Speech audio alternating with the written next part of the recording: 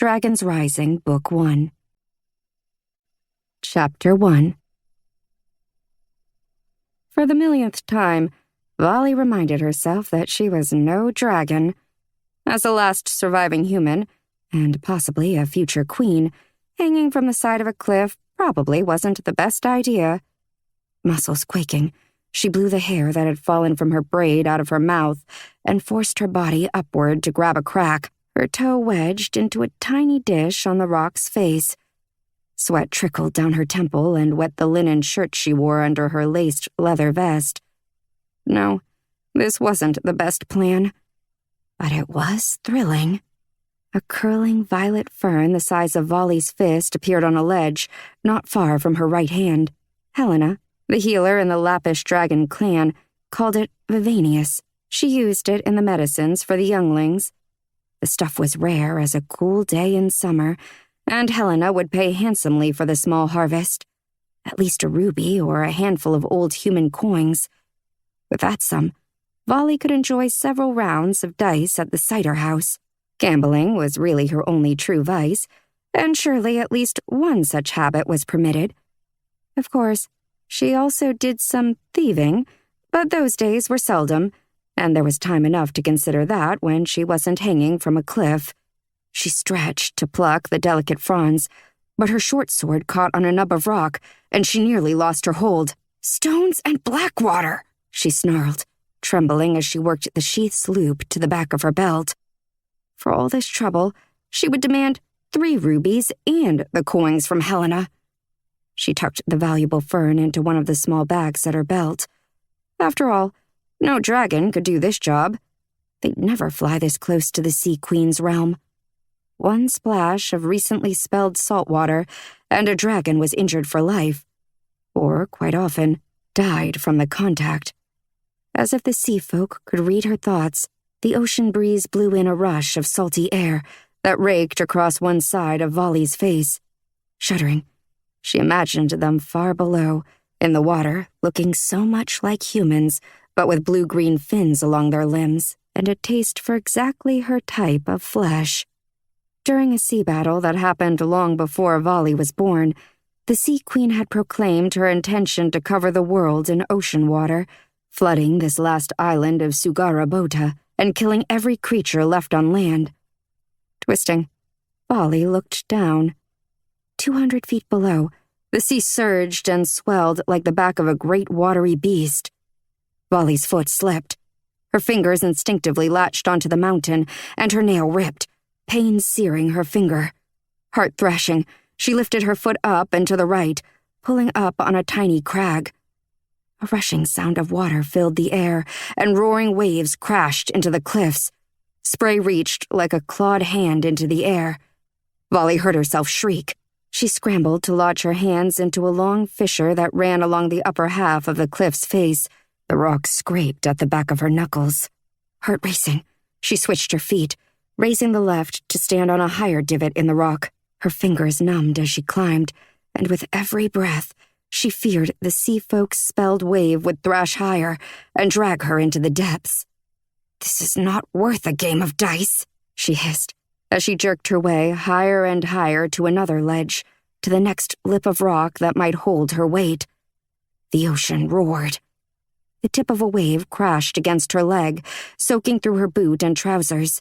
She had to fight panic, reminding herself that she was not a dragon like her family. The spelled salt water would not burn her flesh to black or eat into her bones. But still, she could drown. Or the sea folk's needle-sharp teeth could shred her body. With perfectly evolved fins and powerful water magic that controlled the tides, they would have no problem introducing Vali to a gruesome death, as they had the rest of her kind. From handhold to toe grip, with her torso and limbs burning, she climbed along the fissure to the top of the cliffs. Using bruised and bleeding hands, she dragged herself the rest of the way to safety. She rolled to her back and gasped for air. Once she could breathe normally, she leaned over the edge and glared at the rolling waters as they receded. "Getting a little out of hand, aren't you?" she said wryly. Had the sea folk been aiming for her specifically? Or was she in the wrong place at the wrong time? A tall rock, not big enough to be called an island, stood about 50 feet offshore. This season's high water mark was nowhere to be seen. The oceans were definitely rising. And fast. Amona, Vali's adopted mother and the Lapis dragon matriarch, had told Vali the Sea Queen had figured out how to multiply salt water. With that information plus what she'd seen today, Vali wouldn't be surprised if the sea folk managed to overtake Sugaraboda in less than a season. Vali ran a finger over the blackwater mark between her eyebrows, the shimmering circle of darkness with its highlights of yellow, red, green, and blue represented the source's creation springs, the Blackwater. Born with the mark, the dragons considered Vali as touched and destined to become an Earth Queen. Only an Earth Queen could shake the seabed beneath the Sea Queen's wild waves and drive the waters away from the land. If Vali's powers had awakened upon her physical maturity, she could have raised mountains like the Earth Queens of the past. Vali could have protected her dragons, and all the simple beasts on land as well. But so far, Vali had no power. No earth magic whatsoever. And at 23, doubt swamped all hope of her growing into the Earth Queen everyone needed. The summer sun warmed Vali's blonde head and her tanned skin, the heat like a firm hand steadying her. She didn't have the power to fight the Sea Queen herself, but she could at least keep her dragon clan informed. With today's ocean activity, they needed to clear the lowest levels of the palace. If the sea folk managed to flood the Lapis territory like they had the Lost Valley, the spelled salt water would kill thousands of dragons. Pulse kicking in her throat and pain lancing through her ripped finger, she took off at a run, leaping over a small bush of bright yellow brazenberries and a patch of citrus-scented greenery before heading down the steep slope that led to the entrance of the Lapis Mountain Palace. When she emerged from the narrow pass between the higher elevations near the sea and the lower region of Lapis territory, she remembered why she'd been off on a time-consuming, risky fern-gathering mission in the first place, spending her day attending yet another dragon ceremony from the ground, as the only high beast present without the power to fly or do any magic, was not her idea of an afternoon well spent.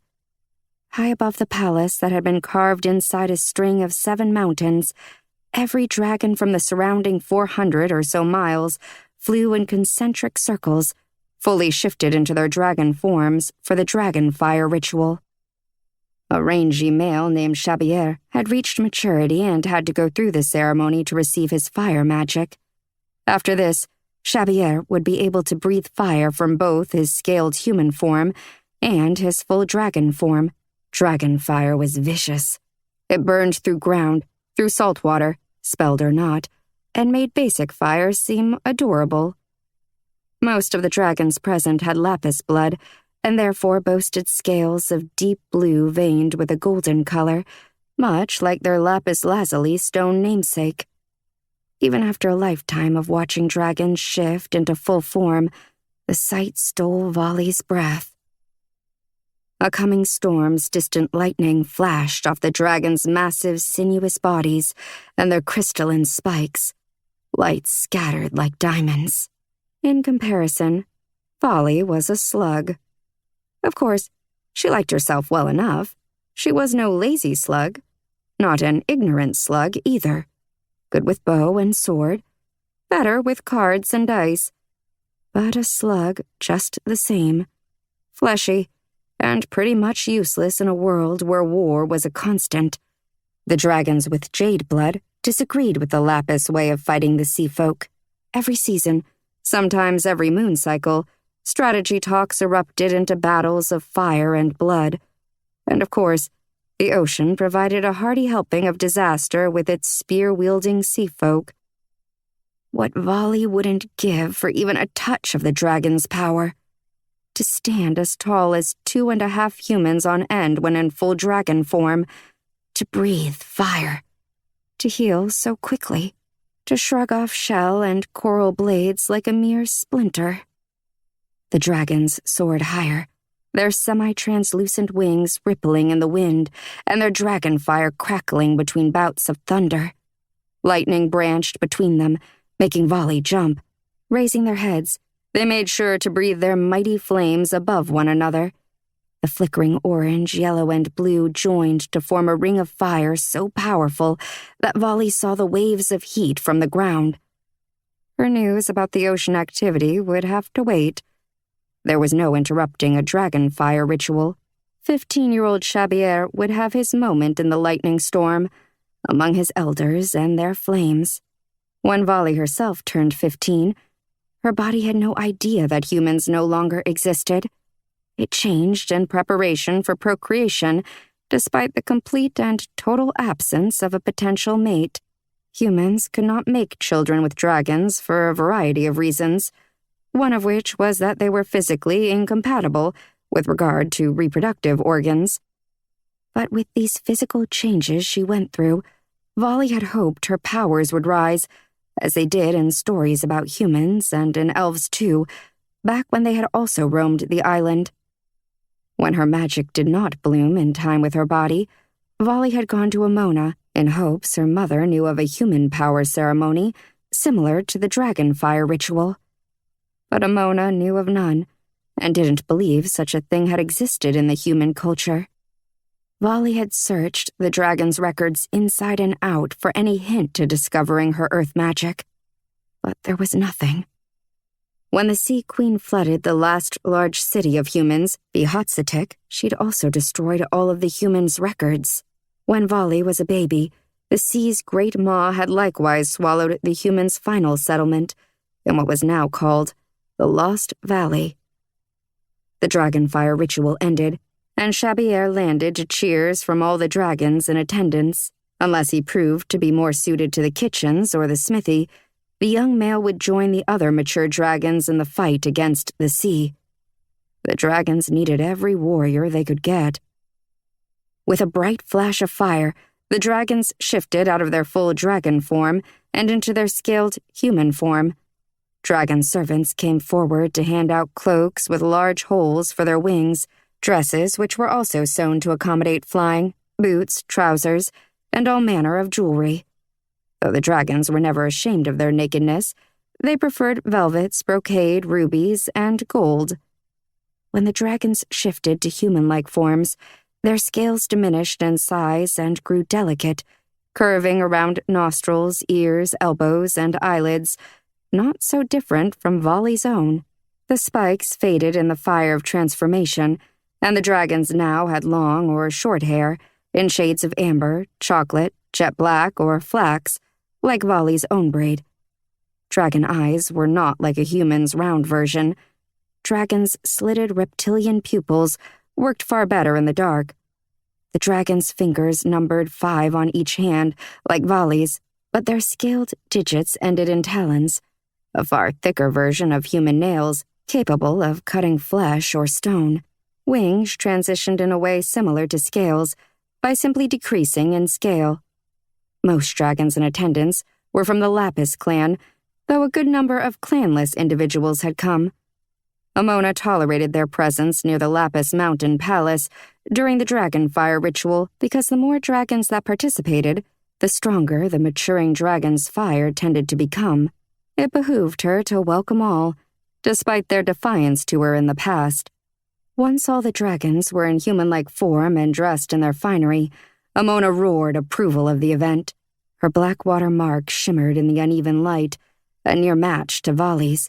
Just as Volley's marked her as a potential Earth Queen, Amona's told the world she was meant to be a dragon matriarch. Amona blasted a rippling stream of dragon fire into the steely sky. She had been the one to rescue Volley, the last of her kind, when the Sea Queen flooded the final human settlement. Amona was scary, but she also had a good heart, and Volley had grown attached to her despite their differences, and Amona's oftentimes stoic demeanor. Nyx, the clanless dragon who ran the cider house, as well as an impressive ring of smugglers and spies, was Volley's only true friend.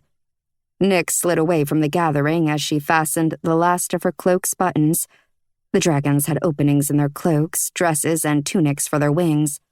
Before taking off into the sky, she whispered to a nearby friend. The male laughed and reached out a hand to touch Nyx's bright azure wings. She slapped his clawed fingers away and flew off as the male shook his head. The cider house should be safe from flooding for the time being, Volley thought. It was high on a ridge that overlooked the Lost Valley and not prone to flooding like the lower levels of the palace might be. "Volley!" In the air, Nyx twisted to shout through the chaos, her red hair tossing about and her bright green quadrant-cut cloak flapping in the wind like an extra set of wings. "I'll need help at the cider house if Amona can spare you." Dragons who bonded with the lapis or the jade, but then broke their bond, gravitated toward the cider house for a variety of both honest and nefarious reasons. Volley waved and nodded. She hoped to escape after talking to Amona. A good game of chance at Nyx's place was far better than sitting on an uncomfortable chair, smiling for Xavier and his new powers, and pretending she might still become the Earth Queen the Lapis hoped she'd be. They had longed for a savior. Instead, they were stuck with her. In place of an Earth Queen to fight the sea, they had a powerless human with a faulty Blackwater mark and a penchant for gambling. Amona came up beside Volley, the matriarch's head tipping downward as she tied back her human-like black hair with a leather thong. More white showed in her tresses these days, but at 400 years and counting, Amona still had the vibrancy of a far younger dragon. The breeze stirred the loose sleeves of her black embroidered dress. The gold thread along the wrists glimmered in the shape of the lapis symbol, dragon wings over a slitted eye. "You will sit next to me at the feasting, yes?"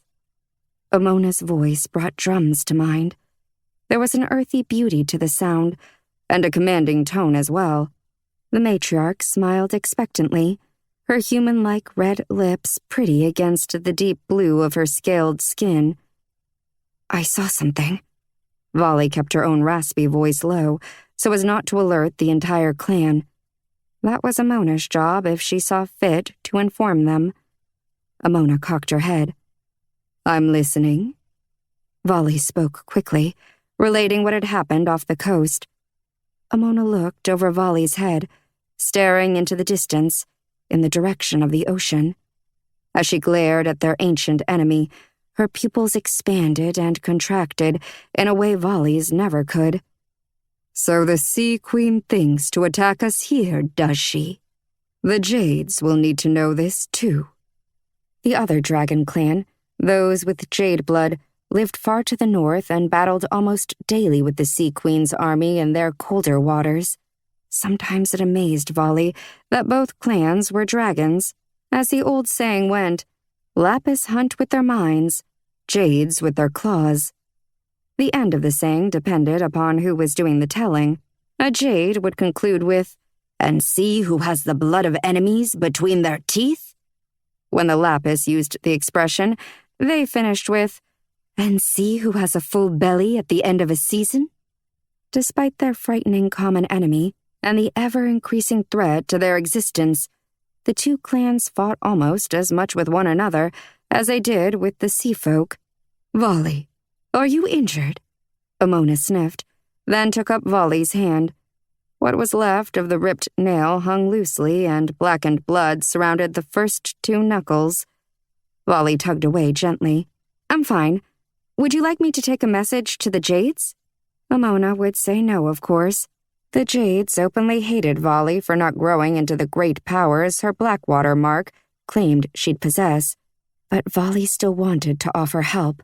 He'd crawled up Volley's neck and spread into her cheeks, but she kept her chin up. It wasn't as if she hadn't tried to gain her powers. She'd imbibed 9 kinds of potions Helena, the healer, crafted in the hopes of finding magic in her blood and bones. Volley had scoured the Lapis Library's scrolls. She'd even tried half burying herself in the earth of the Red Meadow outside the Lapis Mountain Palace, praying somehow the earth would notice her. Despite her determination not to hate herself, the pressure of not living up to everyone's expectations gnawed Volley's heart and soul. Each day, the invisible beast of failure ripped another chunk of Vali away, and she found it more and more difficult to stand tall instead of crumbling into a mess of self-loathing. "Thank you," Amona said, "but I think I'll send Lord Maur. He enjoys the shouting they call talking up there." "So you believe the Sea Queen won't attack before he can get up there and back?" Vali wanted to join Amona in gossiping about Lord Maur. He was a nightmare, but what she'd witnessed pushed everything else out of her mind. "I don't know. There is no way to know. I will evacuate the lower floors of the palace for the time being, but we can't scout or strike unless we have a plan in place. Like it or not, the Jades are my allies, and I must make good use of their strengths. They must be involved in any aggression toward the Sea Queen, not only because if we fail, the Sea Folk will strike the Jades next, but also because the Jades understand certain aspects of war in a way we Lapis do not." This was why she was a great matriarch. All dragons were vain to a fault, but Amona never let those traits trip up her wisdom. Vali hoped it would always be Amona's way to stifle her haughtiness in order to help her kind. Amona was not perfect, but she was the best dragon Vali had ever known. "Do I truly need to be at the feast?" The dragonfire ritual always included a massive concluding feast, and Amona required all loyal Lapis to attend. The crowd of dragons began the walk toward the entrance to the mountain palace, Vali and Amona leading the way. Amona's lips parted. She halted, sending several dragons into Vali's back. "What is it?" Vali ushered her mother off to the side of the throng. Murmured apologies and bows came from those who had bumped into their matriarch, but Amona didn't seem to notice them. Her gaze flew to Vali. A clawed hand shot out to touch Vali's chest. Amona's orange eyes focused, pinning Vali in place like Vali had stolen the cookie jar. "Daughter." Amona rubbed a circle over Vali's heart and mimicked the movement on her own chest. "Yes? What is wrong? Did I say something?" "No," Amona smiled. And if Vali had been looking at anyone but Amona, she would have guessed those were tears forming in her eyes. But Amona never cried. Never. Dragons loathed weakness and what they deemed excessive emotional attachment.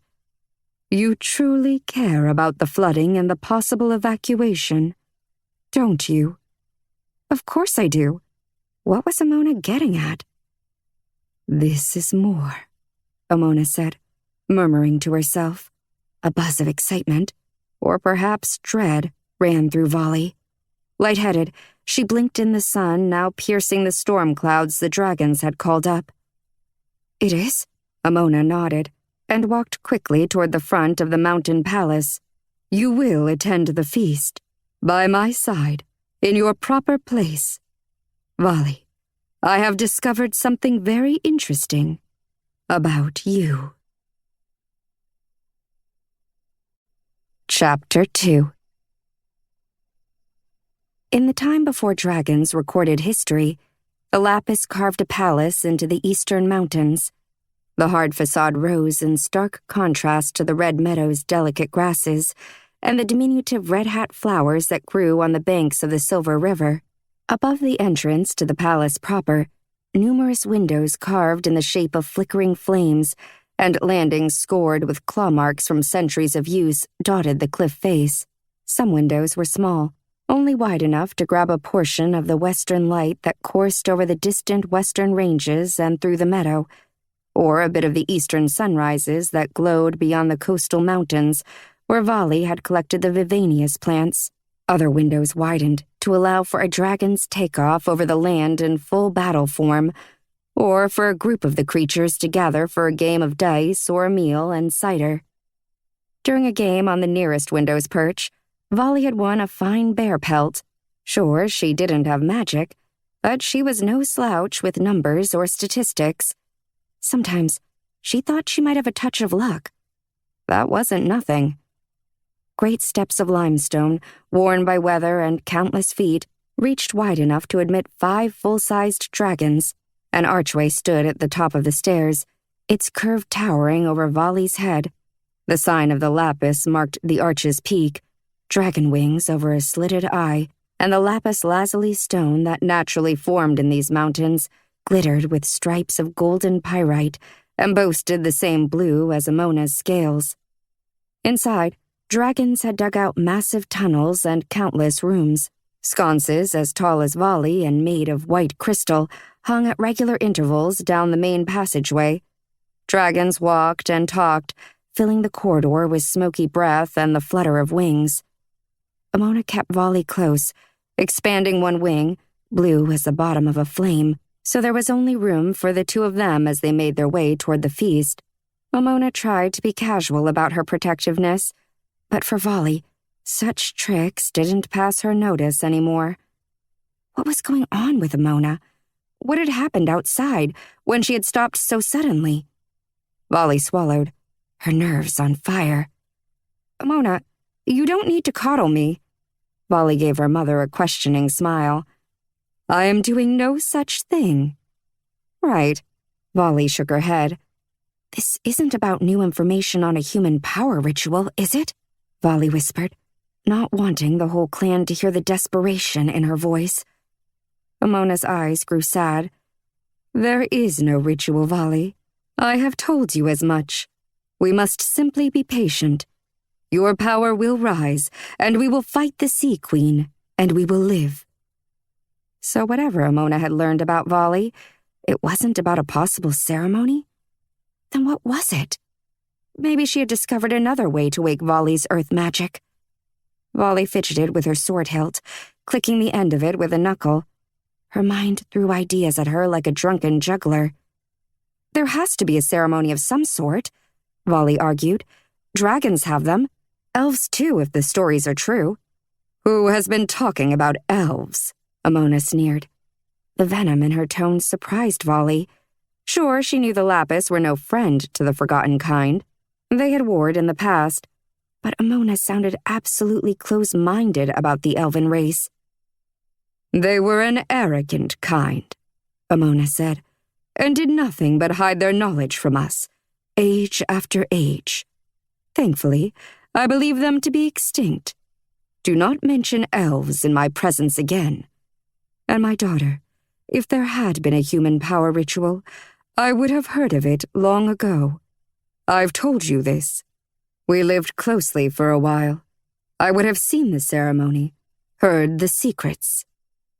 Nyx was the one who had talked about elves, but Vali wasn't about to rat her out. Last night, during a heated round of Trap, a 9-player dice game in which Vali collected a lovely sum of coins, Nyx had claimed elves had rituals for everything from gaining powers at maturity to taking out the rubbish bin. Vali's friend had also told her about a hidden chamber in the library where the dragons kept records concerning elves. The entrance was supposedly near a shelf of unlabeled scrolls. Vali had originally waved off Nyx's suggestion that Vali find her way into that restricted area. She was sure Emona would have told her about it if the room did in fact exist. Or at least Emona would have searched the scrolls there herself for anything that could be related to Vali gaining her earth magic. But now, with this strong adverse reaction to Vali bringing up elves, she wondered if Nyx had been right to suggest sneaking into that hidden room. If Vali were caught violating the library's rules, she would be whipped. It was one thing to gallivant around with Nyx and the others and be a less than perfect daughter to Emona, but to directly disobey a written rule concerning official scrolls here in the palace? The punishment would be steep. Dragons loved their scrolls almost as much as they loved their gold. If the humans held the ceremony in secret, Vali said, and performed under cover, then perhaps not? Dragons clogged the passageway, and Vali, feeling hemmed in, unlaced her leather vest to let it hang freely over her shirt. Dragons never seemed to mind a crowd as long as it was made up of clan. Vali, on the other hand, felt her differences keenly in such situations. Boots scraped the ground and wings shuffled. One male offered another a silver filigreed flask of fire cider to a taller male whose laugh made Volley's ears ring. Amona let out a quiet, wry laugh. "And that is why I love you. You are not afraid to push me." "Oh, I'm plenty afraid. Don't think that I'm not." Volley held up her own hands, then gestured toward Amona's claws. "I'm no fool." A smile graced Amona's lips as she ushered Volley into a room off the corridor. Some dragon had stacked extra chairs along the back wall beside a row of wooden kegs. The rest of the clan streamed by the doorway, not noticing their matriarch and her adopted daughter. "No, you are not a fool," Amona said. "You are brave. And I am proud you are a lapis." Volley froze, mouth open. Amona had used telepathy, known to dragons as the call. Only when the matriarch of a dragon clan bonded with another dragon could the call function. A lump formed in Volley's throat, and tears blurred her vision. She had waited forever for this, thinking it would never happen. Volley had all but given up on enjoying the closeness that this part of living with dragons allowed. She grabbed Amona's shoulders, not caring that dragons didn't like to show tender emotion. Amona smiled genuinely, and Volley's heart soared. "You are now bonded with the lapis. In every way, Volley." Amona collected a shocked Volley into a rare hug. She smelled familiar, like the sandalwood she burned in her quarters and the sage-like aroma of a powerful dragon's blood. Volley let herself be held until she could halt her tears. Amona was the only mother she had ever known. "You are truly my daughter." "Thank you, matriarch. Mother, but how? What finally secured the bond?" It was the highest honor for a creature not born into the clan. Volley could think of only one other that had bonded with the lapis, a jade whose personality did not fit the jade culture. She pulled back a little from Amona. "You don't have to do this. I am not your blood, and I don't need your pity." Amona straightened. A stab of fear shot through Volley's chest. "I am fully aware I do not have to do this, or anything." Amona's eyes blazed. "I do this because I want to." Volley couldn't believe it. She was bonded with the lapis, a real bond she never thought she could have. She had long endured sly insults and the lancing pain of not belonging. Now that would all change, wouldn't it? "When did you feel it? When did the bond hit you?" Volley asked, a sour note wheedling into her voice. Something was off. When Volley dreamed of being bonded, of hearing the call, she'd thought her heart would fill. A glowing happiness did light her, but still, that same hollowness echoed inside her heart. That loneliness Volley had always carried. Surely it was just shock. Once the truth of this set in, she'd feel satisfied. Amona was practically glowing with pride. "Just now, after you warned me of the sea and what you saw, you must have been thinking of the clan, of your family." She stressed the last word, and suddenly, the bond pinched me. "Pinched?" Volley had to laugh, even as she struggled with warring emotions, both good and bad. Amona laughed too. "Yes, the bond feels like a pinch. Right here." She touched her chest. "It's not a dissimilar sensation to the one when we make a heart promise. But unlike a promise, a bond will not burn through your heart if you break it. Not that I have to tell you this."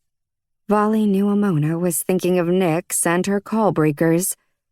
"If you feel the urge to leave us, I will fight it, but not more than I think is fair. I will respect your wishes and aid you in any way I am able." "I have no desire to leave the clan." Volley wasn't lying. She didn't, but she hoped the news of her bonding would bring her a true belonging and get rid of at least a few of the insults she had to endure every day.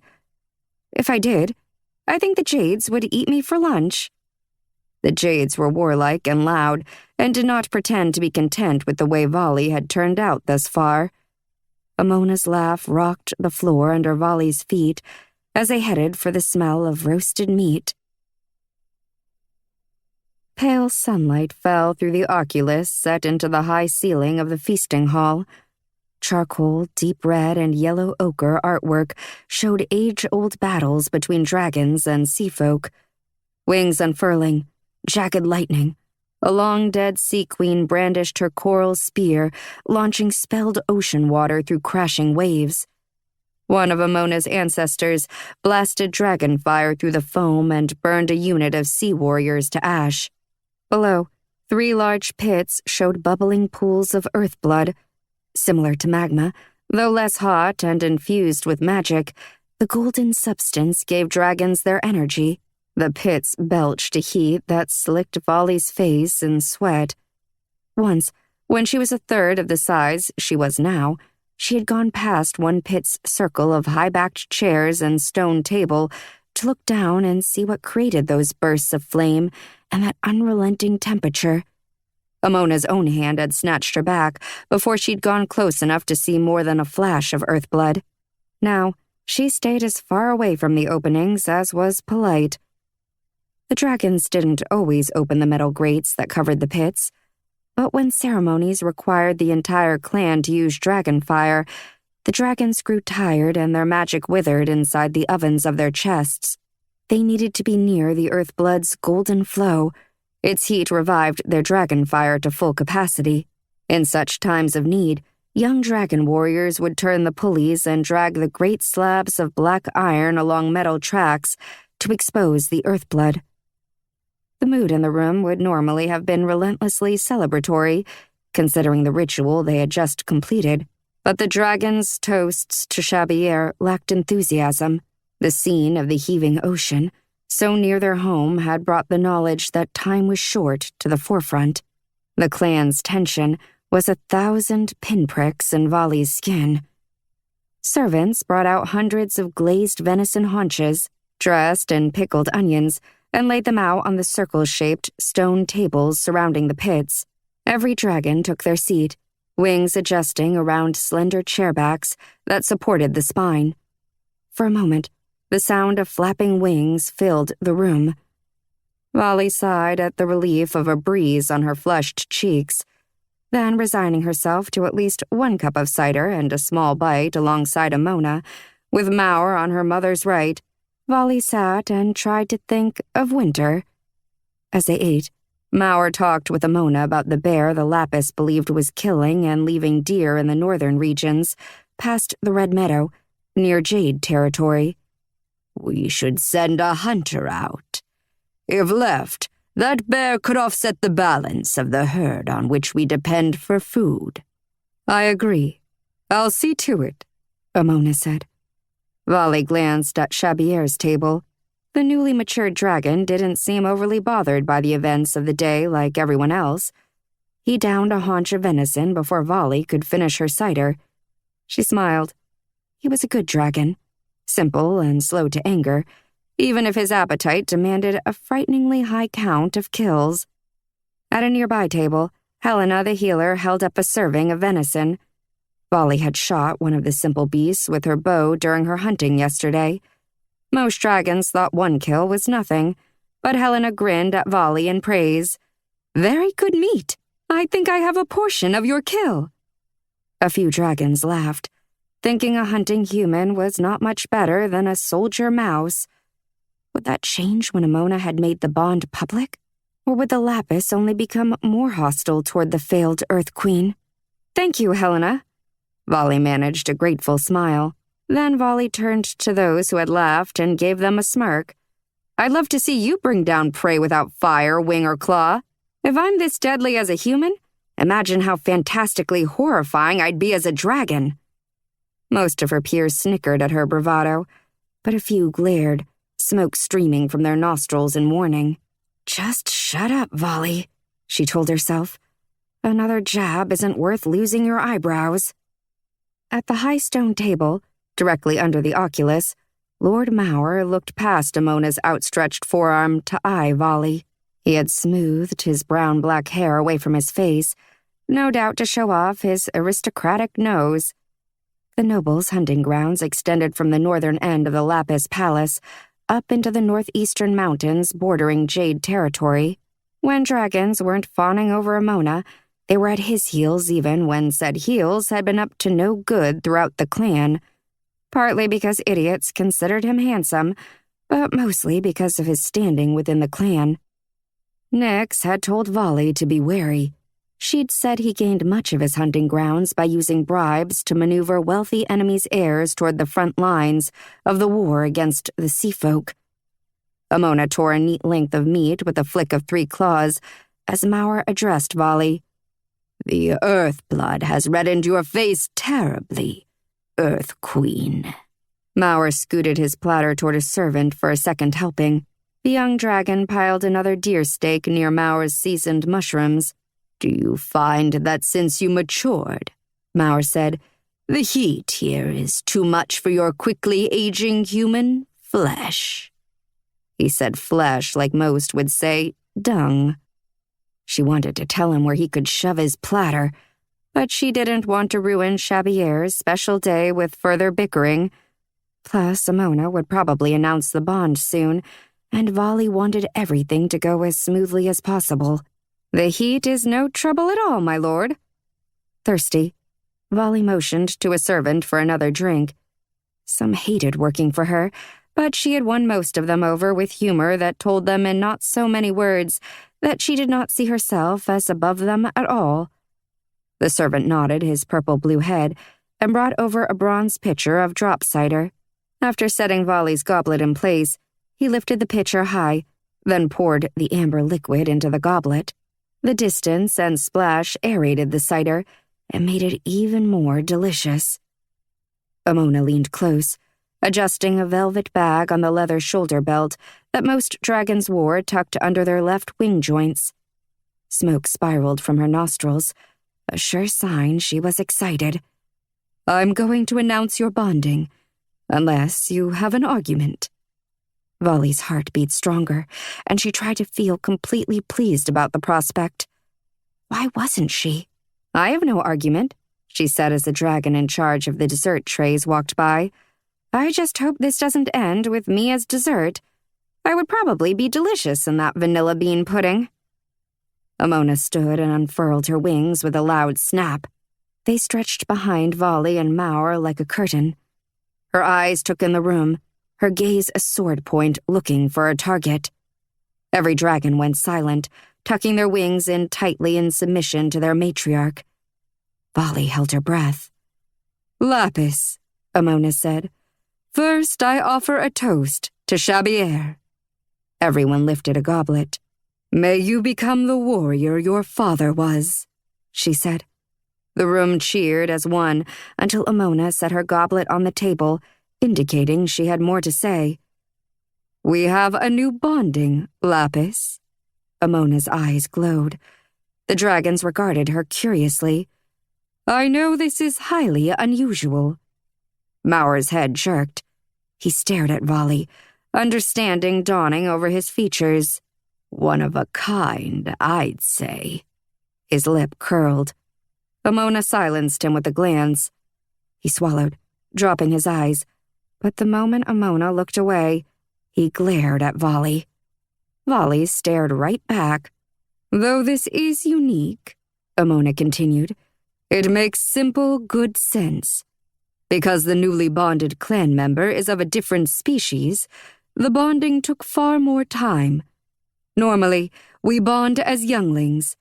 Nevertheless, our Volley, touched and destined to rule this earth, heard my call." Shouts went up, along with a few blasts of dragon fire.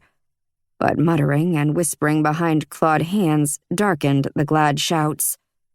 Though she'd guessed most of the Lapis would not love this development, there had been a small, secret part of her that had hoped to see the entire hall welcome her. Volley's stomach turned, and she was glad she hadn't eaten any of the venison. She could guess what some dragons were whispering, that she didn't belong at the matriarch's side like an advisor. But Amona would never back down on the formality of Vali's place as her daughter. They'd had the discussion too many times to count. The room settled into more eating, and even more drinking. Then Maur's voice rang out. Do you believe this change denotes an alteration in Vali's condition? Condition. Like she had a disease. Stones and black water. Maur was the absolute worst. She'd say he acted like this because he had low self-esteem and lacked properly sized reproductive organs. But she'd seen him naked, and he was definitely not lacking. Aside from his attitude, his words perked Vali's spirit. I do, Amona said proudly. Hope sizzled inside Vali. She rubbed her hands together, feeling energized.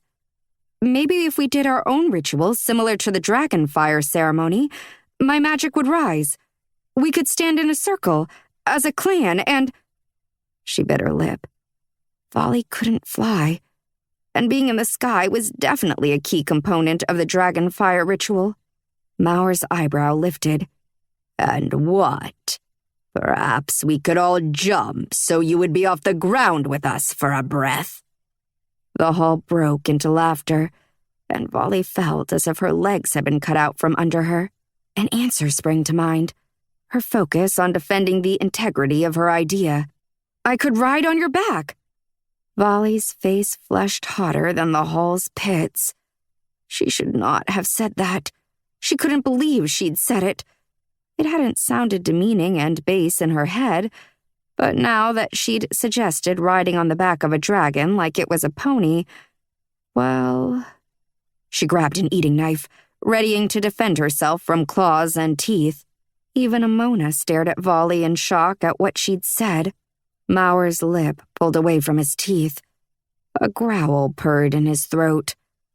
Your kind rode simple beasts, pack mules, donkeys. We have never and will never lower ourselves to be your simple beast, human.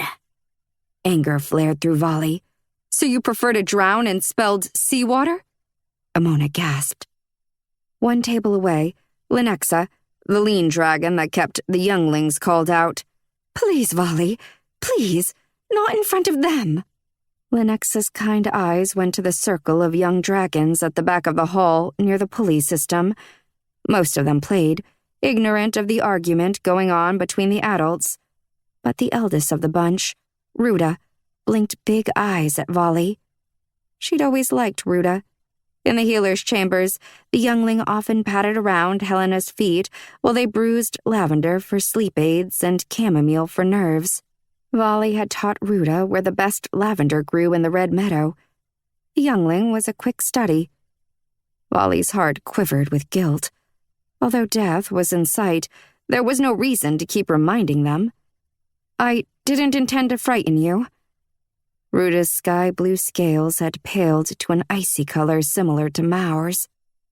Amona calmly wiped her hands on a towel provided by a servant, like it was any regular day. Lenexa, please take the younglings to their rooms. Once the young dragons were escorted out of the feasting hall, Amona stood and held her hands wide. Today, the Sea Queen tested her power against our eastern coast.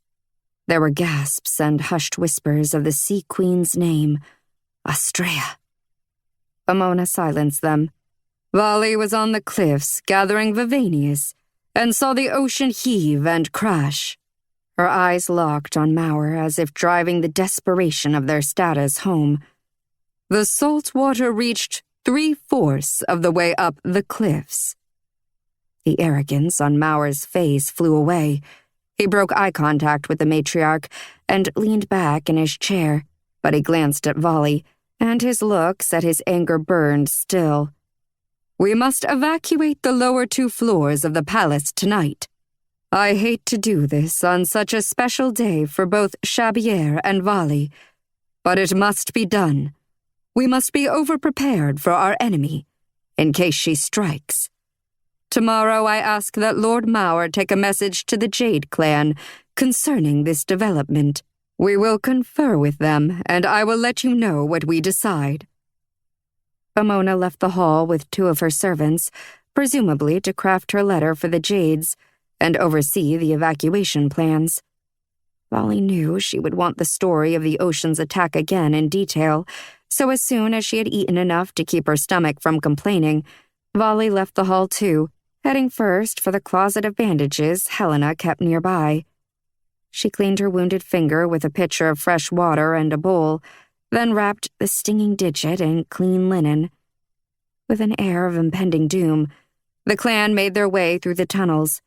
Each dragon and their mate, if they had one, possessed a den, forbidden to any other creature except upon invitation. Families gathered, rushing to secure their hoards. Ruda found her father and took his hand. "Ruda?" Volley swallowed, feeling bad about scaring her earlier. "Everything will be all right." Ruda half smiled and clutched her father's hand more tightly. Volley sighed, then hurried toward Emona's double chambers on the highest floor of the palace. Around the 3rd turn, something blocked Volley's boot. She fell hard on the rocky ground, hands out in time to save her chin. After years of dragons accidentally tripping her, she'd grown quite good at falling. It was tough to get the jump on Volley. When she gathered herself and looked up, Maur was there with a couple of his closest friends. Huge surprise, she thought wryly. "My apologies, Earth Queen," Maur hissed. "I didn't notice you." Volley brushed herself off, doing her best to retain her dignity. "Listen, Lord Maur, I don't want to fight with you, or to disrespect you. I truly don't. I'd be an idiot to try, and although I am the incarnation of everyone's lost hopes for the future," she said sarcastically, "I am no idiot. I realize what I suggested could be seen as insulting, but—" Maur was suddenly in her face. "Could be seen? Could be?" The scent of dragon fire simmered from his partially open maw. It smelled like a mix of charcoal and something sharp, like lemon. It wasn't unpleasant, except when the scent preceded being scorched to ash. Volley held up her hands in defense, doing her level best not to tremble. "Lord Maur." "You think," he said, "you are destined to save us all, and you parade around here like you are next in line to be matriarch." Maur's own 3rd daughter, in fact, was next in line. She had been born touched by the Blackwater mark, like Emona. For dragons, that meant she was the next matriarch. No bones about it. "I could never be your leader," Volley said, "and well, I know it. I have no desire to take such a role. I will fight the sea folk alongside—" "Allow me to make your situation clear now that we're clan." Maur's words dripped acid. "You are nothing but a mistake." Maur's claw darted out and jabbed Volley's Blackwater mark. Pain burst to life, hot and bright. She held her ground and refused to flinch. Warm blood dribbled down her nose and fell into her mouth. Okay, that was enough. She tasted salt and spit blood to the floor before stepping closer and raising her chin to meet his eyes. "Are you so afraid of humbling yourself, Lord Maur, that you won't at least support me in trying to amend this mistake, as you so aptly named me? One ride, one attempt at a power ritual, that is all I'm asking. If it proves worthless, if it fails to give me any magic, then you can rip me up all you like. For what difference will it make? We will all be dead by seawater in a month's time." She had backed the dragon up 3 steps. Maur rose to his full height. The battle dragon's light blue scales blinked in the sconce's light, and a deadly spark danced through his eyes. "If you think for one moment that any of us would permit you to—" "Enough." Emona appeared. Her eyes were half-lidded. She clasped her hands gracefully and stared down her nose at both Volley and Maur like the matriarch she was. "My daughter, I would bow my head, take you upon my neck, and fly you to the heavens right this moment, if I believed it would help. But it will not. Although the secrets of the human power ritual were lost, and I still hold that there never was one in the great flood of Bk1, our own dragon records are secure. Never once has there been an instance when a human and a dragon shared a ritual. But because you are sincere in your supplication, I will consider taking you up. Thank you, Matriarch. We are the first to create a dragon-human bond through the call, so perhaps we will be first in this as well. Maur made a noise in his throat. If the Jades hear of this, they will make war. They will attempt to absorb our clan, and well you know it, Matriarch. The human spends half her days with call breakers at that cider house. It is shameful that she holds such a high place here. Lapis and Jade clan dragons, oftentimes called clanless dragons, call breakers. Their matriarchs, Jade and Lapis both, had tried to bond with them when they were young. They had either fought the bonding and repelled it, or they had broken the call. They claimed to be the only free kind in the land. Elves, if indeed they still existed, had their court. Jades and Lapis, their matriarchs. But the clanless had no leader and no leash, as they liked to say. Vali enjoyed their company. They didn't belong, and neither did she. Even after her bonding, it seemed Vali would never fit in. Amona sniffed. Lord Maur, I am perfectly capable of handling my own reign. Thank you for your concern. Now, Vali, I believe you wished to speak with me. She had intended to do more planning and discussing, but now she only felt like doing something, not running her mouth further to no effect. Forgive me, Matriarch. I have a headache. I think I'll retire. Maur huffed. Matriarch, I will await your summons in my chambers if it pleases you. Of course, Amona said. Maur bowed slightly, then hurried away with his cohorts. Vali was glad to see the back of that dragon. You're certain? Amona asked Vali, her chamber door open behind her. Yes, I'll see you tomorrow. Amona nodded. Indeed. We have much to talk about. She disappeared into her rooms. And Vali headed straight for the library. If there was a hidden section, by stones and blackwater, she was going to find it. It was time to stop avoiding possible strategies for survival simply because of age-old feuds or thoughts about what should or should not be a part of life. If a ritual could be the key to unlocking Vali's power, then it only made good sense to break the chains off the scrolls that mentioned the forgotten kind who loved ceremony, who, if Nyx's stories were true, lived by such practices. The elves. Chapter 3. Righton hadn't planned to be the Sea Queen's consort. Yes, he'd nearly worked his fins off to become the youngest commander of the Sea Army 10 years ago. Yes, he'd wanted power and influence. It was the only way to survive in the underwater world. Eat or be eaten, his brother used to say when he was alive.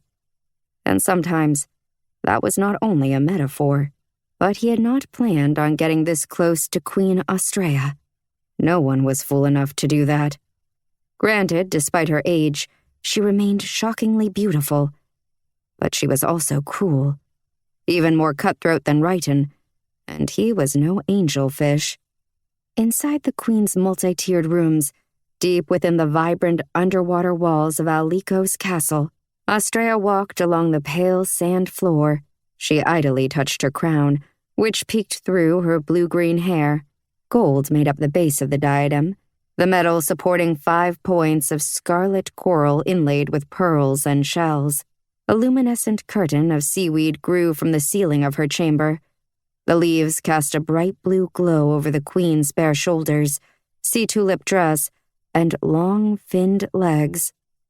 Desire bolted through Righton, and he pushed it away, wishing he could do so forever. But it was complicated. "If the Jades used dragonfire to melt our peak near Tidehaim," Austrea said, bubbles rising from her lips along with the small waves of sound, "we will need a new strategy." The Queen kicked those lovely legs of hers, and the fins along the sides of her calves and thighs rippled as she swam to one of her many couches. This one was made of the same scarlet coral as the castle walls. A bed of salt moss covered the length of the piece. Austrea lifted a pearl necklace from a bright orange coral shelf and lowered the string over her head. The jewelry nestled in the intricately braided neckline of her dress. The Queen's cheek dimpled as she looked down at herself. Vanity aside, Righton knew she worried about the Jades targeting their peak. With good reason. A cavern filled with black water hid under that cone of coral and rock.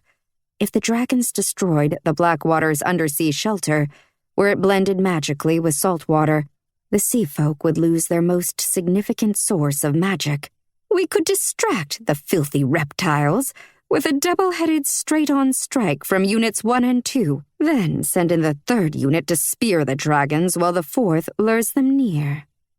Her soft pink lips curved into a smile that gave Righton the urge to check the shadowed corners of the room.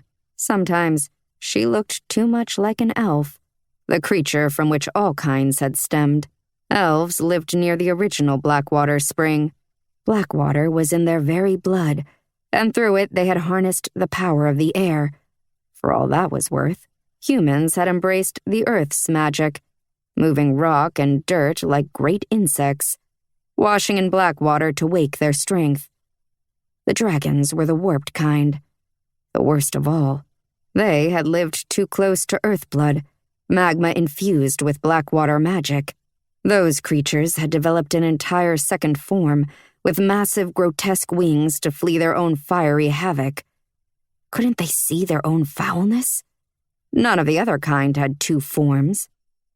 Righton gritted his teeth, remembering the day of his sister's death, the smell of Seleni's flesh burning under a torrent of dragonfire, the shrill note of her scream, cut off when the Lapis matriarch finished her with the swipe of a spiked tail. Selene had been on her first mission, her last mission. And Righton's brother, on his deathbed, had made Righton swear to get vengeance for their lost sister. A part of that oath included doing exactly what Queen Austrea asked. Righton's brother had meant well. Back then, none of them had truly known the Queen. Memories washed through Righton's mind, Selene's sweet laugh, and how her brown eyes had widened in fear when the dragons attacked. Bile filled his throat. She'd been too young to die. In all the world, only the sea folk, his kind, had improved with the combination of time and Blackwater sources. They worked pure water magic and had at last learned how to multiply salt water. Queen Austrea had developed the spellwork herself.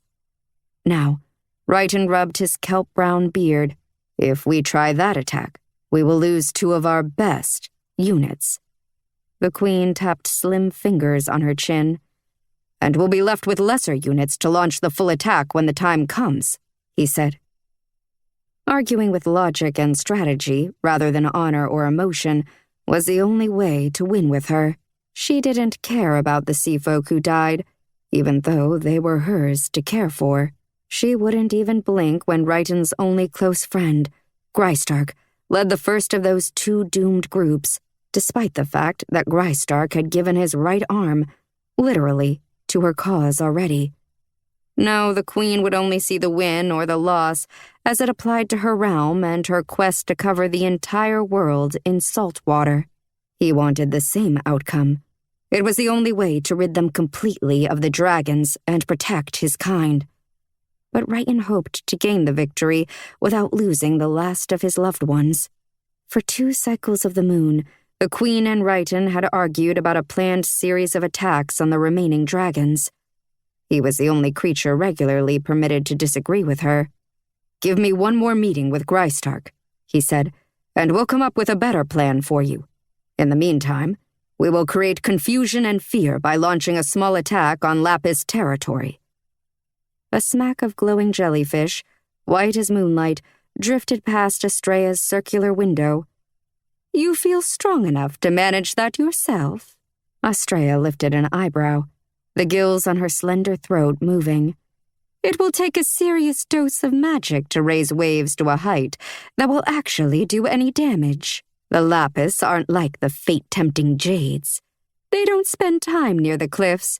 You'll have to pull the water from the far eastern tides to have enough power to crash over the cliffs and then swamp even the lower levels of the mountain palace." "I am healed. I am ready." He'd taken a hit of dragon fire during a raid on Jade territory, but the flesh of his arm and the charred scales on his leg were fully back to normal, as was his power, healed by the very black water they'd discussed. "Today, we ran the most successful disturbance we've had yet below the Lapis cliffs, behind their mountain range." "I heard about that." "Righton." "My queen." She was at his side in a second. So fast and powerful, his body responded to her closeness despite the revulsion he felt, his skin warming and his blood pumping. Her chest swelled under her pearls as she blew water past his ear.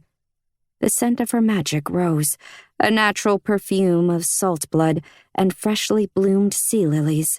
His gills flared as the smell snaked through the deep blue water. Her delicate fingers ran down his triceps, then through his brown hair. Her round features were far too innocent-looking to belong to one such as she. "Why do you follow me in this quest to pour my ocean across all the land?" She asked this question at least once a moon. He always gave the same answer. His father and older brother had taught him the reason. But Seleni's death truly motivated him. He would destroy all the Lapis matriarch loved before her very eyes. Matriarch Amona would learn about true loss before Righton and the armies flooded her land and ended her kind once and for all. "Because dragons are joyless creatures," he said dutifully, "who destroy the beauty in the world and scoff at everything we hold sacred." The answer to Estrella's question used to include, "Because elves are soulless and would kill us all if given the chance." But the queen had made a deal with Matin, king of the elves of Illumara. Matin had sworn to submit and render useless any human that managed to escape the flooding of the last of that kind's settlements, in case the human turned out to be an Earth Queen. Estrella's one true fear was an Earth Queen. In return for Matin's heart-searing oath, the Sea Queen promised to allow the plateau that held the forest of Illumara to remain dry. Righton knew that once she was certain of success, she would find a way to break that oath, a trick of magic to avoid the consequences of a promise like that, an oath that burned through lying hearts. Yes, she would dig up an ancient spell or resort to dark power from the unknown, break her promise, and swamp the elves. Her grin flashed like a fish in the sun. "You may go." She waved a pale hand, dismissing him like he wasn't her consort, but just another warrior in her vast armed forces. He bowed, hiding his delight. If she knew how he longed for the nights when she didn't require his company, she'd have him torn in two. She would think he wanted to go to another female. But it wasn't that. On his nights off, Righton explored the far reaches of the ocean, places no sea folk visited, save him. In these lonely places, he'd glimpsed sunken cities of marble, built by the humans who were now extinct. The distant currents held evidence of former elven civilizations, too, crumbling archways that hummed with magic and fine swords with odd symbols and markings. Righton walked calmly from Estrella's inner chamber and into the purple glow of the corridor that led to the descent to the first floor of the castle. The soft hairs of the luminescent seaweed growing from the walls brushed his arms and legs. One of Estrella's scouts, Calix, swam by, stopping for a moment to salute. What would warriors like Calix think if they knew Righton scoured other kinds' ancient sites? Righton's father had taught him to fight his curiosity. "A waste of time," his father had said, "and potentially dangerous if the Queen's spies see you skulking about." Seafolk elders trained the young to study only their own works and history.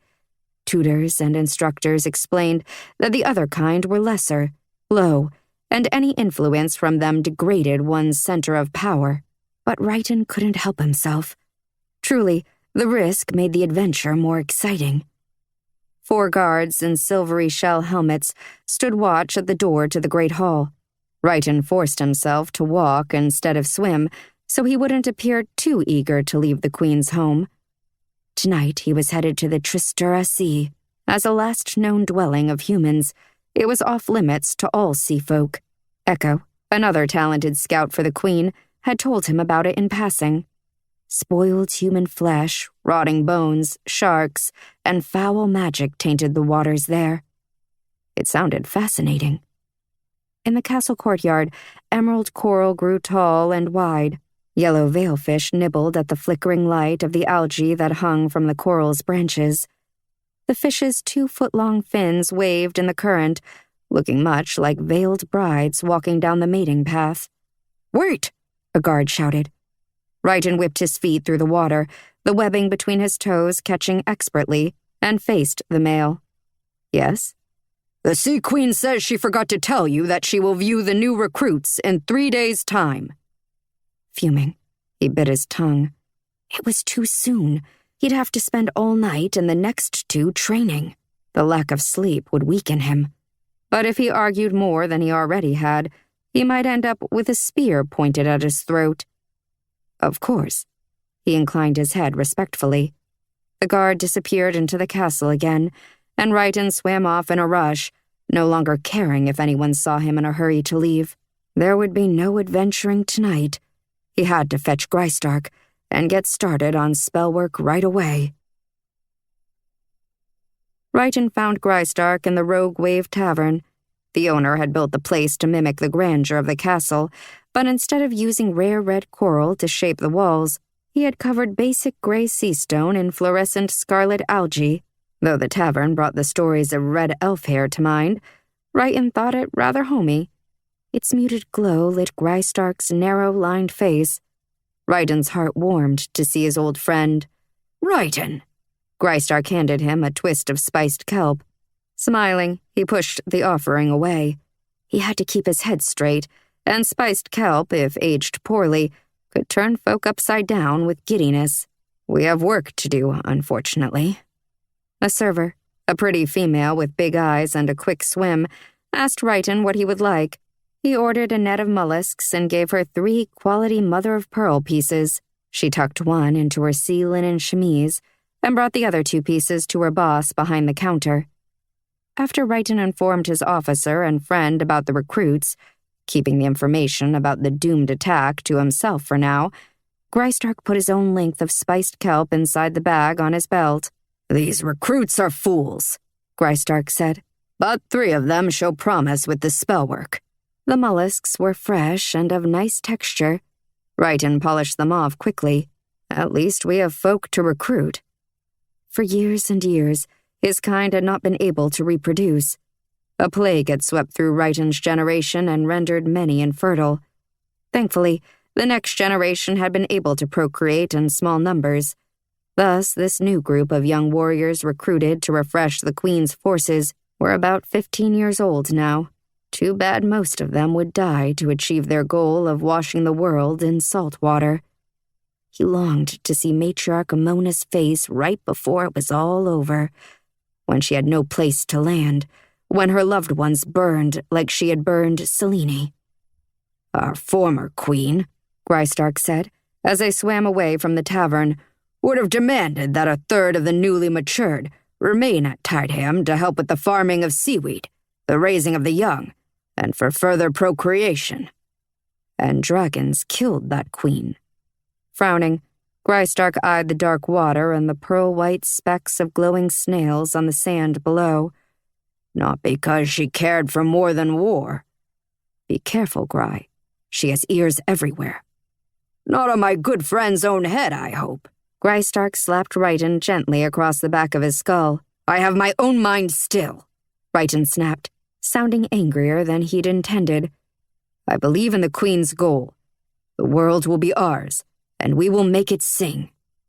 With the screams of 15-year-old sea folk. Righton rounded on his friend. Gry, you have to stop talking like this.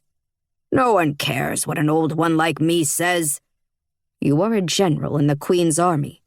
Everyone cares what you say, and she will end you if you speak out against her. Righton wanted to tell him that he was his last friend, and that Righton couldn't bear to lose him like he'd lost everyone else. But that smacked of a desperation Righton didn't want to acknowledge right before entering the training grounds to command fresh recruits. Please, just think before you open that big mouth of yours. For you, Righton, I will do that. Grystark shook off Righton's hold on him and swam through the archway of black dynamy coral to the training grounds. The glittering edges of black-gold seaweed threw light over every face and weapon. One last traitorous thing, Grystark whispered. Do you think the Lapis realize now how bloodthirsty our queen is? Is that why they haven't called for a peace meeting in well over a year? Perhaps they've teamed up with the Jades again, Righton said. Do you find it odd that the two dragon races are so different? Grystark looked over his shoulder, and he was right to do it. This type of talk didn't make one popular. 2 centuries zipped past, on their way to the boundary waters under the northern cliffs, no doubt. Both types of dragons want us dead. What does it matter which strategy they use? It matters because it speaks of motivation, Righton said. His lieutenant handed him a coral spear. Righton ran a finger over the sharp edge. Water magic rushed over his hand, sending a rushing sound through the grounds, joining with the magic of the other warriors. And if you know your opponent's motivation, you know exactly how to gut them. This is why you are a high general, Grystark said, and I am not, despite my experience and additional years of service. Righton gave Grystark a playful shove. Nah, that's because of your love for naps. Grystark's mouth dropped open. I use my off time to rejuvenate my power. No shame in that. Yes, sure. An hour after mid-meal is one thing, but 3 hours? I'm surprised you managed to keep up any form of relationship. Why does Lilia put up with you? Grystark winked. I'll give you one guess. A new recruit swam up from the ocean floor with a training spear. He hovered, mid-depth, with Righton and Grystark. High General, would you like me to call the rest? Please do. Anything to stop Grystark from continuing his little bragging session here. The recruit nodded, then swam a few feet away. He extended his arms and spoke the spell to demand the presence of all new warriors in Grystark's and Venu's units. The enlisted fell into proper rows on the pale sand, their coral and shell spears in hand, and their eyes lifted to where Righton, Grystark, and now Venu swam. Righton returned Venu's salute, giving the black-haired male a grim smile. Venu wasn't much of a conversationalist, but he was a great military leader. Swimming forward, Righton addressed the units. Soon, we will launch attacks we never could have dreamed of in the past. You must rise to the occasion and become full-fledged warriors in less time than any that came before you. First, you must understand our enemy. Jades are aggressive and will sacrifice themselves to accomplish their army's goals. Never think a Jade Dragon will shy away or say no to a risk. The answer for them is always raw violence, and their skill in the sky is unparalleled. The Lapis are another story entirely. Crafty, cunning, less physically capable than Jades as a whole, they use complicated strategy to win their battles. We recently downed one of their greatest generals. A cheer went up, waves of sound echoing through the glowing water and rippling the black-gold seaweed. Yes, a massive achievement. Not only had this Lapis general killed scores of our kind during his long career, he nearly destroyed our Blackwater source. His unit liquefied the upper reaches of protective coral, blasting the salt water away and giving up their lives to do it. Thankfully, we stopped their progress with well-aimed and well-spelled spears. Another shout rose, and webbed fists waved. Righton raised a hand to quiet them as he swam low, nearing Grystark's unit specifically. "When next we fight these dragons, you must be ready." He longed to impart the importance of their commitment to excellence. If they failed, Righton would lose not only them, but quite possibly the only friend he had left in this world. A young female stared right back at him as he detailed the drills they would go through today. Her bright, brilliantly orange eyes filled with fervor. He blinked, realizing she reminded him of his sister, Selene. "What is your name, warrior?" "Sansia." "This one," he said, waving her to the front of the unit. "The tides are powerful in this soldier. I can see it here." He pointed at her face, and she straightened her back further, her feet eddying the water expertly, and her spear held completely still. She was a natural in controlled swimming, not a floatabout like so many of the younger generation. Righton addressed all. "Make it your aim to stand out when your brigadiers and captains are looking for a leader. Do not accomplish this on the backs of others. Achieve greatness by following your orders exactly, using initiative when necessary, and training with your whole heart, every second of every day. Then, and only then, we will win this war." The units called out as Sansia swam back to her place. The drills began, led by each 100 unit captains. Righton, Grystark, and the quiet but efficient Venue visited their brigadiers and then each captain's 100, giving suggestions on spells to cast over their spears to make them fly through the water more quickly, or to use the weapons to throw spelled salt water through the air. Grystark was especially good at teaching the magic needed to use whirlpools, unusual currents, and eddies to raise the sea level. Righton spent hours with the unit the Queen herself had trained to multiply the waters. Righton repeated the spell, careful to use proper vibration in the lips and tongue so the magic would wake and turn sand to water. The unit shouted at the mounds of snail-dotted sand, and the sound rushed around their heads before blasting into the sea floor to create a new wave of salt water. Righton looked up, his sharp gaze on the distant surface of the sea. The ocean trembled with their efforts, the waves riotous. It was a storm without rain or wind, and Righton was proud indeed of his army. These were his kind, and he would always be loyal. "For you, Selene," he said silently to himself. "For you, I will see them all die." But his pleasure in a job well done was fleeting. Eventually, he had to talk to Grystark about Estrea's desire to lure the dragons to Tideheim again. They had to come up with a suitable strategy that wouldn't end with Grystark dead, and Righton mourning the last of a group of friends and the final stab to his already sorely wounded heart. He had lost them all, one by one to dragons. But by the seas, he was not going to lose Grystark. Chapter 4. Inside the Lapis Mountain Palace, a curved staircase of painted stone led up to the main library. The storm, called up by the dragonfire ritual, had drifted away. 3 arched windows spilled silvery moonlight across the ceiling, and the 9 dragon shapes burned into the rock high above Vali's head. Tails and claws, long necks, teeth, fire, and twisting wings formed a pattern not unlike the one scored into the short sword Vali kept at her belt. These charred images lorded over a dizzying collection of scrolls housed on countless wooden shelves. The first lapis had carved each shelf with art showing the rare finds they loved.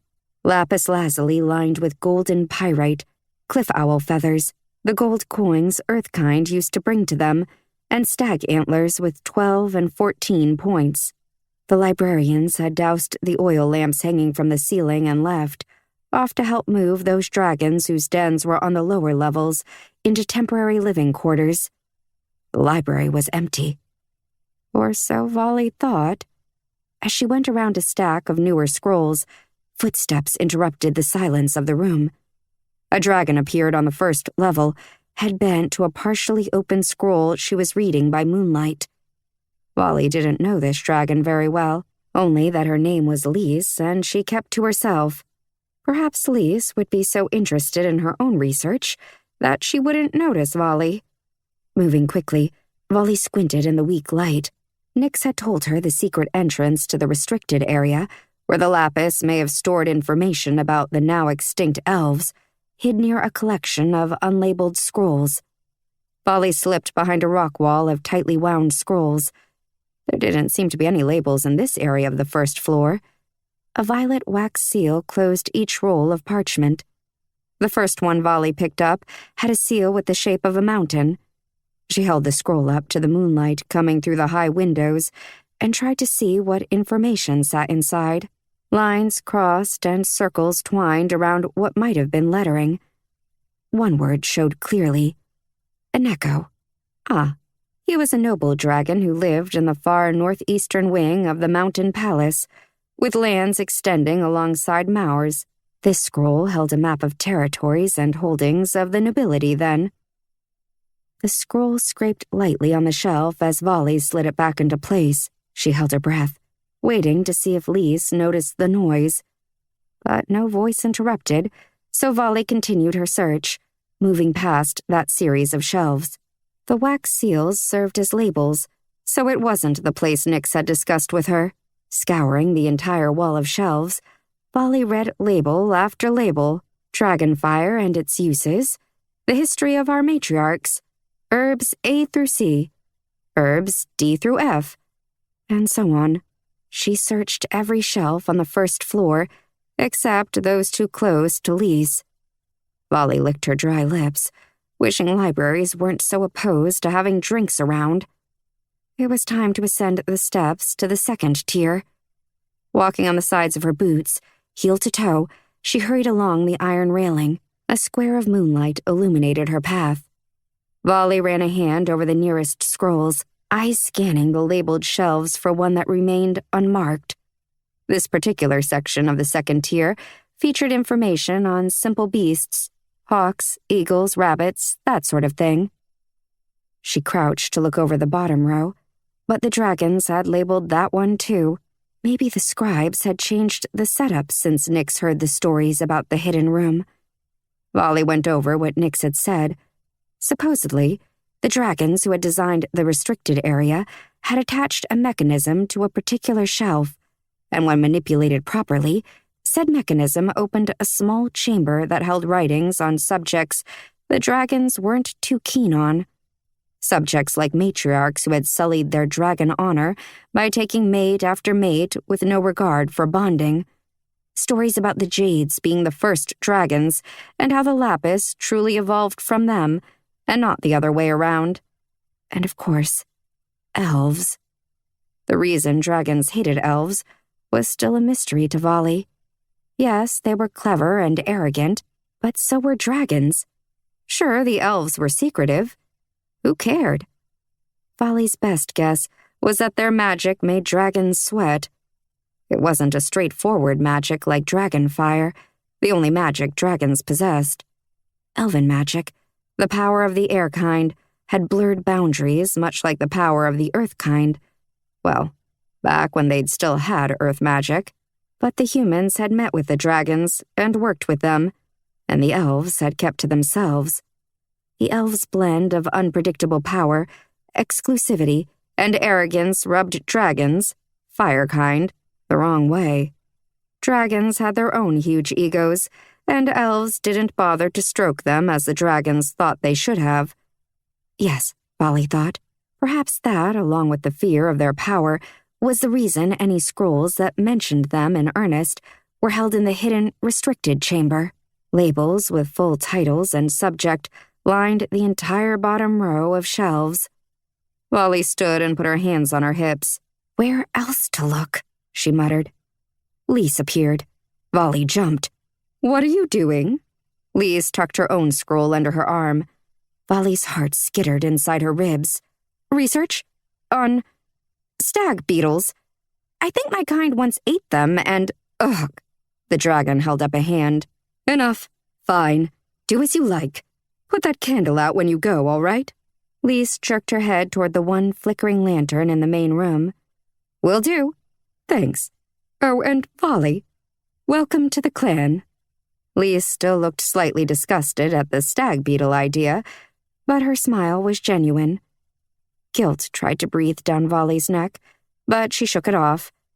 The moment Lise left the library, Volley took up her search, this time going to the end of the shelving. The structure was partially cut from the mountain itself, with wooden planks set into the spaces. Thousands of clawed fingertips, used gently and gracefully, had worn smooth the place where wood met stone. Volley's own unclawed hands grazed the surface, top to bottom. Next, she brushed a palm under the triangular slice of wood tucked into the corner between two shelving areas. The surface had served as a place to write or read as needed, complete with inkpot and quill. No luck. A shuffling sounded from the corridor downstairs, outside the doorway to the main floor of the library. A head appeared. Lise again. Maybe I can help you finish up, Volley, she called, her voice grating and too loud in the library's quiet atmosphere. No, I'm just fine. Volley grabbed a random scroll and waved it in the air. I found one on the nutrients of a stag beetle's innards. Finally. She blew out a dramatic breath. Really interesting stuff right here. In fact, I have an extra beetle here in my pocket. Want a taste? Lise grimaced. No. I'm quite full. Don't stay all night, okay? Drays will have my tail if I leave that lantern lit. She glanced over her wings as if the dragon himself might be on his way to the library. Understood. With Lise gone, Volley put her hands on her hips and looked over the whole area. She'd searched the entirety of the section, down to the underside of the tables. Where could this legendary restricted section be hiding? Shaking her head, she noticed the moonlight catching on a spot between the last two shelves. Hurrying over, she bent to examine the knee-level space between wood and stone. She hadn't even realized this shelf was actually two shelves. The sides fit together so neatly. All except this one space. The scrolls beside it were labeled, but the ink was far darker than the labels around it. Nix had said the shelf near the secret entrance was unlabeled. But this label was new. Perhaps someone had realized the scrolls were not categorized and fixed the problem. Or there was a dragon who specifically didn't want this room found. Volley wiggled her first finger into the space. The stone tore at her nail bed as she pushed her finger further in. The way her day had gone so far, she'd be all stumps by sunset. Something cold, and possibly metallic, hit the end of her finger. Voices trickled from the corridor and into the library. Lise and Drays. Sweating, Volley pushed harder. Her skin ripped. The pain of the deep scrape burned like fire, and she blinked watery eyes. She had to hurry. If she was caught doing this, breaking into this restricted area, she would be flogged in front of the entire clan. Brought low. It was the punishment for any lapis who broke a rule. The dragons normally flogged a dragon's wings with a leather strap, sometimes grounding them for a day or more. With Volley, they would most likely strip her vest and shirt off and come within inches of accidentally killing her. Well, this little slug wasn't saying hello to a strap anytime soon. Shuddering, she gave the metal knob one more poke. The floor under her feet moved. She leaped backward as a half-circle opened up. A spiral staircase led into the wall, then dropped behind and below the shelving of the second tier. The steps ended on the same ground as the first floor, but the walls kept the whole thing from view. Completely tucked away inside the walls of the library, the hidden chamber released the scent of dust. Volley wasted no time rushing back to the first floor to blow out the lantern. Then she hurried back up the stairs to the second tier, walked onto the spiral steps, closed the secret door behind her, and pattered down into the darkness. Fumbling in the dark, Volley reached into one of the bags on her belt and pulled out a handful of Distura feathers. The finger-length glowing plumes came from the birds that lived near the fire marshes beyond Nyx's cider house. Volley had found these on the ground where a fox had obviously enjoyed 2 of the creatures for dinner. She held them up and tried to get her eyes to adjust to the low light. The glow of the feathers wouldn't last long, but it was bright enough. She rotated slowly, studying the small chamber. Floor-to-ceiling shelves covered the walls, but they differed greatly from the ones in the main library. These were made of... what was it? Volley walked over to one and gripped its edge, holding the Distura feathers up. They were made entirely of lapis lazuli. Volley blinked. The shelves were worth a fortune, and here they were, hidden away where no one would ever see them. Shaking off the puzzle of why an ancient dragon had decided to waste the beautiful stone on a room no one saw, she counted the scrolls. She gave up at 109. None of these writings were labeled, but they were each enclosed in a leather case with a symbol burned into the bottom end. Perhaps the symbols indicated what was inside? Volley started with a set of scrolls closest to the stairs, so she could keep an ear out for Lise and Dre's. The first of the set of 4 had a case that boasted a sunburst symbol. Setting the feathers on the step that was head high, she slid the scroll from its case and set the container on the ground by her boots. She opened the scroll slowly, careful not to crack or tear the vellum. Faded writing started in the center of the piece and spiraled out. It was written in the dragon language and spoke of a battle against the elves. There were place names, Bern, Typeth, and Grigane, that she'd never heard of. This one was no help, although it did offer an explanation about why dragons hated elves. They'd been at war ages ago. Though the battles weren't recent, many dragons made it to 400 years of age, or more, and their memories were long. She went through the rest of that set, only to find more detailed accounts of battles with sea folk, but no more mention of elves or anything about ritual practices. So most likely, the sunburst symbol indicated battle history. The next set also showed sunbursts, so Volley moved past them to the 3rd collection, stowed on a lower shelf.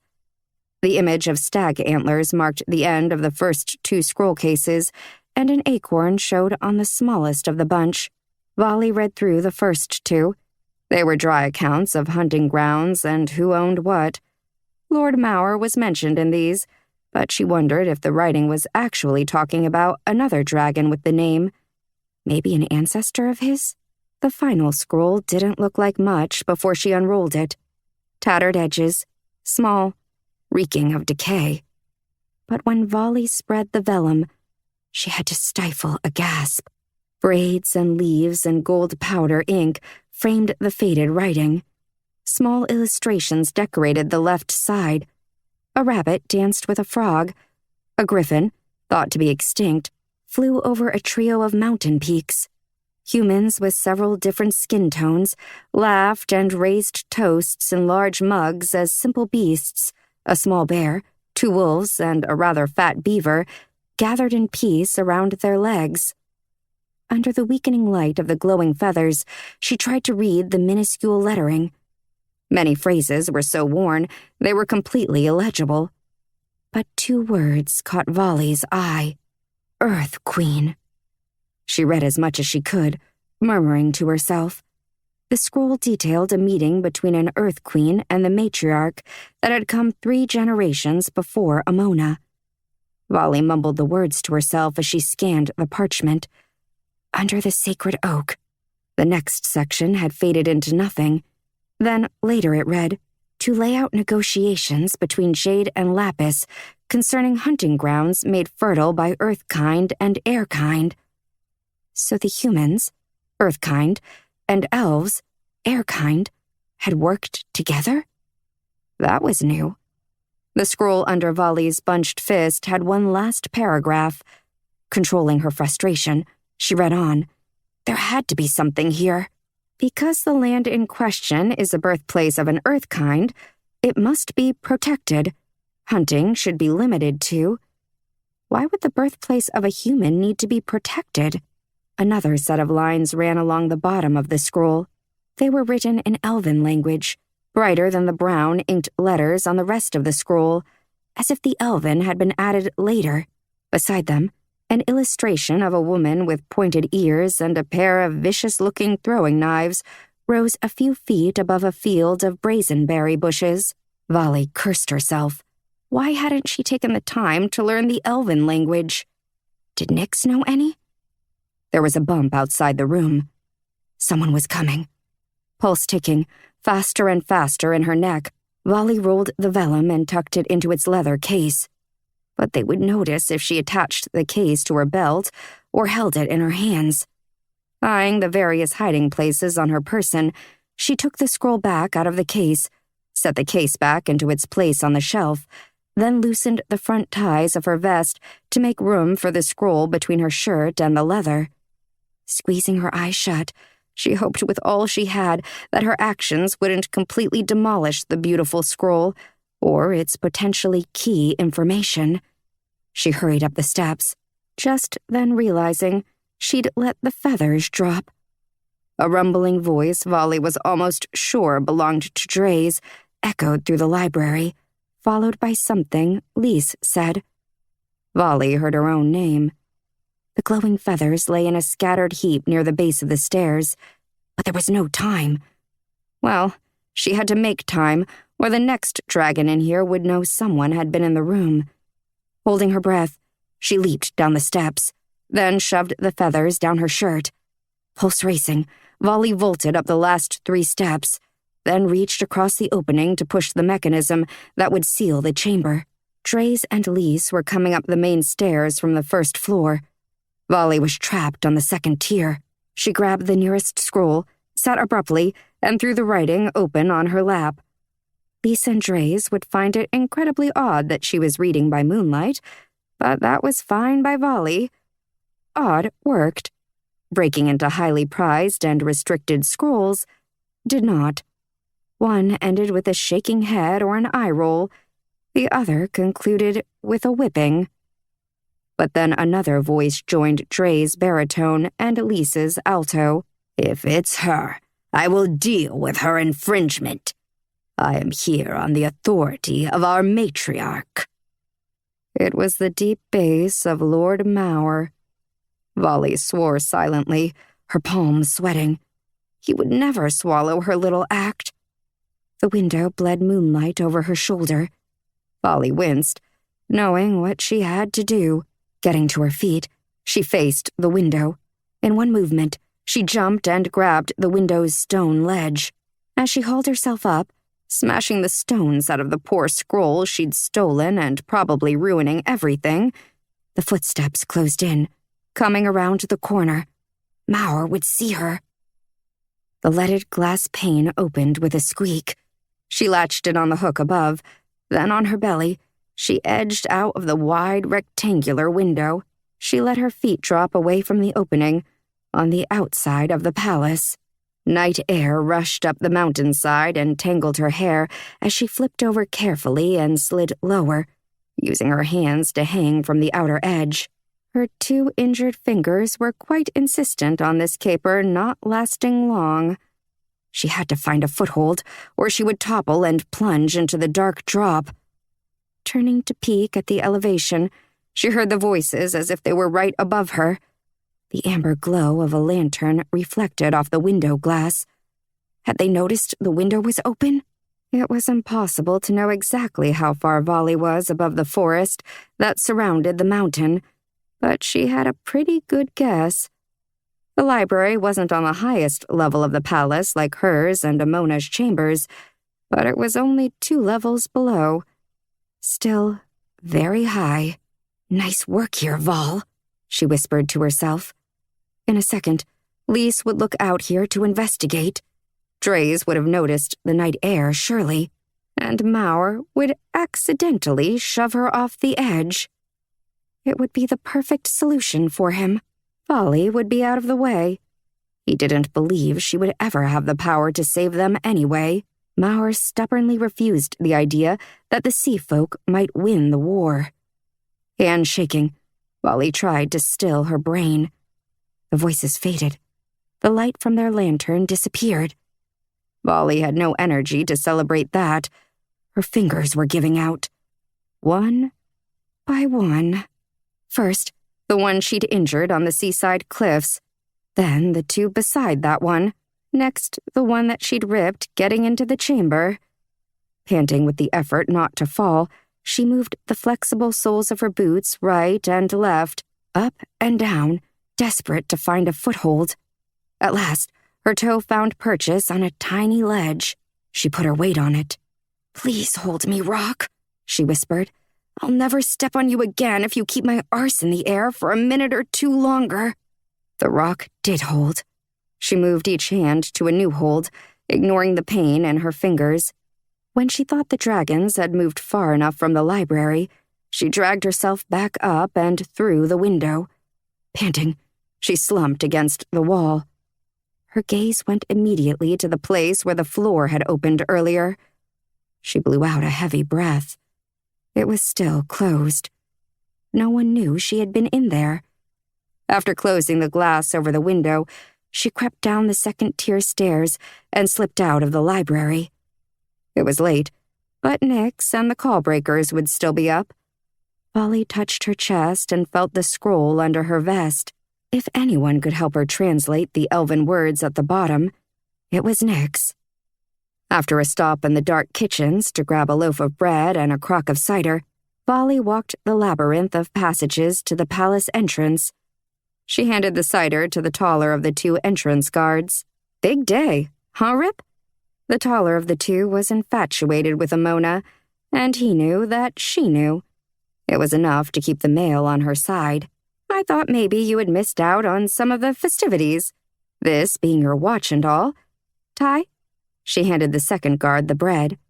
The guards accepted her offerings, nodding. "I'm going for a short walk. All this attention is a little much for me, you know?" "I can imagine," Ty said. With a wave, she made her way into the night and headed straight for the cider house. Chapter 5. At the edges of the Red Meadow, a ridge rose steeply. Rocky and covered in nettle, one had to avoid or resign oneself to a sennight of fierce itching and burning. Clanless dragons had tunneled a veritable city inside the ridge. Voices, the clanging of pots, and all the sounds of living life flowed from the numerous doorways. Lit by torches, stone stairways ran up and down the ridge like uneven seams in a poorly tailored cloak. Two dragons in their human-like form argued over a basket of bread on a high stair on the eastern side of the makeshift city. Another dragon hurried down the lowest outer staircase, a sword glinting from the creature's belt. Dragons tried to avoid using dragon fire on one another. If at all possible, they settled arguments with blades that hardly ever brought blood and only injured their pride. Atop the high land formation, the windows of Nyx's 3-storied cider house glowed, a welcome beacon in the night. Boots crunching over sand and stone past Nyx's chaotic apple orchard and its glorious smell. Volley wondered what her friend would think of the bond Volley now had with the lapis. Well, she didn't exactly wonder, she thought as she leaned on a tree to take a breather. Nyx would be far from elated about the bond. Volley picked at the tree's papery bark and sighed. Nyx didn't trust Amona or any of the Lapis clan, but Volley wasn't sure how Nyx would actually react.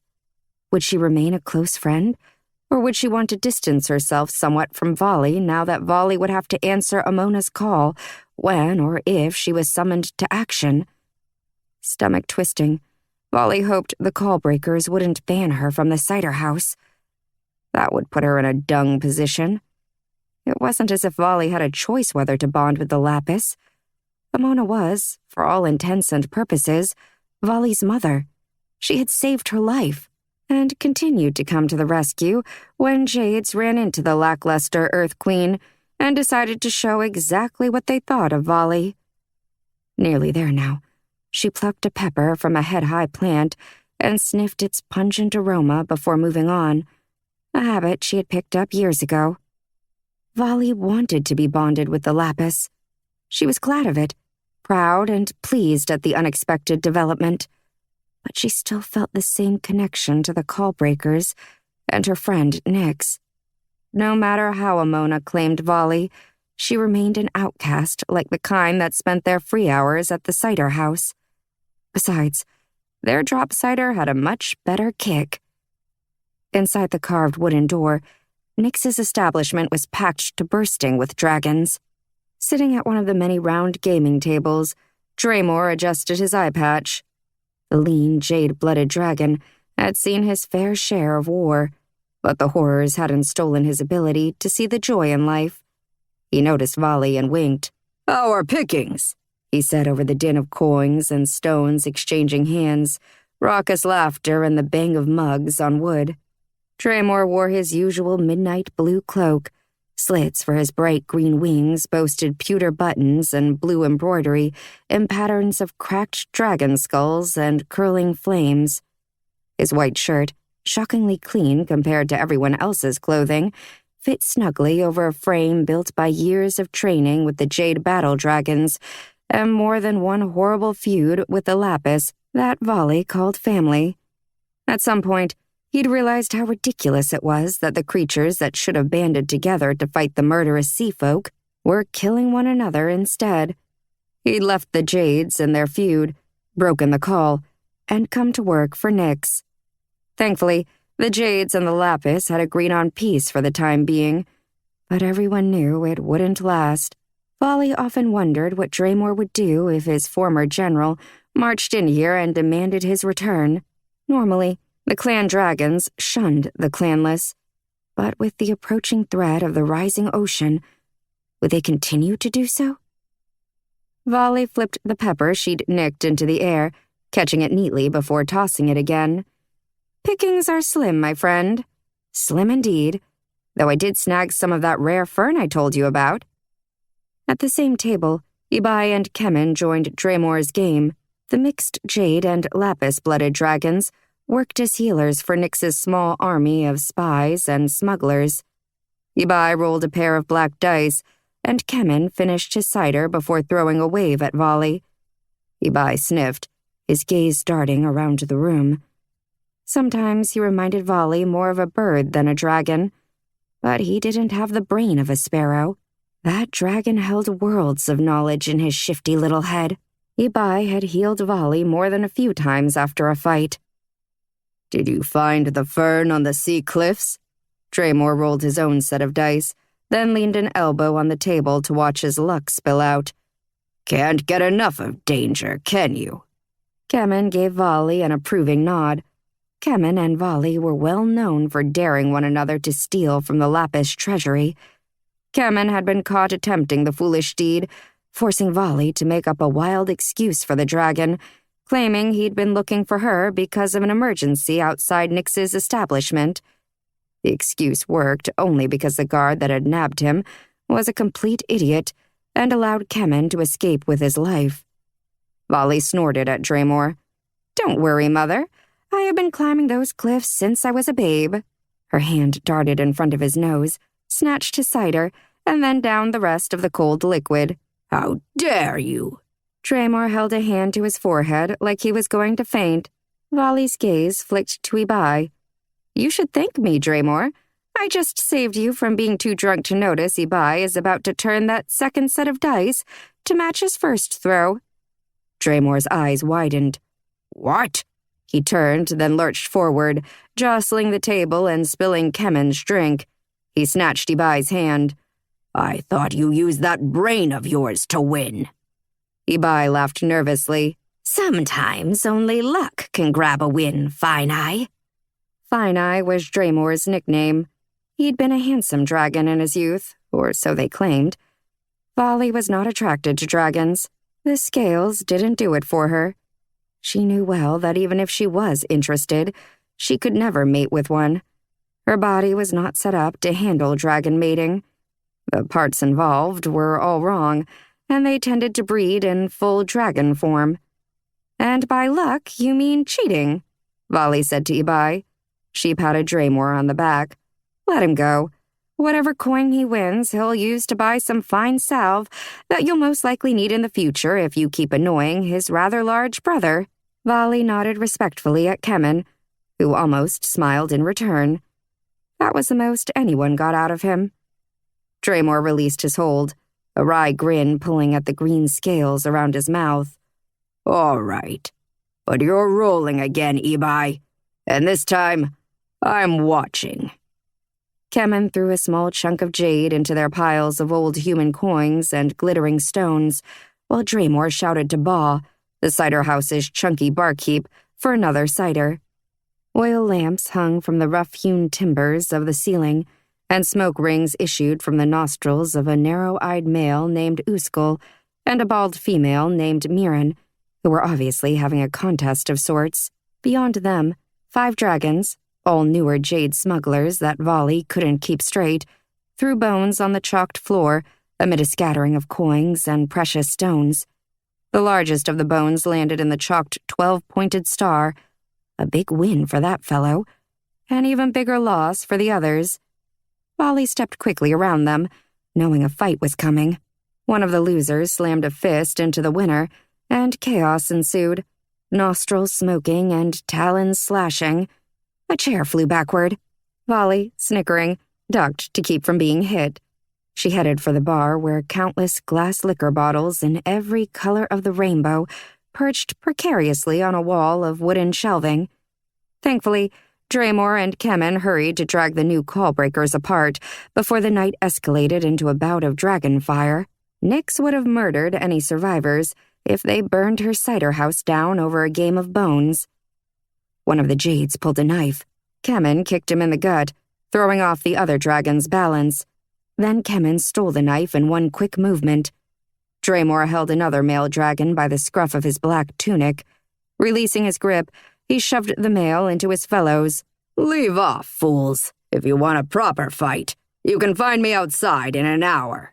Narrow-eyed Uskul broke away from his smoke ring contest with Miran and shouted to a group hanging halfway out the side door. Dare you to fly over the Lost Valley? I'll give you 5 rubies and a jade piece if you go beyond the peak. I'm not that stupid, Us. It was Aitor. He drank from a dented mug, then wiped a blue-scaled hand across the burn scars that marred his mouth. The scars were shocking. It took a lot of dragon fire to scorch a dragon's scales. Normally, it was only seen when dragons asked an artist to mark them with a symbol or design. He must have been tied down by an angry jade and tortured. Vali was selfishly glad she hadn't been around for that one. You've been trying to get rid of me since that fouled-up robbery on the Jade Blacksmiths Guild, Aitor added. Vali remembered that heist. A fun night. I won't be downed that easy, Aitor said. Uskul worked his way through the crowd to the bar where he stuffed his mouth full of pickled scorch peppers, a snack Vali was sad to say she could not handle. She tried them once. That afternoon had not been pleasant. Coward, Uskul shouted at Aitor around his mouthful. Don't be so hard on yourself. Aitor laughed at his own wit. Vali, buy the poor dragon a cider. He shouldn't be talking down to himself like that. I'll buy that drink, Vali called out. But don't come crying to me when he's off his head and clips you with that jab of his. The cider house filled with laughs. Uskul was well known to be terrible at boxing, a pastime dragons loved. The sport had all the fun of fighting, but didn't use up their dragon fire magic. They could box for hours on end. You're kind of an arsehole, Vali. Uskul grinned and shook his head. But you love me. Vali gave him a toothy smile. Small platters of venison sat beside the goodies covering the stone bar top. Vali took a bright yellow brazenberry, ready to enjoy the kick they gave to one's energy levels. The sour-sweet fruit exploded on her tongue. Then, leaning over the bar, she grabbed the wooden mug she kept there. Flashing a chip of lapis between 2 fingers, she ordered a pint of cider from Ba, who'd returned from filling Draymore's mug.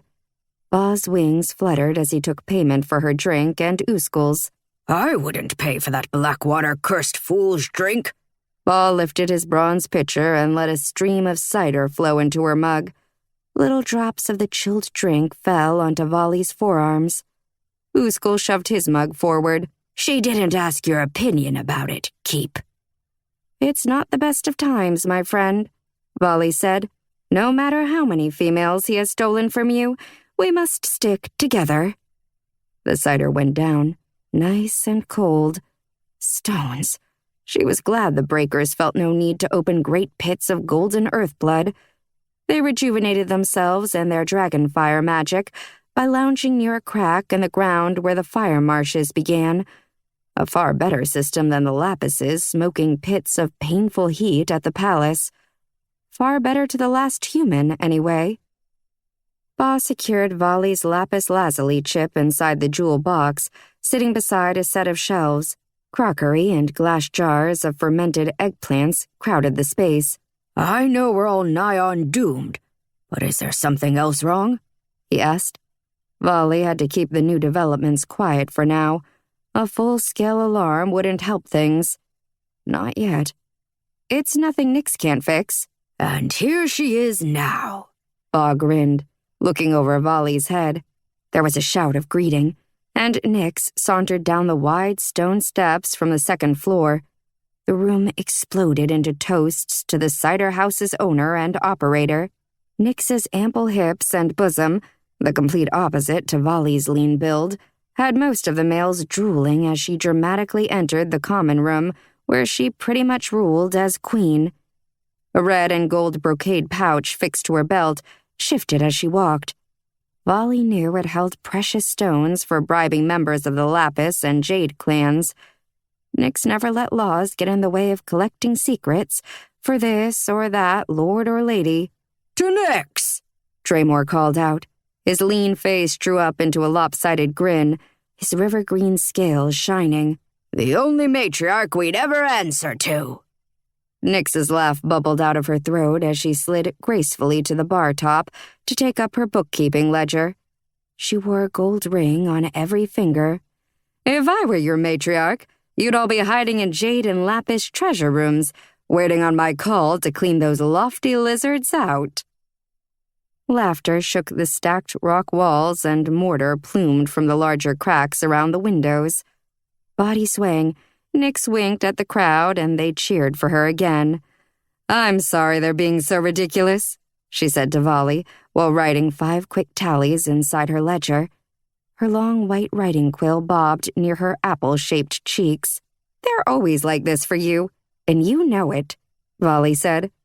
Nyx deserved the adoration. She'd given these kind a place to feel welcome no matter what. You make this house a home. Plus, there's the cider. She held up her mug and Ba refilled it. Don't let Amona hear you talk like that, calling this place a home. She might decide you have too much rebel in you. No leader, no leash, Ibai and Kemen shouted from the other side of the room. The rest of the crew took up the chant. Speaking of Amona, Volley said, leaning over to whisper into Nyx's ear. We need to talk. Can we go to your rooms? Of course, gorgeous. I am not gorgeous. I am human, and a plain one at that. She'd seen enough illustrations of humans in scrolls to know. I'm not talking about looks, dear. I'm talking about soul. There is nothing plain about you in here. She pointed her quill at Volley's heart. Volley rolled her eyes. Her soul was far from gorgeous. She'd broken as many laws as any dragon in here, and she was younger by decades than almost all of them. Beauty in all its forms is subjective. Why can't you just say thank you? Thank you. Let's go to the storage room, Nyx said. I have guests lounging in my upstairs room. And by guests, you mean a crowd of male admirers ready for you to finish work? Nyx gently tapped Volley on the nose with one clawed fingertip. You are quite correct, darling. The storage room had one narrow door Nyx barely fit through and no windows, because of the protection from the sun and the fact that it was partially underground on the backside of the cider house. It was chilly. Volley wished she had a room like this back at the Lapis Palace. It was glorious after feasting near the pits. A while back, Nyx had invited Volley to live at the cider house, but Emona had railed, recounting the many reasons Volley should remain in the Lapis Palace. Being one of a kind could be dangerous, Emona had stated, and Volley was safer near the Lapis who had adopted her. Well, Emona had been right. Volley had been safe. But after her trouble tonight with Maur, now she wasn't sure there was a safe place for her to live anywhere in the world. Today when I was climbing the sea cliffs, there was a disturbance. Nyx froze.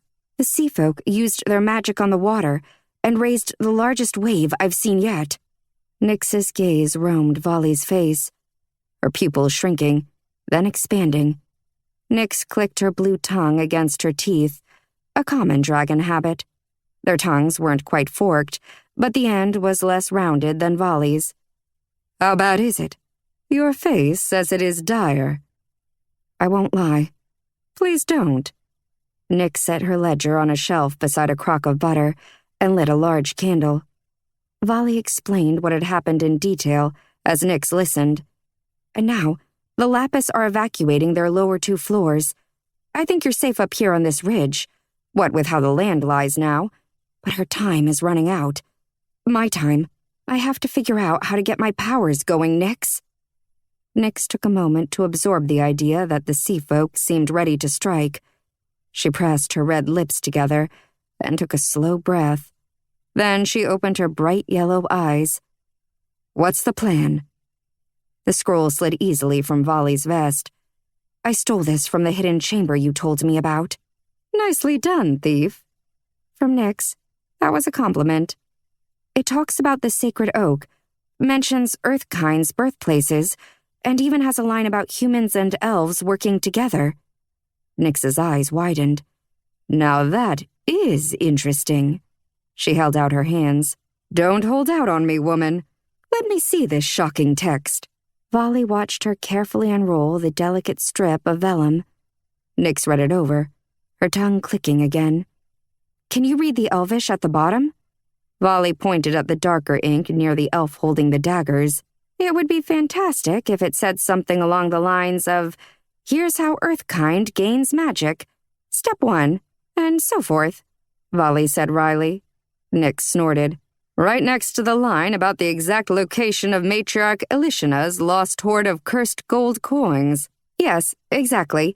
Considering she stole them from my kind, the first and only crime committed by a Lapis matriarch, there should be mention of them in every important document." Nyx shook her head. "Humans stole the gold to make the coins." No, I think you are mistaken, friend. The legends say the people of Bk1 mined that gold all on their own, eons before Alishina was even alive." "You have only read that in one single scroll. It is a lie, and you know it."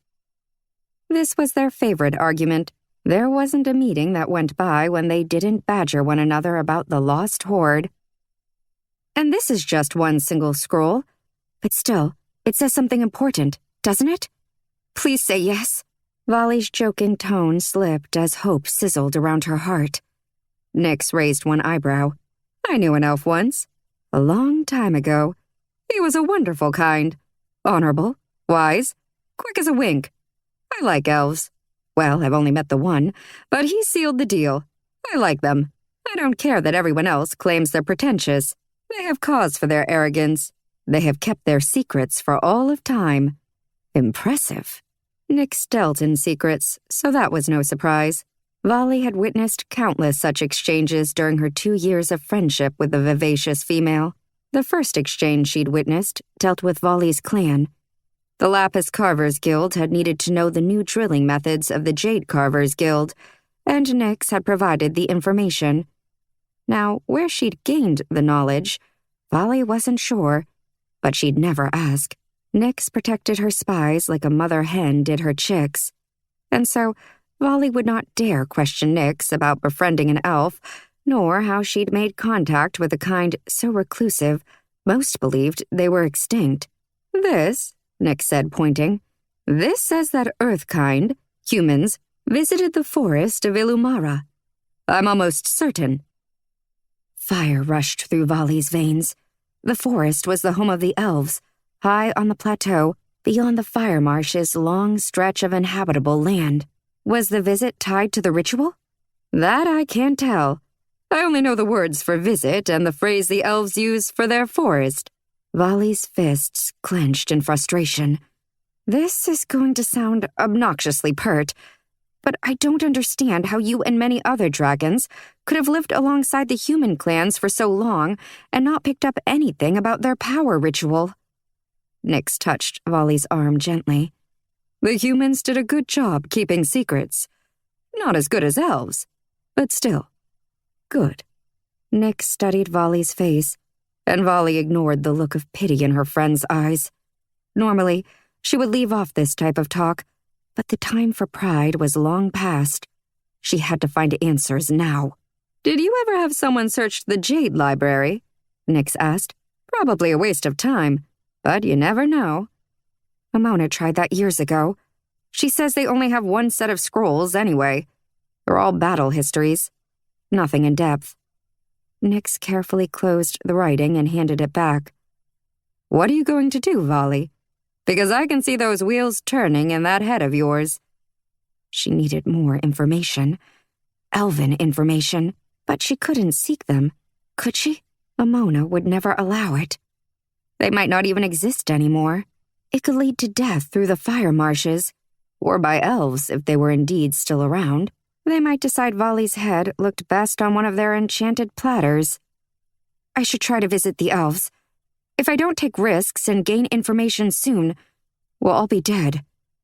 If it helps, Nyx said, I'll go with you. Pressure built in Vali's chest, like her heart wanted to shout. You would? I could use an adventure. Nyx shooed Vali back through the narrow door. I need more stories to tell while I pour cider. Nyx. Vali put a hand over her heart. Thank you. Vali was honestly shocked. Nyx had a love for sleeping in, and for the first fruits of any hunts her employees went on. A trip through the fire marshes would be the furthest thing from pleasurable. But what will the other callbreakers think when you tell them you're off to visit elves? Hush, please. They don't need to know what we're up to. We could just be on our way to scour the western lands for early cave paintings, near the ruins of Bk1. Amona herself ran a full search of the area years ago, then again 2 seasons ago. The breakers won't know all of that. They won't care. It'll be enough to have an interesting lie for them to chew on while I'm gone. Now, let's have a meal and talk on the balcony upstairs. Chapter 6. The common room was still packed and noisy. Peering through green and blue wings, Vali could see empty bowls, more dice games her fingers itched to play, and a slew of swaying dragons. Several stools lay on the ground, evidence of another tavern fight. Vali's boots stuck in a puddle of spilled drink. At the dark hand-hewn wood of the bar top, 4 callbreakers played waterfall. The race to finish one's cup of drop cider started when the youngest of the bunch began to drink. If any dragon stopped drinking before the youngest, said dragon would have to buy the next round. Beside those fools, Draymore slumped onto the bar. He lifted his black eye patch to scratch underneath. When he saw Nyx, his good eye brightened and he attempted to stand straight. The effect was comical, like a sapling in a strong breeze. Nyx walked around the waterfall players and past the large copper sink where a pile of dirty dishes sat ready for Ba to wash. Amid the colorful display of bottles, Nyx's jewel box sat on a dusty shelf. Vali didn't know who had made the box. Nyx pushed the question aside whenever Vali asked about its creator. The craftsman had carved lapis lazuli stones into circles and set them into the sides and top. Everyone knew that Nyx only permitted Ba to touch the box. It held the knight's take. Nyx opened it, threw in a pocketful of coins, then shut the lid. She had to have enough gold in there to buy a whole new tavern. Nyx removed a large and tightly rolled scroll from the shelf that held the jewel box. Draymore, swaying on his feet, accidentally knocked one of the waterfall players' drinks over with an elbow. Nyx glanced at Draymore. Best sit down, Fine Eye. You're about to greet the ground, my friend. Nodding at his nickname, he took a stool, resumed his position on the bar top, and promptly began snoring. "Ba," Nix called out, "bring a good meal to the balcony, and don't let anyone else come upstairs for tonight. Please, darling." Ba nodded, then shouted in the direction of the kitchen. Nix brought Volley up the stairs and through a round door embellished with wrought iron red hat flowers. 4 males waited in Nix's rooms. One lounged on a 4-poster bed, his chest bare. The scales over his heart bore the scorched image of a flame hovering over a single claw. It was a symbol of the Callbreakers. The other 3 males sat in the plush velvet chairs scattered around the room, in no semblance of order or arrangement. A large scarf in shades of amethyst and emerald stretched across the ceiling. The thin fabric caught the glow of several oil lamps that hung from chains near the center of the chamber. "You'll have to wait for me downstairs, my dears." Nick swept through the room, toward the double doors leading to her balcony. "I have business with our Volley." The males grumbled, but started out the door. "Save some of your energy for me." The bare-chested dragon grinned at Nix before shutting her door. Nix waved a hand at him, then proceeded to stroll through the double doors. She pulled 2 chairs up to a table. The balcony, closed in with an intricate framework of iron flowers that formed a barrier, overlooked the broken ground that eventually sloped downward into the lost valley. Saltwater waves rippled across the area like snakes. In the moonlight, the water took on a wine color that reminded Volley of the place's history. The flooded valley had once been Volley's home. A collection of 2-story stone houses, taverns, workshops, and a marketplace used to thrive in the place where the ocean now ruled. The settlement hadn't been there too long, built by those pushed out of the west by the tragedy of the main human region near Bk1. They'd never even given it a name, which Volley saw as a clear statement of their mindset then.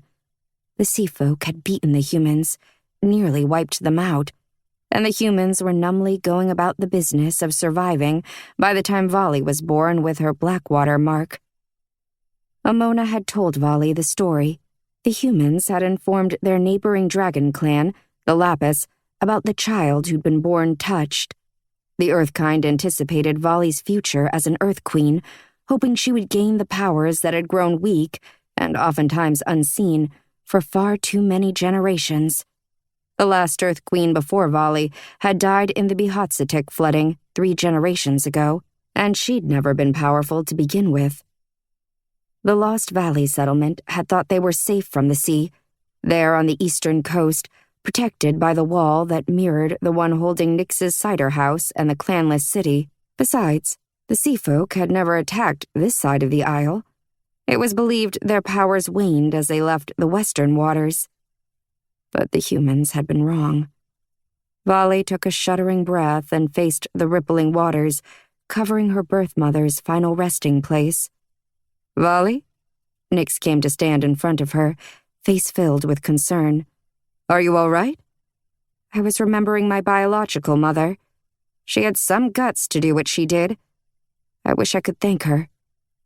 "You just did." Nix's yellow eyes reflected the moonlight. "I think the dead can hear us if they so choose."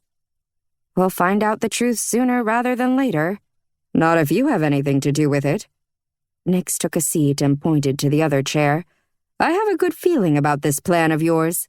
She spread the large scroll across the table. Green stretches lay against gray mountains, and a long branched strip of silver crossed the length of it. "I didn't know you had a fine map like this." Volley scooted to the edge of her seat and ran a careful finger over the red meadow. "How else would I help my smugglers find new routes to escape those we aren't able to bribe?" "Nix, you don't have to help me. Let me be clear. I would never hold it against you if you took the wiser route and stayed out of this." "You've been dealt a dung hand in life, Volley. You may have bonded with the Lapis." "You can tell?" "I can feel the bond on you. I am far more sensitive than most dragons. If they paid any attention to those other than themselves." She waved a hand indicating they would hash that out later. "So yes, you are bonded with the Lapis, but the Callbreakers bonded with you long before today's event. Not in the same way, but it is a bond nonetheless." Bob brought a tray of herbed venison, olives, scorched peppers, and apple slices that showed the slanted markings of a dragon's claw. He then set 2 mugs of cider in front of them. Volley couldn't believe Nyx's reaction. The bond with the lapis was no small thing. Amona could potentially sway Volley's mind and force her to do her will. It was a threat to Nyx's operations. One spa left, and they were alone again. Volley voiced that very concern. Nyx sipped her cider. Her hyssop blue scales glittered in the moonlight as she turned a gold and lapis lazuli ring around her finger and tapped it against her mug. You and I both know that what you witnessed on the cliffs means I can no longer allow my business to come first. Her reptilian gaze locked onto Volley. Volley reached across her plate to grip Nyx's forearm. I vow, as far as I am able, I will never allow my bond with Amona to endanger you or any of the Callbreakers in any way. I accept your promise, Volley of the Earth. A tingling rose in Volley's fingers as the vow encircled her heart, warming her chest. Could Amona feel her promises now that they were bonded? Nyx pointed to the fire marshes on the map. Obviously, we need to find a way through here. Volley thought of how Amona had rescued her and had an idea. From the trouble she'd had with her suggestion of riding a dragon's back, she knew better than to bring that up. But perhaps it was less appalling to think of carrying her in another fashion. Could you shift and carry me in your claws, like you do a kill? She wasn't keen on being hoisted up by full-sized dragon claws like a sheep headed for the roasting pits, but both her fear and her pride would have to stand down in this situation. Nyx tilted her head. Yes, I could do that. The marshes are extensive. Volley bit her lip. The map showed the scorched and smoking ground reaching for miles and miles. Do you know of certain spots that are safe enough to land? None that I know have ever tried to enter the marshes in full. Of course, we enjoy the earth's break and the earth blood there at the start of it, but the wind clears the air. Further in, well, breathing will become rather difficult. So we'll have to move fast or die. Nyx jabbed a claw into an apple slice, then chewed it noisily. That should be my motto. Volley touched her sword hilt, the sword Amona had given her. I think we should ask Amona to help us get there, to the elves. But she loathes their kind. What am I missing? She is wise, Volley said. Surely she can get past old hatred to see the sense in my seeking them. Nyx ate another apple slice. Doubt it. But she could order a troop of dragons to get us across the area. 3, perhaps, that could trade out, so that we would always have a strong retinue. Volley didn't love the idea of including Amona, but she didn't want to risk the lives of Nyx and the Breakers more than was absolutely necessary. Too bad we can't simply signal the elves and ask them to come to us. You know, I honestly thought they'd come for you at some point in your life. Why? They can sense great events, like your birth and who you are meant to be. The elf I knew claimed the wind and shadows sometimes told him stories. Volley frowned. Right. When she'd been a child, she would have loved this idea of what elves' mysterious magic could do. But now, after years of magic not doing what every text and creature claimed it should be doing to her, she was less than amused by whimsical stories about vague elven powers. Nyx shrugged. I think we should go. Now. Under the cover of darkness, so there are fewer eyes watching us traipse into the marshes like fools. I don't know. I could be leading you to your death. Death is breathing down our backs already. Wouldn't you say? Nyx jerked her chin at the Lost Valley and the salt water covering its former understated glory. I should talk to Amona. I don't want to, but I should. Why don't you sleep on it? No matter what you decide, your body needs rest. Take the couch in my room where you won't be bothered. Nyx pushed away from the table. I need to meet with Aitor. Then I'll be back shortly. We will discuss your decision over breakfast. With the balcony doors closed, Volley was alone in the night. What was the best choice? To ask Amona for help? Or not? The entire idea was 3 jacks shy of a full deck. heading into the fire marshes to meet with elves who might very well be extinct. Insanity. She stood and began to pace, drawing her short sword and her cleaning cloth. Walking the length of the balcony, she ran her cloth over the etched wing and flame pattern of her blade, the familiar job easing her nerves somewhat. The ivory hilt warmed under her grip. Amona had ordered the weapon made for Vali long ago. She'd harvested the tusks from a sea beast that beached itself when Vali was still toddling around the mountain palace and drooling. "Fight the sea with the sea," Amona had always said of the sword, smirking at her own little joke about the ivory. Vali loved the sword. It was part of her. She'd perfected an array of seamless moves made with her weapon side forward. Nothing that would take down a dragon set on killing her, but enough to drive away the ones who merely wanted to bruise the failed savior of the dragons. Rubbing at a particularly stubborn smudge near the hilt's scalloped guard, Vali's mind whirled. What if Amona refused the trip to the forest of Ilumara? What then? Vali was definitely going, no doubt, but it would prove far more difficult if Amona knew the basic plan. She could call Vali back with a word, and it would be impossible to disobey unless she was able to break like the dragons here had. There would be no going back to the Lapis if she did that. What were the chances that Amona would help Vali and Nyx cross the marshes? From the way Amona had acted about the elves today, gaining her support was a long shot with odds too rough even for underdog-loving Vali. No, she couldn't tell Amona. She had to come up with a reason to be gone for a while. In the past, Vali had traveled with Helena, the healer, Chabier, and a few others to treat a disease in the goats that grazed the Red Meadow. At Chabier's feast, Maur had voiced concern about the bear that was killing all the deer.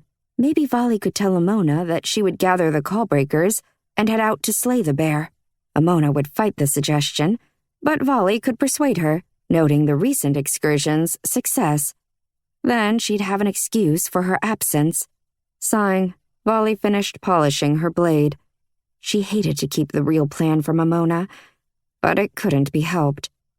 Vali sheathed her sword, tucked her cloth into one of the many small bags at her belt, and went to bed. Chapter 7. The next morning, Vali found Nyx at the front door of the now empty common room, where she was watching Aitor slide into the orange light of dawn. "Off for a stroll, is he?" Vali hitched up against the doorframe. "A stroll that ends with details about a certain male noble that will make Amona very happy." There were rumors that Amona was considering a relationship with the reclusive Lapis named Aneko, who lived in the far northern wing of the impossibly huge mountain palace. He was bonded with her, as all Lapis were, but he didn't attend events like dragonfire rituals. For some reason, that only piqued Amona's interest further. And keep Amona blissfully ignorant that her adopted daughter is headed for a chat with the elves she loathes so completely? Nyx's eyes found Vali's. She smiled. "Honey keeps the bees busy." "I have another idea along similar lines." Vali shifted her weight from foot to foot, Amona's stern face flashing through her mind. She filled Nyx in on her idea to pretend as if they were headed out to hunt the troublesome bear. Nyx led Vali to the bar where Ba set out a plate of hard-boiled eggs and 2 cups of lemon melon juice. They sat on the stools and ate in the special silence that descends on those who make dangerous plans. Finally, Nyx wiped her mouth with a folded cloth and met Vali's gaze. "Do you believe Amona will allow this feigned hunt?" Vali finished her water and gripped the wooden cup's deep grain. "She is distracted by the sea folk and the message to the Jades. And she does indeed have a problem with that simple beast. I've heard of the bear too, and the ones that go off like that have to be put down," Nyx said. Sliding off her stool, Vali chewed the last of her eggs. "I'll be back by sunset. Can you get a group ready by then?" "Yes." "You know," Vali started, "we are slightly cracked for even considering this trip." Nyx smiled at Ba as he collected their plates. "I prefer the term adventurous." Vali waited to speak until Ba had disappeared into the kitchen. "We could bring Draymore, Ibai, and Kemen. What do you think?" "Draymore hates elves. Well, they all do, but he does especially. Why him?" "Because he is in love with you. He'll risk all to keep you breathing if we get into a rough spot." Nyx touched Vali's cheek gently. "My sweet, you are a good one." Vali smirked. "Not exactly. I'm about to lie my tail off." Nyx's eyebrow lifted as her hand fell away from Vali's face. Then she turned to look at the front door as if their friends might arrive simply because Vali had said their names. Ibai is an obvious choice. With his healing knowledge. He'll want to bring half his stores, though. Why Kemen? He's big. Nyx laughed as they walked toward the front door of the cider house. That he is. A nice, scary dragon to spook the elves if needed, All right, Vali. I think you have chosen wisely. Shall I inform them? Or will you? This is your quest, and you will take the lead on all decisions from here on out. Can you tell them while I'm gone? Get them ready?" Nyx nodded. You handle the biggest dragon of them all, and I'll set things right here. She shooed Vali into the daylight. As she walked back to the mountain palace, she had to laugh at herself. This slug was about to make history, one way or another. Small birds dashed into the blue mid-morning sky as a group of jade dragons descended into the flowers and grasses near the front entrance of the Lapis Mountain Palace. One dragon near the back of the group dropped a pile of bags. Vali's heart puddled between her ribs and fell into her stomach. "Great," she muttered. "They packed to stay a while." She fought the urge to draw her sword. If she did, they would see it as a sign of aggression and burn her down where she stood. With this many jades so close, she didn't have a chance. Her best choice was to show confidence and respect, all rolled into one. The respect wasn't so tough. After all, they were dragons. But the confidence? The sweat pouring down her face made that act difficult to pull off. The 20 green dragons focused their eyes on her.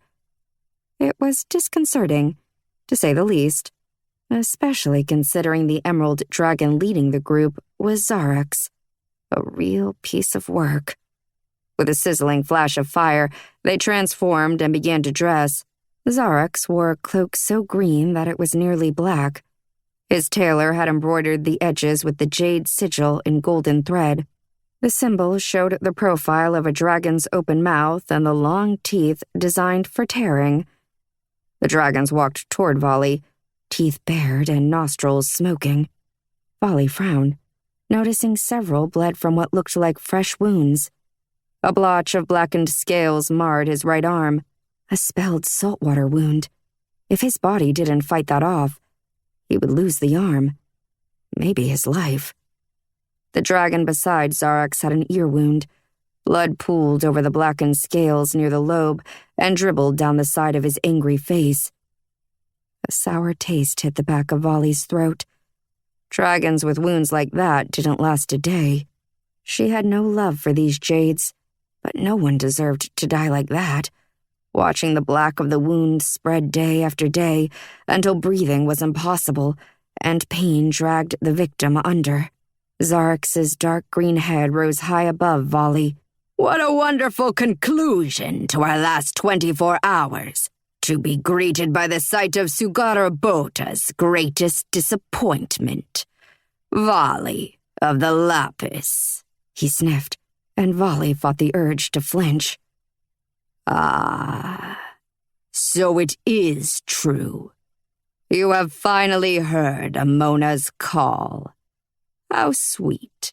Were you all celebrating while we were at war with our common enemy? He spat the last two words as if they tasted foul on his tongue.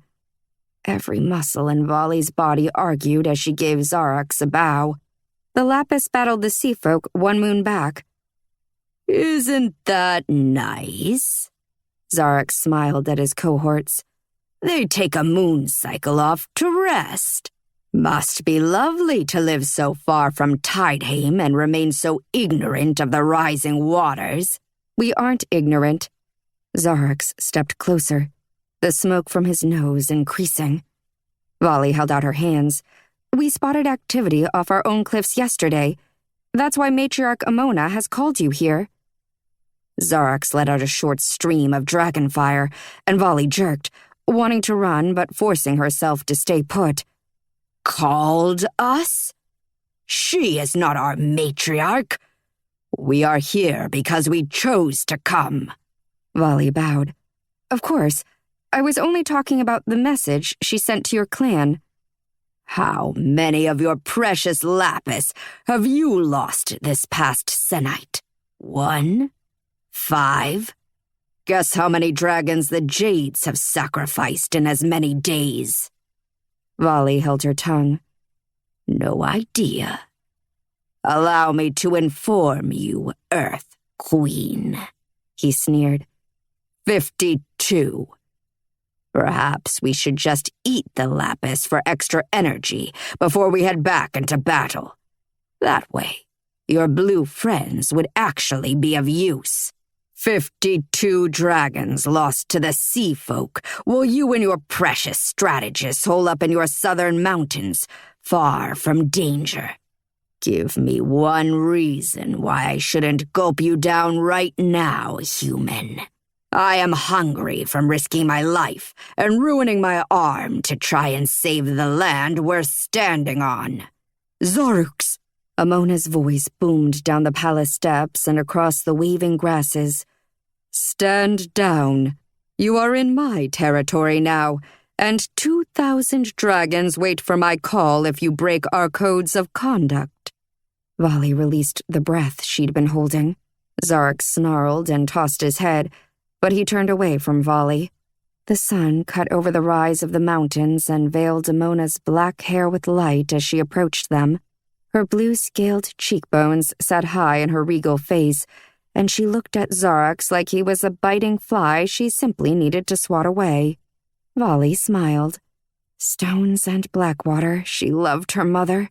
Do not speak down to me, Zarax snapped. My matriarch has had enough of you and yours. She sent me to tell you exactly that. If you do not join us now, in the attack set for the coast near our territory, we will consider you full enemies and war with you as we do the sea folk. Did he truly have to shout everything? Zarax's hand shot out. He swiped a talon under Amona's wing joint, one of the only sensitive spots on a dragon. Shock held Vali in a vice grip. Amona grunted, then blew dragon fire into Zarax's face. Panic hit Vali like she'd fallen from a tree. She had her short sword out before she knew what she was doing. Amona and the rest were fighting in truth now, wings flaring, fire blazing, claws ripping. Lapis poured from the palace and swarmed around the Jades, bumping Vali outside the action. The Jades saw how outnumbered they were and stopped fighting. They never did that against the sea folk, not when Vali had watched them in battle. The ceasefire gave her hope that they did at least want to talk, even if they started the conversation with blood and fire. Go, Amona said through the bond to Vali. Vali looked to her, but go. The command pushed Vali's feet into a jog, going back the way she'd come, toward Nyx's. Stay in the forest or the city of thieves with Nyx if you have to. Stay gone until we sort this. The Jade Matriarch has decided you are the target of her ire. Vali's heart pounded in her temples. She gave Amona one last look, then ran to the cider house, her head full of worry. Chapter 8. With her heart beating in her teeth, Vali crossed the cider house threshold and pushed through the crowd to find Nyx at the back, talking quickly and quietly to Ba. You'll open tomorrow at regular time. It'll be fine. You don't need me. They do. Ba glanced over Nyx to scan the room of breakers. He saw Vali. Hi, Vali. Are you all right? Nyx swiveled, eyes wide. What is it? What's happened? Jades, They attacked the lapis. Ba rolled his eyes. And ice is cold. No, Ba, Volley said. This was different. It wasn't on their territory. They came to the Lapis Palace and Zarix attacked Amona. Nyx hissed. Stones and Blackwater. The gall of that dragon. But she trounced him, Ba looked hopeful. She did, but she commanded me to flee. She said the Jade Matriarch decided to blame me for everything. I thought she already did, Ba said. Me too, but when Amona said it, the declaration sounded more official. I think she heard from Lord Maur. She had sent him to the north. Bloody Jades. Nyx walked into the kitchen and Volley and Ba trailed her. The scent of chocolate filled the air. Rows of chocolate-dipped scorch peppers lined a metal tray. With 2 dainty fingers, well, as dainty as a dragon's can be, Nyx lifted one and popped it into her mouth. Don't panic. There is dessert. Volley found a bowl of unmelted chocolate discs beside the tray and gobbled a handful. Ba, can you give us a minute, darling? Nyx asked. Ba dipped his head and hurried out the back door with a wicker basket. Nyx put her head near Volley's. Draemor, Kemen, and Ibai have all agreed to go. Volley breathed out slow, relief rushing through her. I have put Ba to the task of packing our bags with fresh water, food, and various other items. Now you eat, drink, and enjoy yourself. We leave tonight. Perfect. Volley put a hand over her heart. Thanks, Nyx. Really, you're taking a tremendous risk for me. It's not as if we have 1,000 options. You are the hope of the land, and I am your friend. They embraced. Then Volley left the kitchen to find a game to distract her from what was to come. By dusk, Volley's whole body simmered with the need to get going. She was afraid she'd lose her nerve if this took much longer. Draemor had fallen asleep in the orchards and had to be found. Ibai had insisted they wait until his latest wound treatment had been chilled for 3 full hours. Kemen threw the bones into the chalked circle at Volley's feet. I don't have any more lapis to give you, Volley, he mumbled, shaking his head. She clapped him on the shoulder. Don't chew your talons off about it. I'm only playing to keep from screaming in panic. Kemen snorted a weak laugh. I'm going outside. Tell Nyx if she asks. Not much for words. Kemen jerked his chin in agreement. With the starry sky stretching across the red meadow, Volley's feet took her toward the fire marshes, toward the elves' homeland. The night crawled from the shadows, bringing the chirrup of insects and the cuckoo of the Distura bird with its glowing feathers. Volley stepped over a tumble of stones that had once served as a marker for her kind. A rise of ground led her past the marker, then back down again as the earth presented a low-lying area, veined in glowing lines of golden earth blood. Smoke rose from the black cracks in the ground. The heat intensified as she neared the marsh's border. The air here was not unlike dragon fire, charcoal and that lemony tang scent that cut through any other smell. No trees grew in the marshes, of course, and few animals lived in the awful place. Just the rock lizards that reminded Volley of wee dragons. Not that she would ever say that in earshot of a dragon. In this first part of the marshes, one could see the remainder of the path humans and elves had worked together to build centuries ago, back when they first ventured from their towering forest atop the plateau to meet with the dragons and the earth queens of the ages. The marshes had absorbed the rest of the pathway, but the beginning was clear enough. Boulders and patches of earth marked safe spots to stand, mostly undeterred by the steaming pools of murky water and their accompanying streams of golden earth blood. Volley said a quiet thank you to her own evolutionary ancestors, the humans who'd risked coming to this island and adapted to the heat by way of guided procreation and earth magic, which created skin that didn't burn like it once had, long, long ago. She wished magic would ooze from the ground like her forebears had. If she could sense the earth's heartbeat, maybe then she wouldn't feel so alone, so separated from her own kind. A voice broke into her thoughts. She looked up from the smoking ground at her boots. but couldn't spot a dragon anywhere. Had Uskul decided to make good on that play bet to fly over the area? Straining her neck, she stared into the night sky, but she caught no glimpse of wings or dragon shapes. Maybe it was only a Dastura bird, or even a rock lizard. She had never been out here, this close to the marshes. Perhaps they made such a noise after sundown. But then she heard it again. A male voice, low, strong. But the words, it almost sounded like another language. The voice echoed across the simmering marshland once more. Just a weak shout. A hissing started near Volley's boot. A plume of acrid smoke blasted from the ground. Volley leaped back, boots crunching on the uneven ground. Stumbling, she landed on her backside. Thankfully, she hadn't been burned. But that creature out there, it was surely in trouble. She would at least go as far as the remaining path allowed. Then, if she couldn't go any further, she would return to Nyx's and get help. The old path wound through pillars of curling gases and past black and crusty ground. Volley's throat burned, and a coughing fit stalled her progress.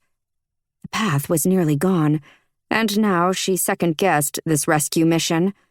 Once she had stilled her struggling lungs, she walked a few more steps. There, on the ground, was a shape that was not rock or smoke or golden earth blood. Or dragon. Her lips parted in a silent gasp. 2 arms, 2 legs, supple flesh instead of scales. Crouching by the body, Volley moved a curtain of obsidian hair away from the creature's face. A pointed ear. Volley's tongue didn't want to work. It was an elf. She shook him hard, finally forcing her mouth to make sounds. "Wake up, fool! You're going to die out here, and I'm not about to go down with you. I thought your kind was known for wisdom. Why in the world are you out here by yourself?" He could have asked her the same thing. The elf was nothing like she'd imagined. Yes, he had the glowing elegance of the illustrations she'd seen from the library scrolls. His exposed arms showed powerful muscles, and his features were just as chiseled as recorded in dragon history. But there was an age to him, a feeling of having weathered many storms, a burnished look to his fine, clear skin and proud, beardless chin. His presence weighed on her like a winter cloak, heavy, but somehow comforting. A line between his sharply slanted eyebrows made her think he had experienced great frustration in his lifetime. She hadn't thought to see that in an elf.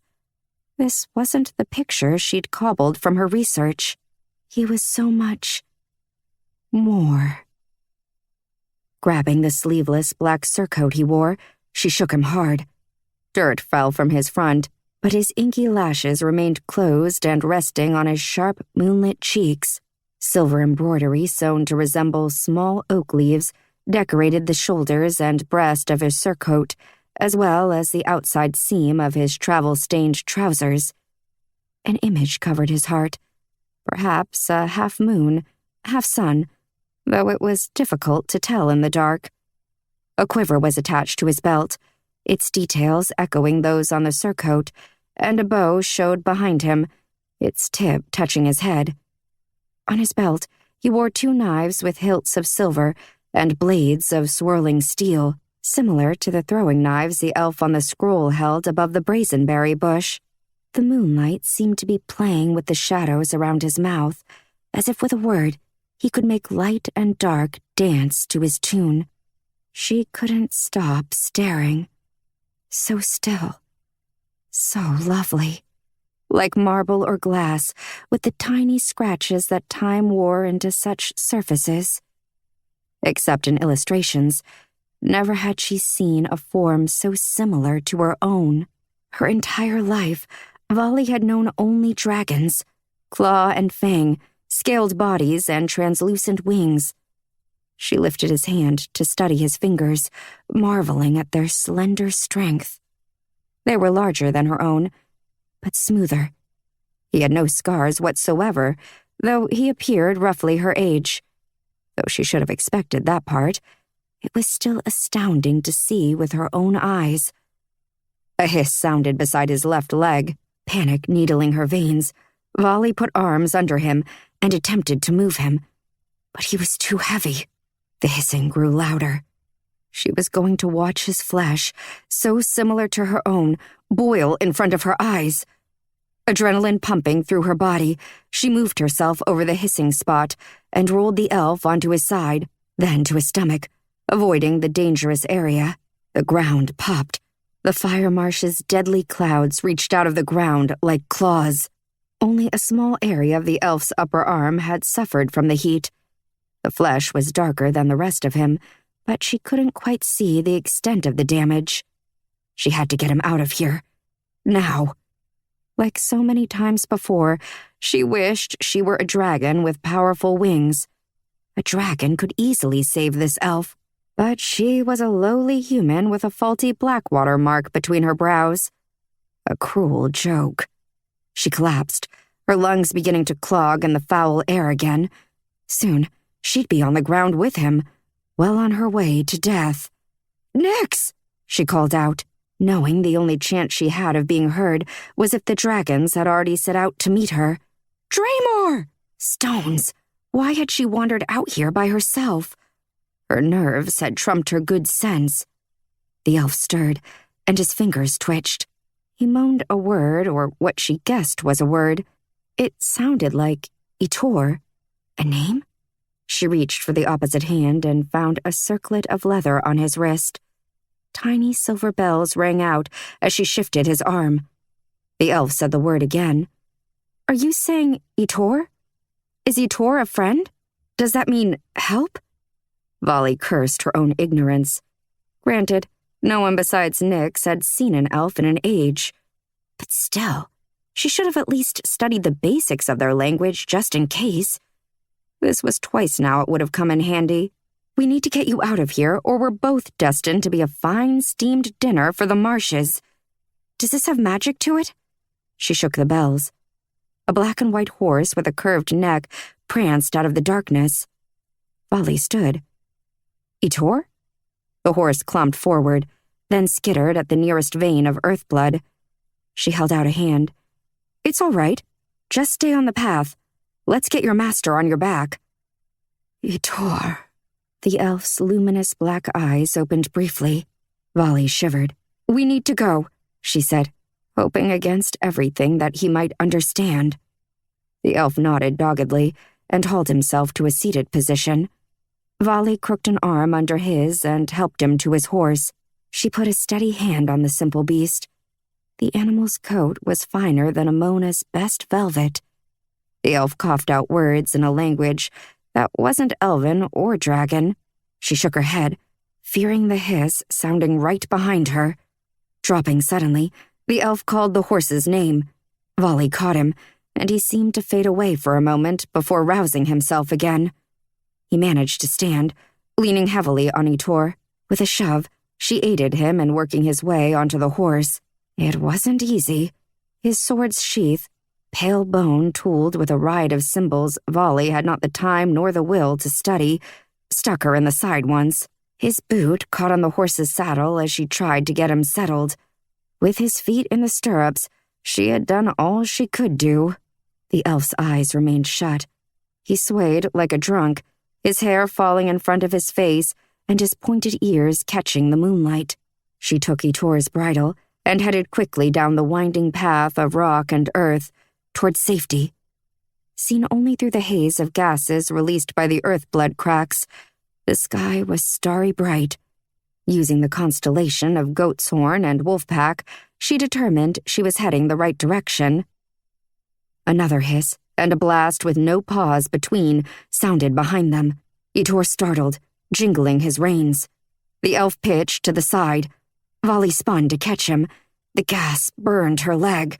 Her trousers smoked in one spot and agony crawled up her limb. The pain was red hot, and it pulsed slow and strong, taking her breath and making her shiver. Coughing, she forced the elf to his seat, then took up the bridle. Her body shook as she guided the horse through the fire marshes. One more step. Just One more. One more. She took up the phrases and turned them into a chant to keep her going, despite the pounding pain in her leg and the intense heat soaking through her linen and leather clothing.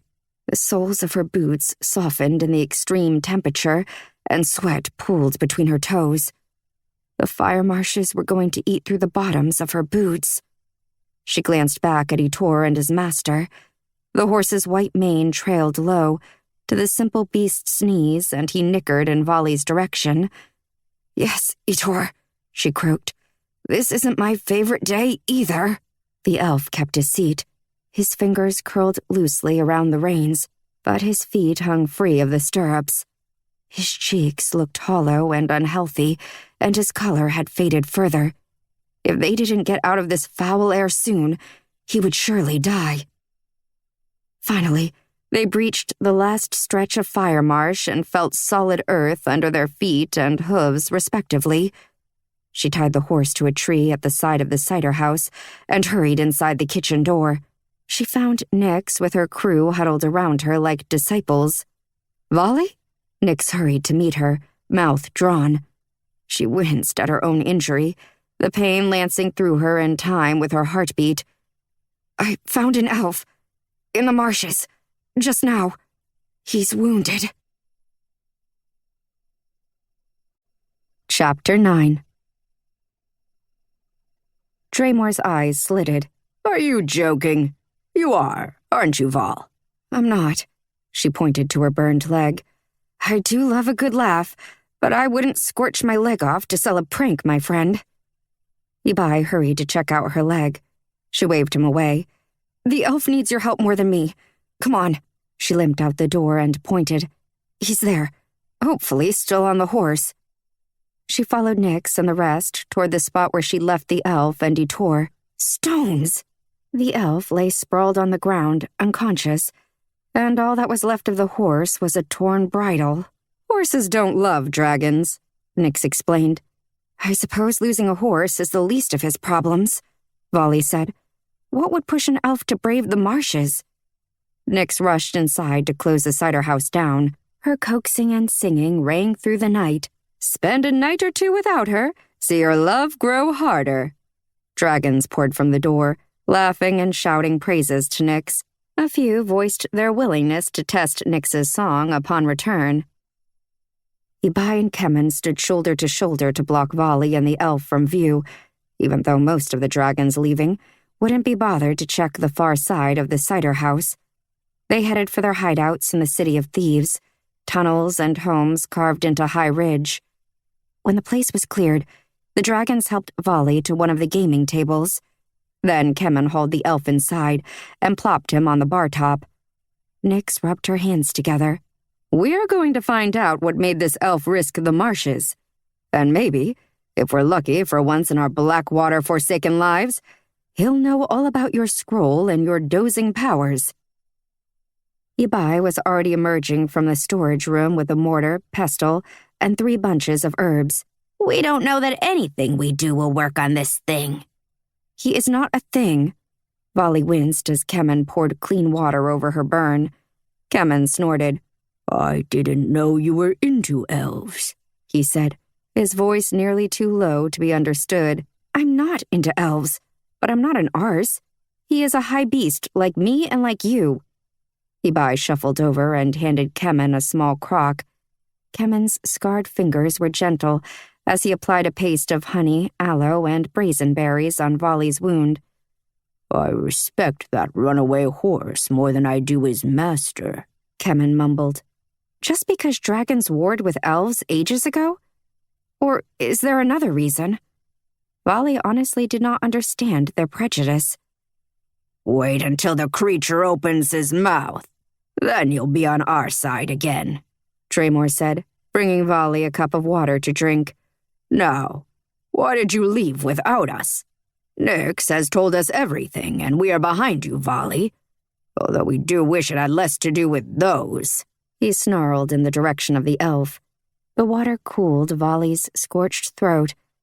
"I didn't leave without you. I just heard the elf calling out. I went to help." The corner of Dramore's mouth lifted. A queen indeed. What do you mean? Nix, what does he mean? None of us, Nix said, fingering the ruby necklace at her throat, would head into the marshes to rescue a creature shouting in a foreign tongue. We are good to our fellow call-breakers. That's it. But they had accepted her, a human, into their makeshift clan. Volley decided not to push it. They would care for the elf because he might be able to save them a trip to the forest of Illumara. It didn't matter what they would have done under other circumstances. Finding the answer to Volley's power was all that mattered. If they ever subdued the Sea Queen, then they could argue about the rest of it. Ibai stuffed a woven sack with the herbs he'd crushed, then held it to the elf's nose. Nothing. He might be dead, Nick said.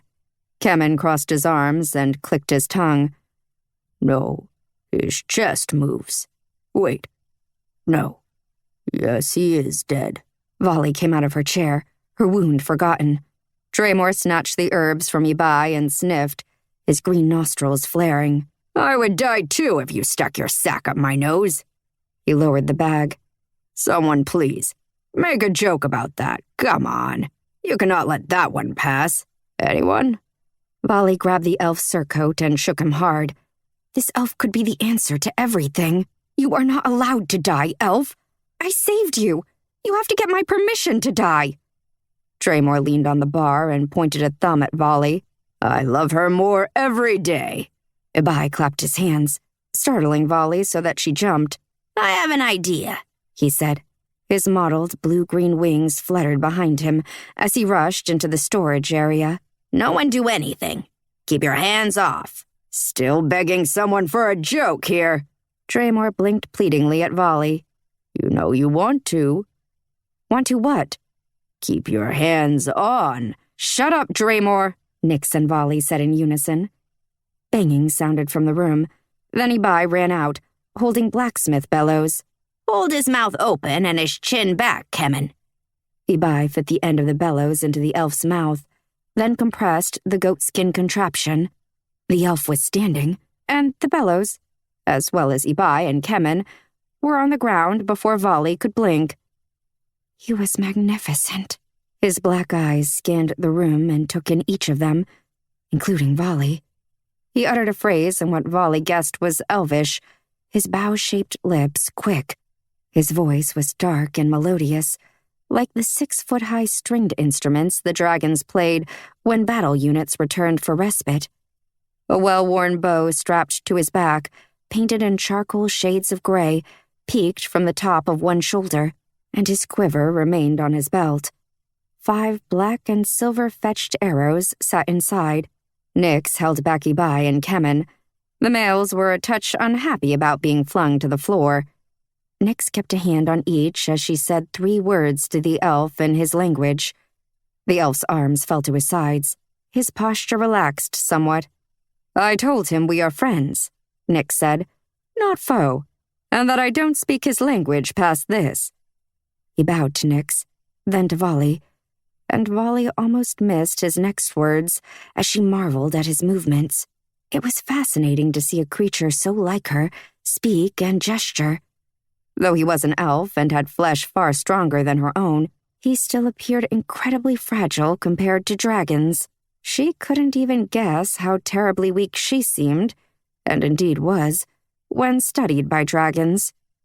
But seeing this elf, so like her in ways that dragons were not. My name is Arcturus, he said in dragon.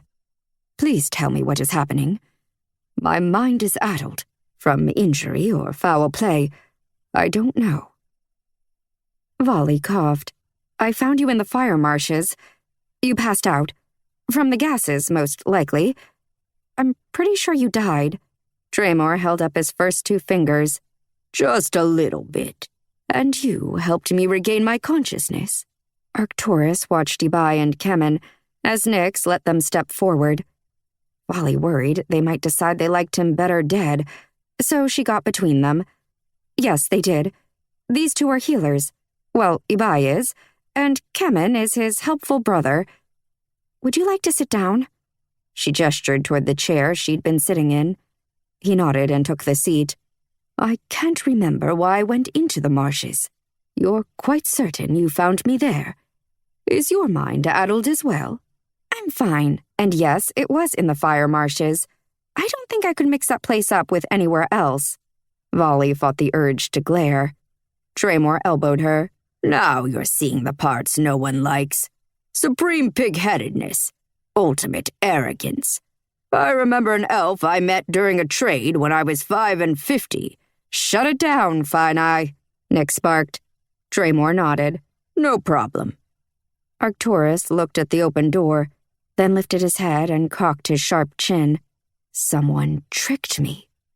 Someone close to me. Ibai made a face.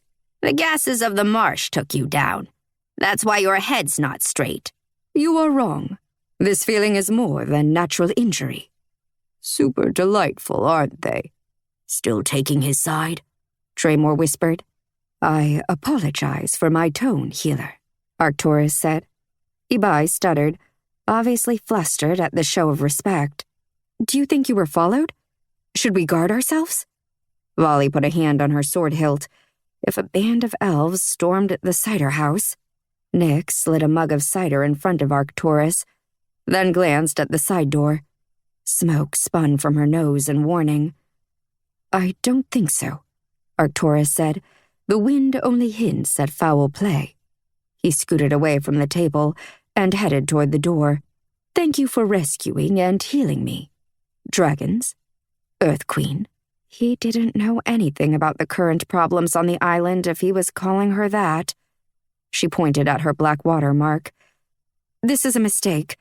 I don't have any power. The Sea Queen is actually about to take over every bit of land and kill us all. That's why I was in the fire marshes. I was planning a trip to visit your kind to find answers. I thought maybe you would know about human rituals of power. Arcturus furrowed his brow.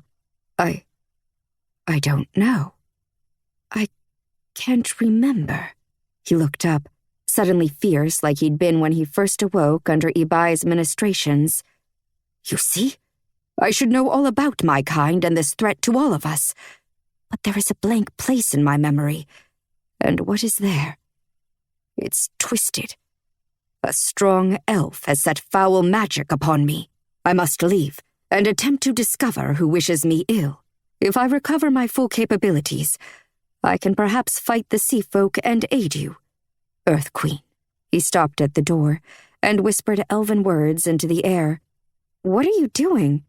Ibai, maybe he needs another herbal remedy to clear his head. I'm calling my horse. Oh.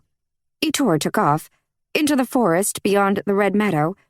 He didn't like the scent of dragons. You mentioned his name when I found you. Arcturus turned. Thank you for being kind to Itor. He gives you great praise. Once I untangle the wrong that has been done to me, I will do my best to return and give you the information you require. Earth Queen. Please call me Volley. We'll save the impressive title for the day I can do more than win at dice. Winning a hoard of gold out of me isn't nothing, Draymore said, a bite to his tone.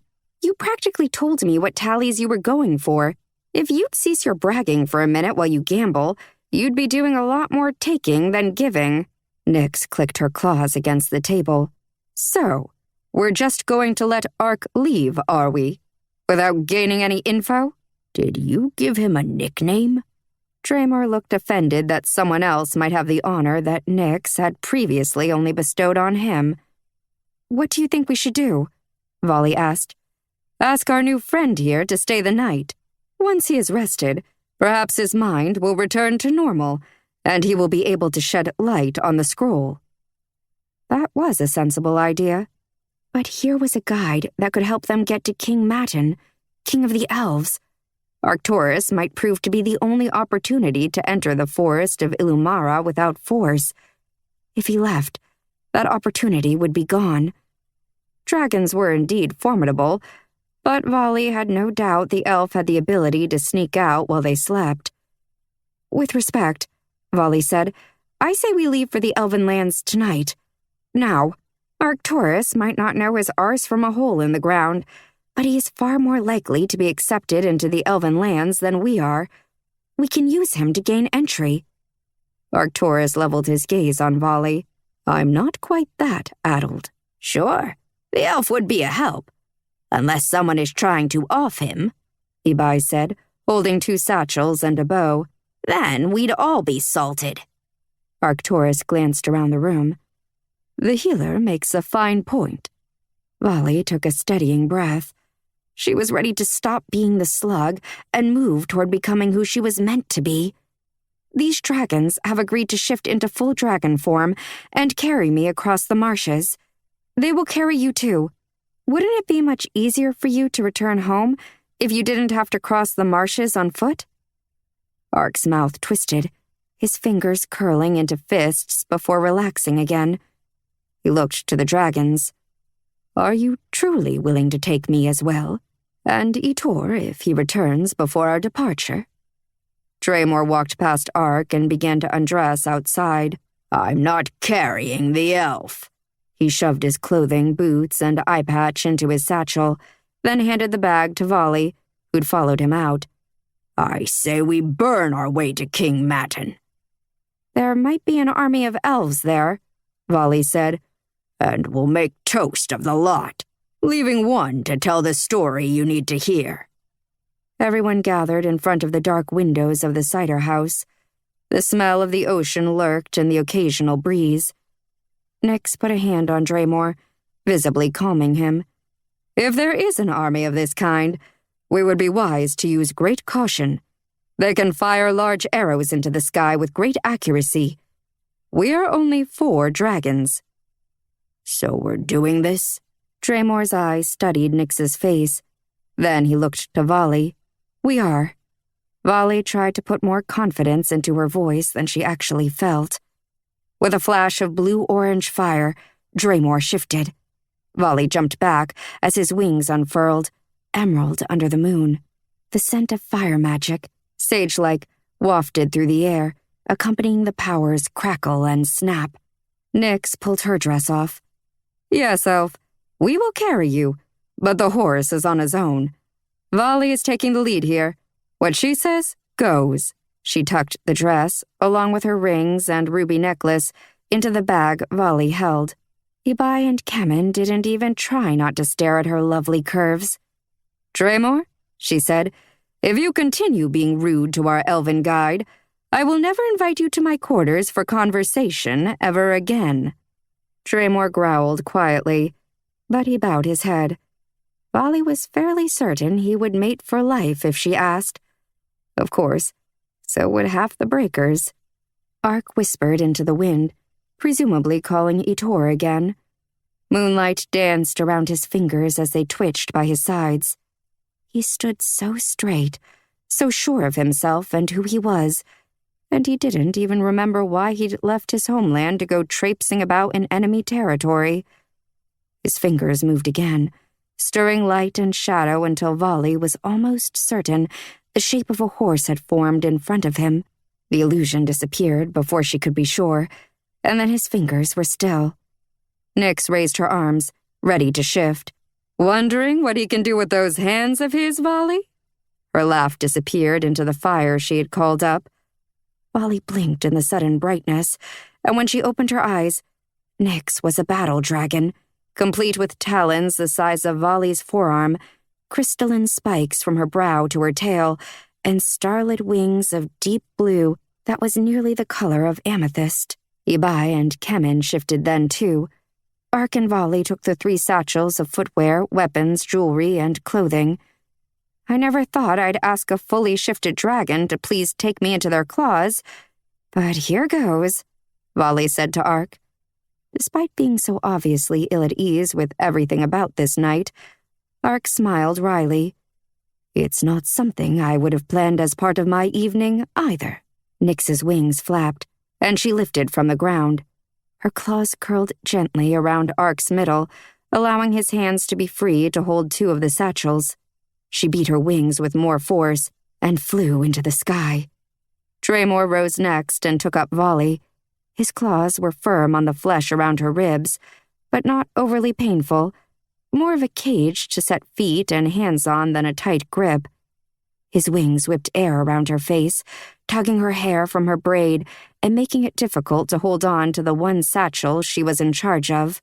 As they soared into the sky, she found she could put her feet on the lowest claw and easily look out over the highest talon. They grouped close, the moon shining above, and headed toward the spiraling gases and golden rivers of the fire marshes. Chapter 10. The ground flew by under Volley's feet, the combination of moonlight and dragon wings casting disorienting shadows. Golden threads of earth blood shot through the blackened ground, large boulders showed fragments of the old path, and thinly leafed bushes grew here and there, the only thing that could possibly grow in such an environment. Thin plumes of white smoke twisted into the air like spirits. Volley's throat burned with the vicious gases that the fire marshes put off, and a coughing fit pressed her ribs painfully against Draymore's hind claws. Arcturus seemed well enough tucked away in Nyx's careful grip. The wind flew through his jet hair as he glanced at Volley, his face possibly showing concern, though it was difficult to tell in this light. She coughed again. The elf had no trouble with the gases, and that made her pause. He had definitely struggled to breathe when she'd found him, stranded and barely conscious. She determined to ask him about this when they took their first rest. If she could get her wounded throat to work. Too much time spent in this kind of air, and Volley would be mute or dead, neither of which allowed for the questioning of elves or the saving of dragons. "We should fly higher." Arcturus's voice rang out like a large bell. Was that also elven magic? Volley nodded in agreement, although she wondered how much the air would improve. Surely they would have to travel quite high indeed to avoid these noxious fumes. Nyx turned her huge dragon body toward the heavens, capable of understanding everything going on between Volley and Arcturus. The rest of the dragons followed suit, gaining altitude at a speed that took what little breath Volley had. A chill permeated the air as they climbed, but Volley did find she could breathe without coughing up here. "Much better," she called to Arcturus and Nyx. Draymore growled, the sound vibrating Volley's bones. "And thanks to you as well, Draymore." Volley shook her head. Dragons. They flew for hours before Nyx gave her a look that said it was time to stop. Squinting as they glided away from the stars and into that horrible miasma, Volley spotted the place Nyx had shown her on the map at the cider house. A stretch of earth, not marred by cracks or gases, spread out before the group. A line of impressively hardy bushes marked a natural boundary. Volley thought perhaps it would be a good idea to gather leaves and stems from the bushes. They could prove useful to Helena, if Volley ever did make it home. The only way to land without experiencing the full weight of a shifted dragon was for Nyx and Draymore to open their claws and let Volley and Arcturus fall to the ground. A clacking sort of growl sounded from Nyx's throat, and Volley took that as a signal to prepare for the drop. Draymore's claws opened. Volley bent her knees and tucked her chin, rolling as the ground rushed up to meet her. Grit scraped her forearm and her knee bumped her cheek, but aside from that, she was well enough. Arcturus was already on his feet. For all she knew, he'd landed that way. He extended a hand, but she hopped up and waved it away. The dragons landed in a circle around them, breath puffing out and heavy feet shuffling. Volley gave Nyx a bow. "Thank you, friend." The dragons nodded in response, then settled down to soak in the energy the earth blood gave them. They spread their great wings over their bodies like the thin walls of a summer tent. Nyx's eyes glowed like coals through the translucent color of her wing. Arcturus walked out of the circle of resting dragons, his gaze flicking from the way they'd come and toward his homeland. He adjusted the bow slung across his back and met her eyes. The first violet light of dawn seemed to gather around his temples and his long fingers. Placing the bag of Kemen and Ibai's clothing and footwear at his feet, he looked to the west. She wished he would have kept the eye contact, but she wasn't sure why. "Rest if you like," he said, staying quiet and not disturbing their fellows. You don't need to take a break, do you? Not yet. The air bit at Volley's throat and she coughed, touching the cheek she'd knocked during landing. It wouldn't be bad to be an elf, she thought, with skin nearly as strong as scales and energy to spare.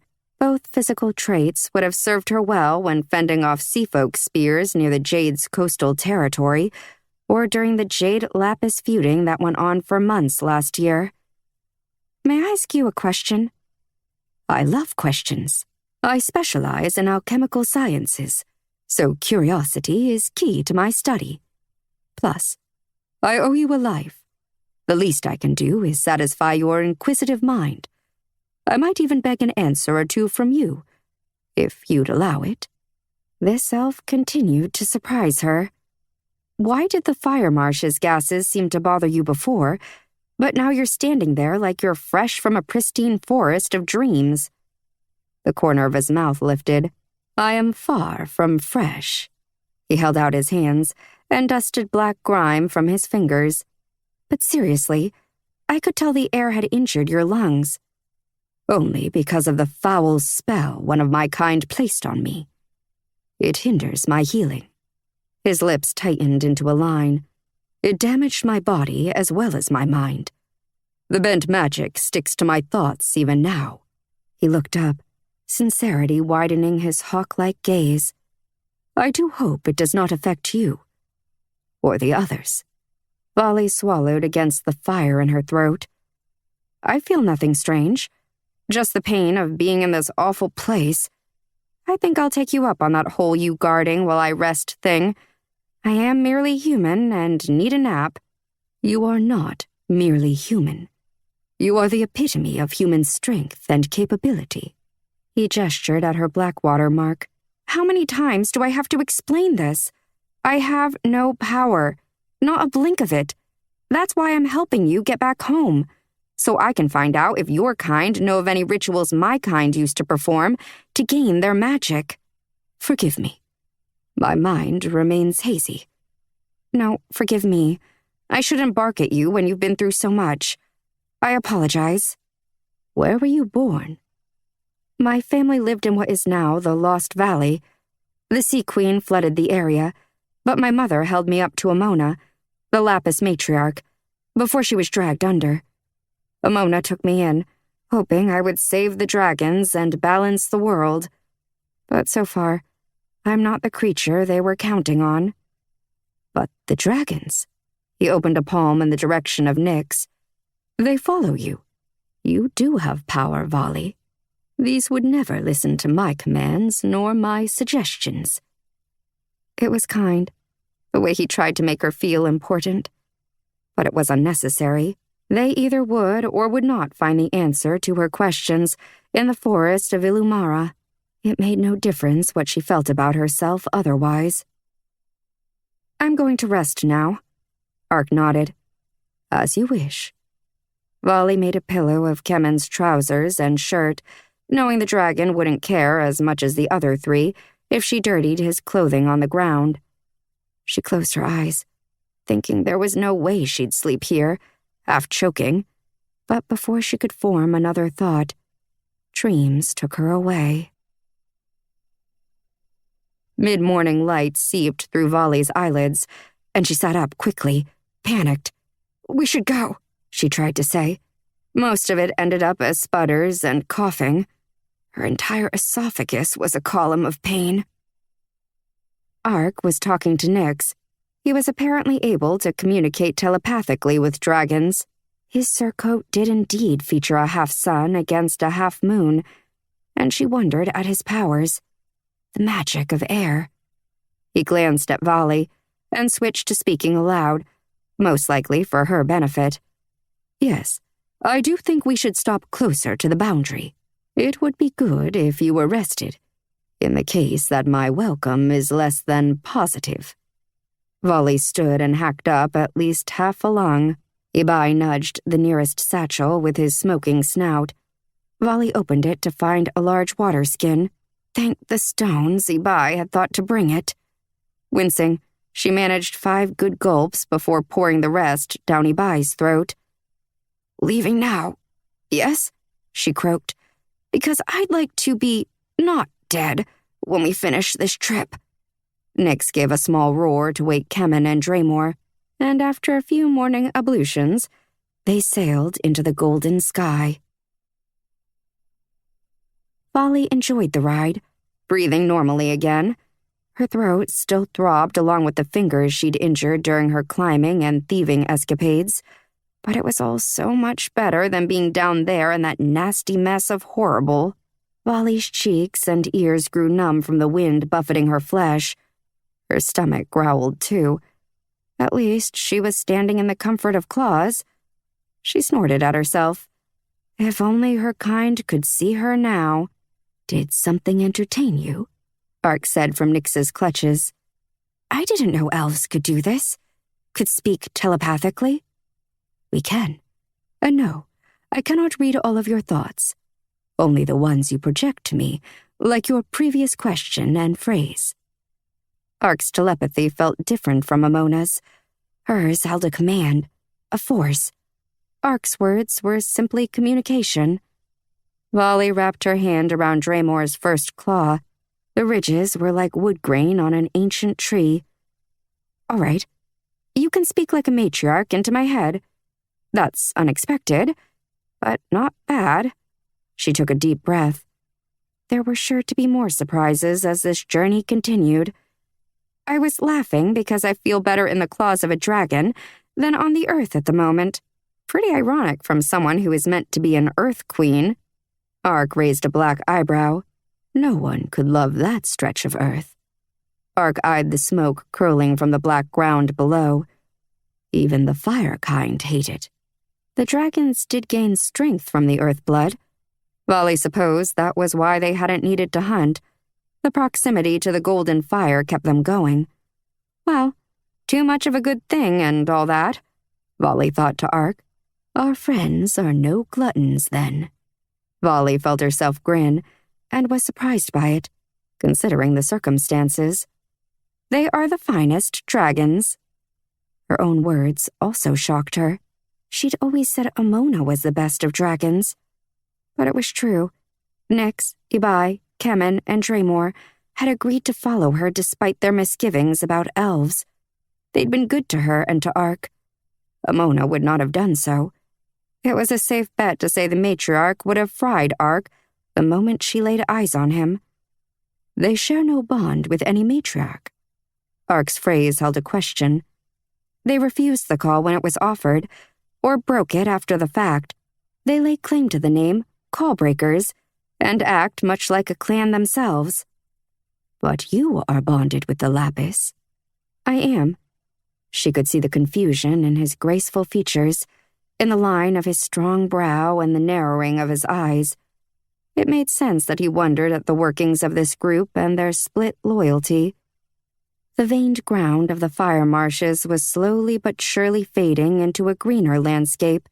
Vali was almost certain the movement she glimpsed far, far below were large rock lizards, creatures who could live on the edges of the marshes. I wonder. Ark's voice startled her. She'd grown used to his voice inside her head. Nyx had flown close to Draymore, their wings fitted like puzzle pieces, and Ark was just behind Vali, not too far away at all. I wonder what the Lapis matriarch would think if she knew her human was soaring above the fire marshes and headed into enemy territory. She ignored that comment. It was none of his business. The synchronized movement of the dragon's wings mesmerized Vali. The muscles and bones worked the leather-like skin. Sunlight passed through the emerald wing above her and made her feel like she was under the fresh water of the silver river, peaceful and cool. The idea of peace made her twist to face Ark. Are the elves truly enemies of the dragons still? They've had no interaction in ages. Why have your kind hidden away? The elf closed his eyes in obvious frustration, his head giving half a shake. He switched back to using telepathy. I wish I could tell you, but that part of my mind is cloaked by the spell. It makes me rather curious about what I will find upon my return. Well, tell me about yourself then. What does your average day look like? Ark leaned back, resting on Nyx. I study alchemy. Specifically, I experiment with how magic interacts with gold. The research has wandered into the study of the 4 types of magic and how they might work together: fire, air, earth, and water. Volley raised her eyebrows. How do you experiment with magic you don't have? I simulate it in my laboratory. He bent forward. Do you think perhaps Nyx would be willing to help me by donating some dragonfire? Somehow, I don't think asking for a dragonfire donation would be a great idea. Ark's shoulders dropped, but then he laughed. Good point. I will wait until she trusts me.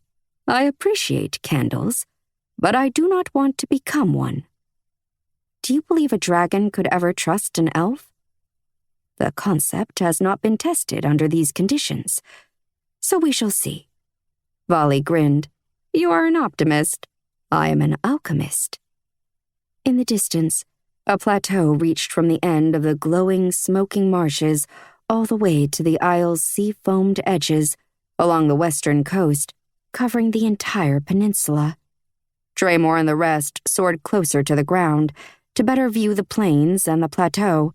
The green of countless ancient oaks cloaked the stretch of raised land, miles upon miles of velvety color. The image stirred Volley. Her feet itched to walk the legendary forest's ground, to smell the earth there. A flash of black zipped past her ear. Draymore jerked forward and down and nearly lost hold of Volley. Heart in her mouth, she gripped the dragon's claws and turned to see Nyx spiraling out of the sky, a massive arrow shaft sticking out of the spot under her wing joint. Dizzy, Volley looked down. Arcturus was a spot, falling toward the earth. Chapter 11. Volley held on, gasping as Draymore banked left and dove toward Nyx, Ibai at his side. The wind whistled in Volley's ears as Draymore swooped under Nyx and put a wing under her body. Ibai did the same on the other side. Then, extending the wings that weren't supporting Nyx, they soared toward the earth. Volley tried to see what happened to Arcturus. She assumed Kemen had gone after him, trying to catch him before he hit. They'd been roughly 150 feet in the air. Could elves survive such a drop? The world was a blur of green and gold, and Volley fell, rolling on the ground until she came to a stop, panting. Draymore and Ibai shifted immediately, and Volley shielded her eyes from the light before running forward to bring them the satchel with Ibai's medicinal items. Nyx lay on one side, chest shuddering. A massive arrow shaft sticking out of her side. Her wing sat at an angle that was all wrong. It was broken. The worst kind of injury for a dragon, worse than the arrow. Volley was numb. Who had shot her? And why? Who even had arrows like that? Ibai, naked, face drawn with worry, dumped the satchel and rummaged through their things. Don't shift, Nyx. The wound will be too large for your kind form. Where is Kemen? Did he save the elf from the fall? He might be able to help here. The scales around Draymore's temples and mouth paled. It was his kind that shot her. If he arrives safely with Kemen, I'll see that he learns what an arrow feels like under the arm. But then Kemen was there, rushing toward the ground in a full dive. He shifted before he even hit, his magic crackling. Any sign of the elf? Draymore asked him. Splattered fancy blood. Please tell me he suffered. It's not anything Arcturus did, Volley snapped. No sign of the elf. Kemen sounded more troubled than Volley would have guessed he would be. He quickly pulled on his wrinkled clothing. Volley, you all right? That was a rough tumble. Volley's mind was finally catching up. I'm fine. Thank you. She hurried to Nyx's side and put a gentle hand on her head. Nyx's pain showed in her half-lidded eyes and the wrinkle between her eyes. The sun glinted off the glassy spikes near her ears and down her back. That was a bit dramatic, don't you think? Vali's voice cracked despite her determination to stay positive. If you wanted our attention, you could have just asked. Nyx's mouth lifted at the corners, showing white teeth the size of Vali's hand. Moisture gathered at the edges of Nyx's eyes before she shut them. Nyx never cried. No matter the fight, the hurt, the loss. She joked and continued on. The tear that wove its way down Nyx's snout before dropping into the tall, dry grass panicked Vali more than the ruby-red blood streaming from the wound, or the cracked wing. Ibai applied a greenish-white poultice to Nyx's wound, then joined Draymore and Kemen behind the broken wing, hands on their knees, studying how far in the arrow had gone. "I think we should push it through," Draymore said. "Remember Baw's run-in with the bald pine? Same spot." Ibai clicked his green and blue mottled tongue against his teeth, his copper eyes overbright.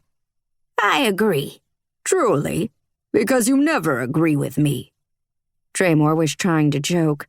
Vali could tell, but he also looked like he was about to vomit. "I'll keep a watch out for Arcturus, and for any further company we might receive." "Receive into our flaming maws," Draymore muttered, rage ringing through his words.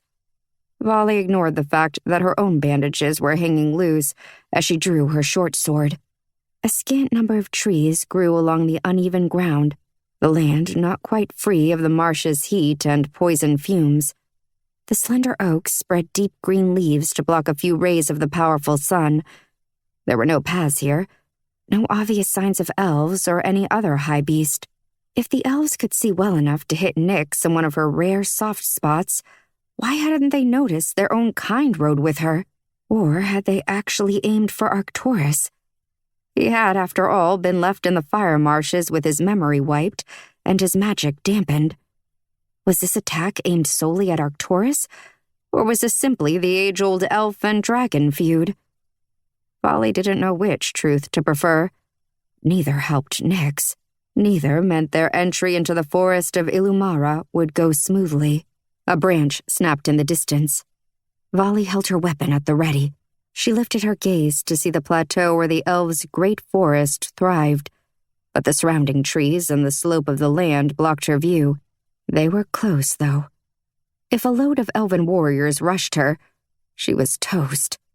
Well, these weren't dragons, so maybe not toast. Perhaps more like a pincushion for throwing knives. A subtle breeze drifted by, tickling Vali's cheek, and a tingling sensation touched her back, like eyes were on her. She turned to see 3 elves walking out of the trees, one with an arrow nocked and aimed, 2 with knives drawn. Fear tried to grip her arms and lock her down. Amona would not appear to save her here like she had so many times. Vali lifted her sword and set her jaw. The vicious drive to live flooded her veins, as it did during battles and feuds. Her body was used to the adrenaline rush, the fear, the counterbalance of courage. "You shot down one of your own kind. Did you realize that?" The 3 looked somewhat like Ark, tall and ethereal in appearance, with pointed ears and that burnished skin that looked more like brushed metal than flesh. Their presence didn't shake Vali like Ark's did, though. Was that only because he had been the first elf she'd seen? Her throat squeezed. She hoped he lived. Pushing panic to the back of her mind, she studied these potential enemies facing her. The one with the bow had red hair like Nyx, although the shade was more poppy than copper, a color she'd only seen in illustrations of elves. The first knife-wielder was thinner than Ark, less muscular in the arms and shoulders, while the second, a female, was far older with silvery hair and wrinkles around her eyes and mouth. It had to take ages for an elf to show age. She must have been around when the Source brought the world into being. "We have none missing. The dragons carried deer or some such kill." The female's gaze traveled the lines of Vali's face. "The wind tells me you are what you cannot be." None missing? Did they not know Ark? Elves only lived here as far as Vali knew. How could they not realize he was missing? Perhaps the same elf who had spelled Ark had spelled them too, and their minds no longer held the memory of him. The red-haired elf glanced at her. "What is she, old mother?" The aged elf shifted her long legs and pointed a knife at Volley. "Look at her forehead. Do you see the mark?" The elf's eyes widened. "She is an Earth Queen," the redhead whispered, lowering his bow a fraction. Volley breathed in and out, keeping her wits about her. They could strike her down at any second. She longed to spill her tale and beg them for help. Nyx and Ark could be dying right now.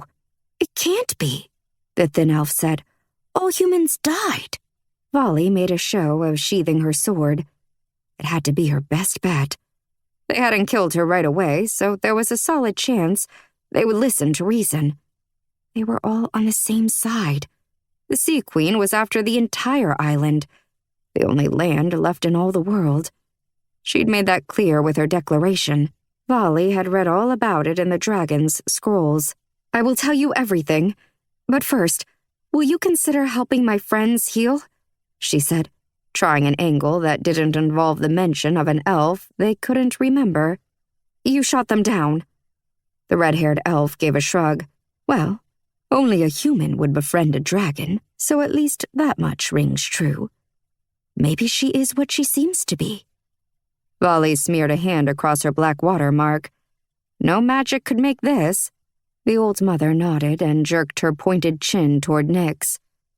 "We are no friends to dragons, but since you are what you are, we will consider it." Nyx's eyes were closed when Volley escorted the 3 elves into the clearing. Volley's heart constricted at the sight of her friend, lying there in a pool of blood. Tears burned her eyes. Ibai and Draymore had clothed themselves while she was gone. Draymore held a cloth against Nyx's wound, while Ibai and Kemen worked to bind Nyx's broken wing to a tree branch. Nyx's breath shuddered in and out as they approached. Ibai froze. "Volley," he said, not turning to see them. He had smelled them. Draymore turned his head to look, then drew his blade, keeping one hand on Nyx. "Which one wants to die first for this crime?" he snarled. "I will be merciful to the first. The second 2, not so much." Murder filled Kemen's face, but the dragon stayed where he was, where Nyx needed him. Volley heartily approved of their fervor, but the end game was what mattered here. "Draymore, stand down, please. They are here to mend what they have broken as best they can." Ibai's face was icy when he did finally turn. "Why would you do that?" His slitted eyes focused on the red-haired elf. The old mother spoke up. "Because she is an Earth Queen, and I thought we had no chance of seeing another." Some of the fire left Ibai's glare. He stepped around, took Draymore's place, then explained Nyx's injuries. Draymore kept a hand on his hilt as he walked to Volley. "Did you find Arcturus? Is he good and dead?" "Draymore, I want him alive. And no, I should go look for him, but I can't leave Nyx. This is awful." "I'll go with you if it's what you want, Volley. Don't they," he jerked his chin at the elves, "want to help us look for their own kind? Did they say why they shot at Nyx, considering she was carrying one of theirs?" "They thought we were deer." Draymore coughed a laugh. "Shut up." "Sorry." Draymore held out his hands, smiling sadly. "So much for elves having good vision, eh?" "I think someone spelled their minds, too. They don't even remember Ark." The elves had removed all bandaging and splinting. They placed their hands on Nyx and whispered words in Elvish. Their lips moved quickly, and their own flesh seemed to glow in the rising sunlight. Small globes like tiny suns bloomed around their fingertips before soaking into Nyx's body. The sound of wind in the trees echoed like music the day had just remembered. Volley thought the rushing might have been related to their magic. The dragon's magic crackled like fire and lightning. Perhaps each type of power had its own sound. Ibai stood back, his mouth pulled into a grimace, and his kind form wings shivering every so often, like he was trying to shake a burr off. A low growl rumbled in the back of Kemen's throat. They truly did hate one another. Nyx's eyes opened briefly, and Volley dared to hope. Could they actually heal her? She realized she'd left Draymore and was standing right beside Nyx's head. Be well, my friend. I can't run that cider house for you, you know, and if you leave it to Draymore, he'll gamble all the house winnings away in a day. Tears leaked from Volley's eyes then. She couldn't hold them back anymore. Ibai let out a short roar, and the elves lurched back, weapons aimed in a blur of movement. Ibai bowed his head and tucked his wings in submission. I was only registering glad surprise, friends.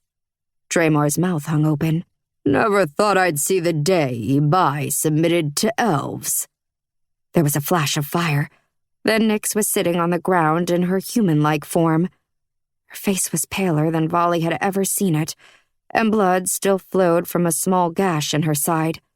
Her injured wing hung at a poor angle, but no bone showed. Ibai and Kemen rushed to wrap both her injuries again. Ibai's hands lingered for a moment on Nyx's shoulder, a subtle show of deep feeling. When Nyx was ready, Volley helped her up. Never thought I'd see the day elves saved my life. Heart full to bursting, Volley looked from elf to elf. Thank you for your work. She isn't fully healed. Not at all, the old mother said. That wing will take a long time to mend, and she has lost a great deal of blood. Now we need to find the other friend of ours you shot down. Another human? The thin elf asked. Should she lie? Yes, perhaps this was a good time for lying. Yes. The old mother tilted her head. She definitely wasn't buying what Volley was selling, but the group followed Volley quickly enough when she started out of the clearing and toward the area where she guessed Ark had landed. Volley looked to Nyx and Ibai, who were working Nyx's dress on, the wings/buttons glinting in the sun. We will return shortly to figure out a way to transport you, Nyx. Draymore spoke quietly with Nyx, and she nodded before he joined Volley and the elves. A stand of beech trees led them to a rippling creek of fresh water. Volley followed the creek up a small rise and tried to listen for Ark's voice. But there was no need. Ark walked around a silver-gray tree trunk and held his hands out, unarmed. Once again, his presence hit Volley like a strong drink. Her skin tingled with the knowledge that he was near, and a completely ridiculous desire to bow her head, a subtle movement, like an acknowledgement, came over her. If she looked out of the corner of her eye, she could see movement around him. Swirling rays of light in sunset orange, midday yellow, and sunrise violet danced with purple-tinged shadows around his cheeks, hands, and head. His eyes were pools of glittering black, and they touched Volley with a look she felt in her chest. Thank the source! Volley bent over, putting her hand on her knees to support herself. She let the worst of her fear wash over her. He was alive. This kind elf who had agreed to help her. This good elf who had been wronged and sought to do what he could to aid Volley and her dragons, despite his own problems. Do you not know me, Vega? The pain on Ark's face as he looked at the old female elf cut Volley more sharply than she would have guessed it could. You knew my mother. Shoulders dropping slightly, he turned to the red-haired elf. The Porus? I taught you how to use that bow 100 years ago. And Pegasi? When did King Matin assign you to this post? I congratulate you on completing your training. It is Arcturus, my kind. Please try to remember. Vega's forehead wrinkled and she lowered her knives. Arcturus, you say? Ark moved his hair away from his ears to show his points. Yes. The smooth column of his throat dropped as he swallowed. Some magic has been done here. Pegasi's young voice was almost a whisper, distrust breaking the syllables at odd points. His black eyes, a match to Ark's, were wide as platters as he studied the light and dark curling around Ark, a sight that Volley could barely see. Yes, Pegasi. Ark's tone curled around the name like a protective hand. The young elf was obviously important to him. I was there when your dear parents birthed you. Your father, Rigel, swiftest elf in all of Illumara, traversed the entire forest in 4 days to tell everyone of your arrival. A sad smile painted Ark's mouth, and Volley had to go to him.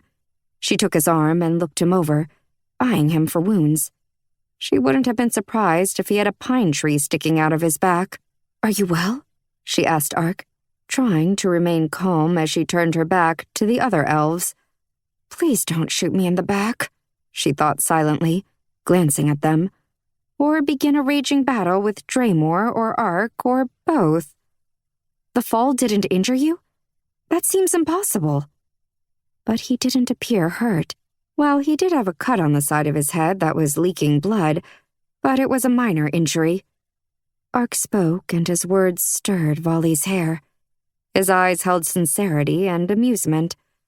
I am well, and thank you for your concern, Earth Queen. She raised her head. His mouth was close, and his presence hummed in her blood. What would his lips taste like? Of course. She stepped back and released his arm. I caught the wind on my way down and was able to find a tree. Wait, you can fly? Elves do not fly. Vega had her knives out still, but she didn't have them up or aimed at anyone. We use the wind to lessen a drop. Ark touched his minor head wound, and light spooled from his fingers. He was healing himself. No, we do not fly, and we do not use foul magic to deceive one another. That would never happen in Illumara. Never. I do not believe this elf's tale. Vega flicked her fingers. Everything happened at once. A blinding pain crashed through Volley's shoulder. She dropped. Draymore blasted dragonfire somewhere behind her. Shouts and grunts rose into the air as Volley rolled to her uninjured side. She worked her sword out, glad the arrow had stuck her in her left shoulder instead of her right. Leporus, poppy red hair loosed from its tie, stood over Ark, who had gone to his knees. Leporus spoke in Elvish. Because we cannot fight the entire elven army, and have no wish to, Ark said in Dragon, with a meaningful glance at Volley, we simply need to speak with the king. Vega had Draymore on the ground, a knife pricking the side of his remaining eye. If you want to lose the second, try that on me again, Vega said. A bright red burn showed on her forearm. Draymore glared at Volley. Still think this is a good idea? Kemen roared in frustration, his talons flashing in the sunlight as he flexed and paced in front of Pegasi and the young elf's shining blades. Volley shivered in the grip of pain. It was a long shot. You know how I enjoy winning against terrible odds. Pegasi lifted Volley like she was nothing more than a sack of feathers, and the odd burning cold of a bad injury smashed through Volley's shoulder. She gritted her teeth and threw her focus elsewhere. Why didn't these other elves have the strange light surround them like Ark did? Vega and her cronies walked Volley, Ark, Kemen, and Draymore back to where Nyx and Ibai waited. The two stood as they approached, smoke billowing from their nostrils. Leporus gripped Ark by the hair and forced his chin high. Ark's white teeth showed in a wince, but he didn't fight the hold the other elf had on him. If you want them to remain alive, Leporus said, you will come peacefully and allow us to bind you. Only then will you get a word with our king. If not, we will cut these deeply, here and now, then take our chances fighting you to the death as well. Nyx put a hand on Ibai's chest, holding him back. We agree. Her gaze found Volley, and her lips tucked up in concern. "Although I'm certain King Matin will simply kill us in a way that is far more creative and painful." "We agree." Pegasi tucked his knives away and snapped the arrow shaft protruding from Volley's shoulder. Sweat poured from her face. Pain, burning, consuming, dropped her to the ground. "We will leave the injured dragon here. She is no threat, and we can return if we so choose after speaking to our king," Leporus said.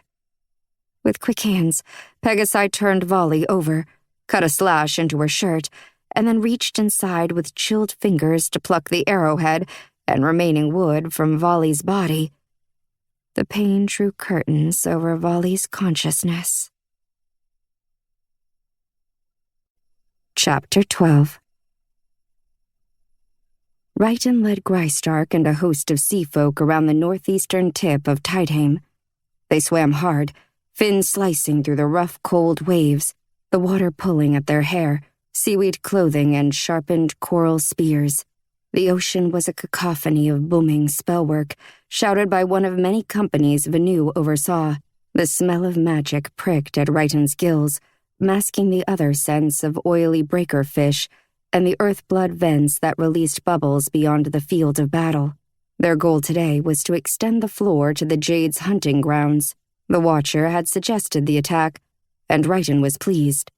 This plan didn't call for Righton's closest friend, Greistark, to lure Jades toward the Blackwater well. The Watcher's strategy was still dangerous, but not as insane. All cherished the Watcher, an ancient gnarled female. She could see events in the past, present, and future, making her an invaluable resource in the war. The Watcher had told Queen Estrella that the Jades were the second worst threat to Sea Folk's power. Righton and his army had to curtail the Jades' reproduction through direct culling during attacks and by diminishing their ability to find meat. If allowed to thrive, the Jades would destroy all of his kind's Blackwater sources and drive Estrella and her kin into oblivion. As to the foremost threat to the Sea Folk, the Watcher claimed that fate still shrouded that danger. Now, a host of Jades flew above the surface, their shadows dark and sinuous among the waves, their flaming maws rippling with fire magic that burned Righton's gills even as he swam 10 feet underwater. Righton had no more time for thinking of the mysterious threat the Watcher could not yet name. The Jades were here, and he had to fight them now. "To the right!" he called to Blue Unit. "Spell with speed and accuracy." Greistark took off with Blue as planned, and threw Righton a nod as he did. He truly hoped that wouldn't be the last he'd see of his old friend. Righton kicked and rose, the silver, green, and gold units behind him. A moment before breaking through the waves, they spoke their spells into their weapons. For once they surfaced, they'd have no oxygen to shout into air. With their spears, they could throw 20 square feet of spelled water at the dragons. Aside from an expert spear throw to the few sensitive spots on a dragon, water magic was the only way to take the beasts down. "Touch the sea and turn the tide," Righton said to his spear.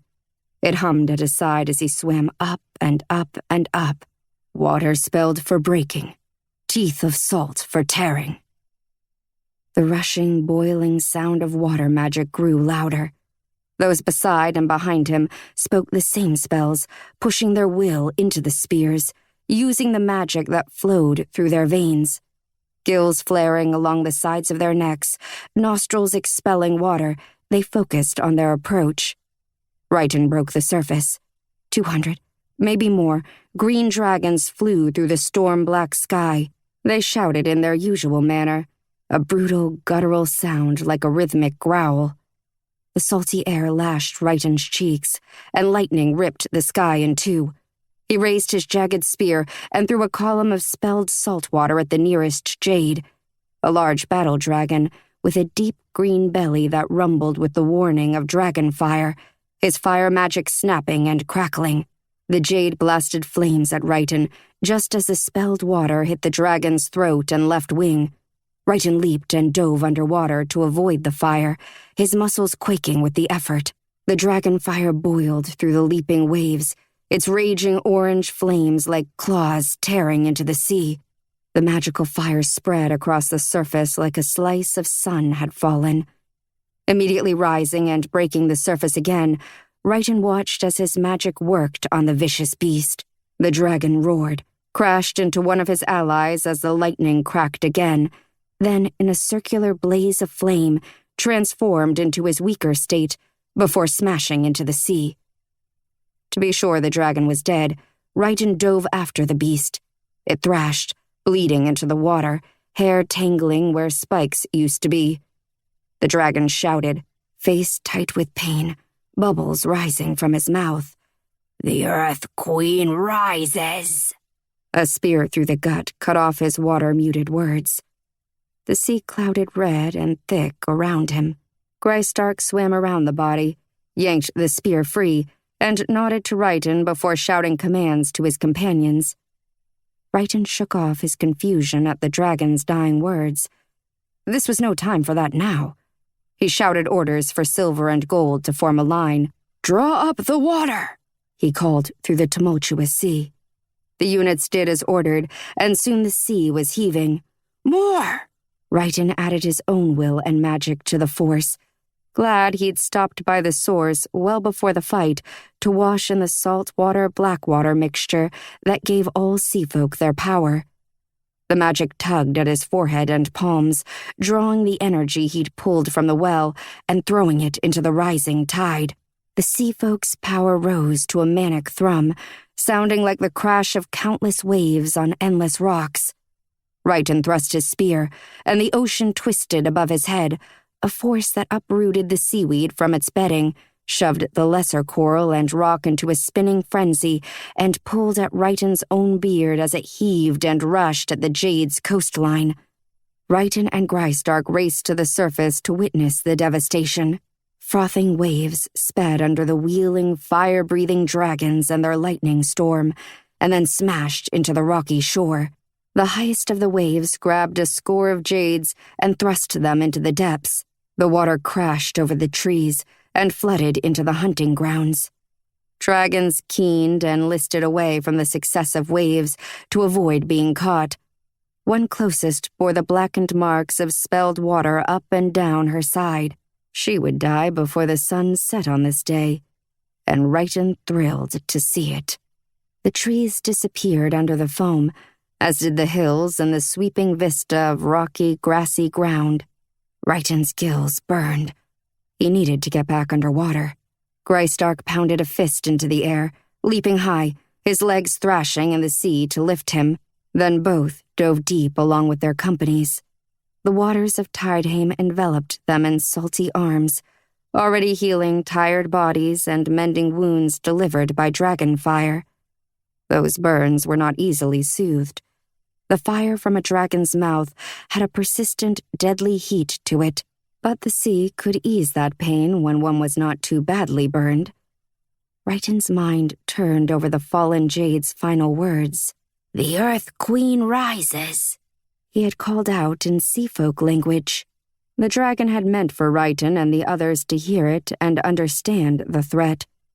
But there were no more humans.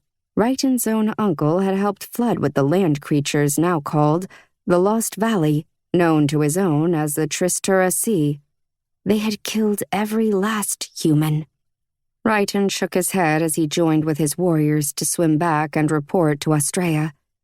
That jade dragon had only been trying to unsettle the sea folk with his falsehood. It was nothing. The jades were obviously growing desperate. They were losing, and they knew it.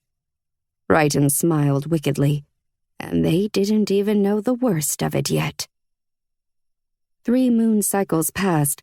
Righton had discovered an underwater tunnel that ran the length of the island, from the north, winding under the land and opening outside the Lapis territory.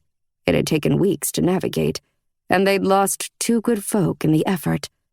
But it was well worth the challenge. With today's major victory for the sea folk, the dragons would unite. They would be foolish not to. Righton would command the armies of the sea to attack the jades once more. The fight would draw the Lapis, and then, when most battle dragons were up north, Righton would lead the Sea Queen's full forces through the tunnel. Without much resistance, they would focus all their power on raising the water and smothering the southern side of the isle with the multiplied salt water. It would be the end of land and the war. He couldn't wait for it all to be over. With the dragons defeated and the world swaddled in salt water, surely Australia would be satisfied.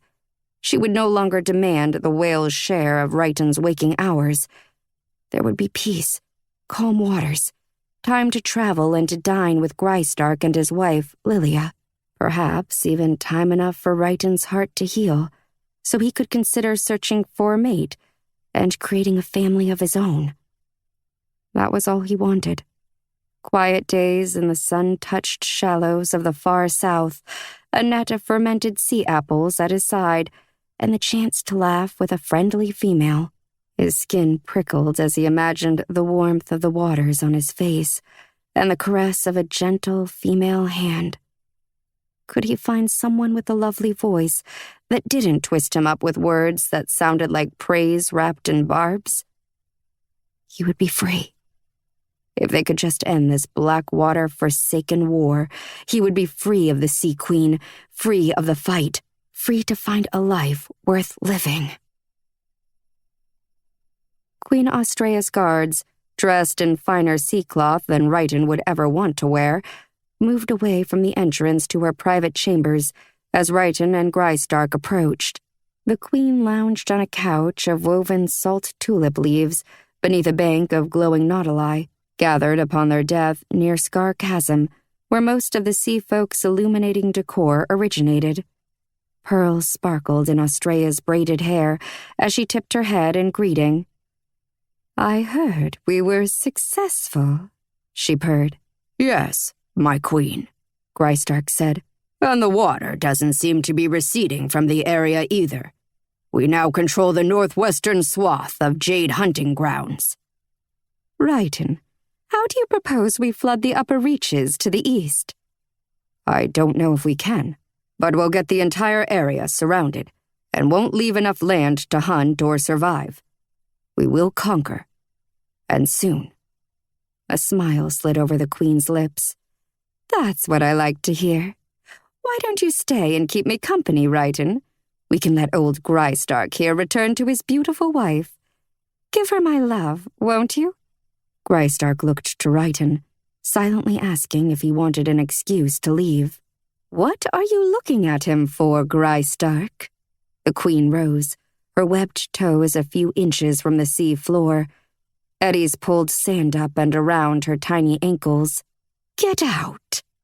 But Grystark stood his ground. She could have him put to death for this kind of disobedience. Righton had to defuse the situation. He slapped Grystark on the back. "His head is jumbled, my queen. Took a hard hit today. Please excuse our good general." Grystark pursed his lips, but went along with the ruse. "Apologies, my queen. Hi, general." He bowed to each in turn, then swam away, giving Righton one last look before leaving. He was a great friend, to risk his own life to make certain Righton was all right. Of course, Righton wasn't wholly all right with the situation. Far from it. But he could deal with Austraya's advances a little longer. She only wanted him for his military abilities. He was not the best-looking male in the sea. Soon, the war would end, and Righton would be free. There was no need to anger her and risk Grystark's neck as well as his own, and whoever else happened to get in the way. Though he truly longed for bed and sleep, Righton crossed the room to make the Queen a net of fermented tideberries.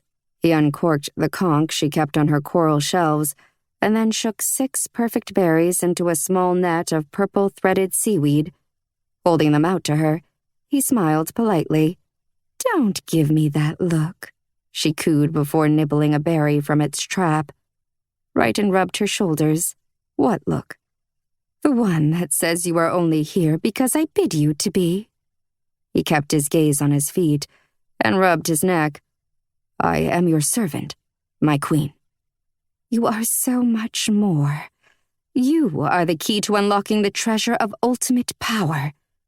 Don't belittle yourself with the term servant. It doesn't suit you. What does suit me?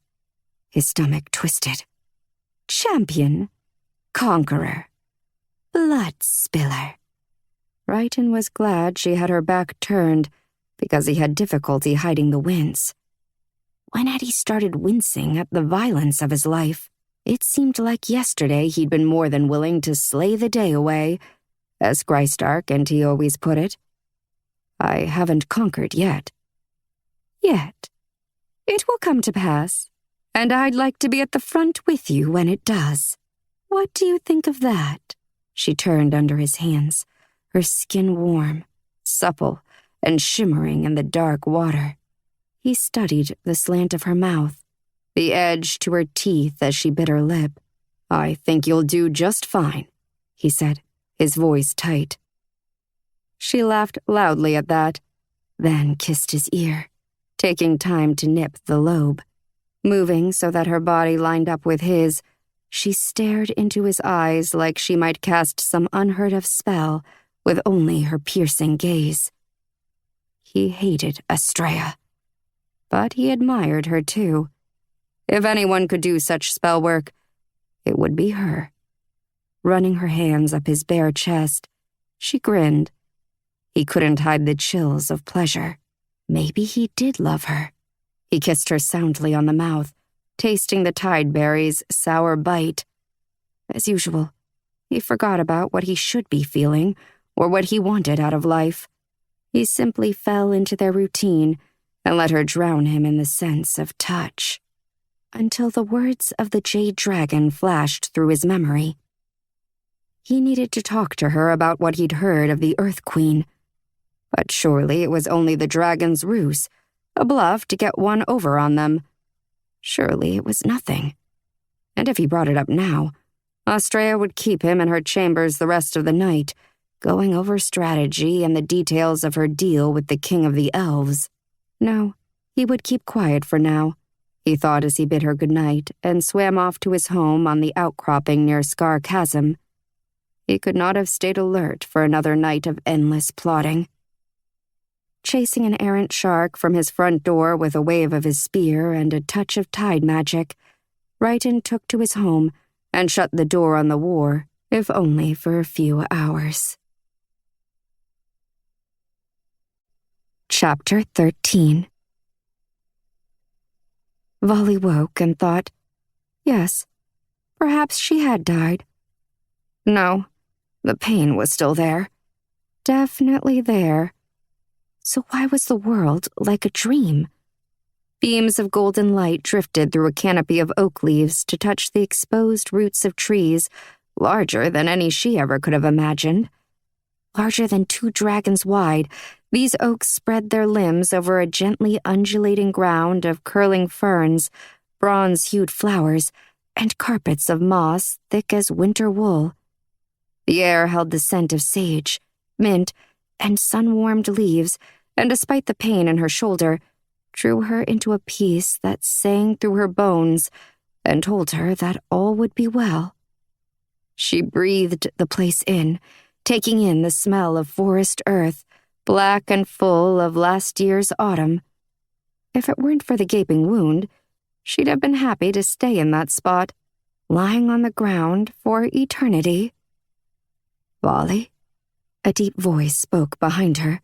She turned her head, nose swiping a clutch of tiny mushrooms, to see an elf. Something stirred in the back of her mind. She knew him. Didn't she?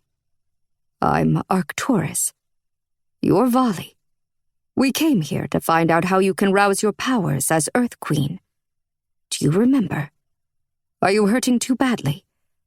I don't know why we're here on the forest floor, beyond the court and alone. I don't recall the circumstances, but I have a mighty knot on my head, and I'm guessing we were injured on our way here. I think I came to find you. Volley thought about sitting up, then decided against it when pain lanced through her shoulder. Yes, she croaked. You came for me. I found you in the fire marshes. A shock ran through her. She was speaking Elvish. How am I speaking Elvish? I grew up with... She tried to finish the thought. I grew up with dragons. Yes, dragons. Arcturus smiled and put his large, strong hands on Volley's wound. You did, yes. And you learned Elvish in your studies as a child. Of course, yes. I am trying to heal you, but my own injuries limit me. He closed his eyes. It was only then Volley noticed how their outer edges tilted upward slightly, and the way a pale purple hue tinged his eyelids. She imagined if she ran a fingertip over the sensitive skin there, it might feel like velvet. Then his magic began to work. Pinpricks of heat skipped along Volley's wound, the sensation oddly pleasant. She looked down, moving her shirt and the edge of her vest aside. The wound was closed, but the skin remained puckered and sensitive to touch. Thank you, Ark. The pain is no longer screaming, "Toss this human off the nearest cliff, please, and be done with it." Ark chuckled, a low sound that suited his good nature. You lost a great deal of blood. He helped her up. You'll still need to take it easy. We'll hurry to the court, and someone there will complete your healing. Good plan. He placed a hand on her arm, and the gentle, intimate brush of his thumb over her wrist threatened to overwhelm her. Her breath hitched. You can also ask King Matin all your questions. Ark paused, his brow furrowing. Pieces of sunlight and small violet shadows swam around his head and fingers. I remembered something. She shook off her strange feelings. This was progress. Good. What? I'm the king's cousin. So you are a royal. He looked the part with his strong features and powerful build. Ferns and various types of grasses covered the forest floor. Volley bent to run her fingers over a light green grass, soft as feathers. As they walked, the ground rose subtly. Ark held Volley so she didn't fall when she stumbled, because she was still lightheaded. A circle of shimmering mushrooms and slender flowers gave way to a sandy path of flagstones, bordered by what appeared to be an herb garden. Lavender bushes taller than Volley boasted purple buds. Mint reached over earthen pots, and pale yarrow flowered between patches of sturdy rosemary and dusky sage. Orbs of light floated over the plants, etching every leaf in gold. It was so lovely that Volley's pain faded to the back of her mind again. The path turned beneath more towering oaks. The greenery was so thick, it was like being inside a cave, yet the light was nothing like a cave. Soft and bright at the same time, it limbed Ark's hand and forearm as he helped her along. If she'd thought he was beautiful before, now he was beyond words. This was truly his home, where he belonged, and his magic suffused flesh and bone shone with the truth of it. The garden, it's perfect. She paused to pluck a sprig of lavender and inhaled the pure scent. How do you keep the sunlight here? Like this? The spheres of light over the garden floated on the breeze like soap bubbles. The outer surface of each orb was clear as glass, and each one held a shining sun of its own inside. Once in a while, the contained, sunny luminescence shifted slightly. Miniature rays hit the glassy barrier before scattering into a crowd of tiny golden stars. Ark's eyes sparkled, and he graced Volley with a genuine smile. Watch this.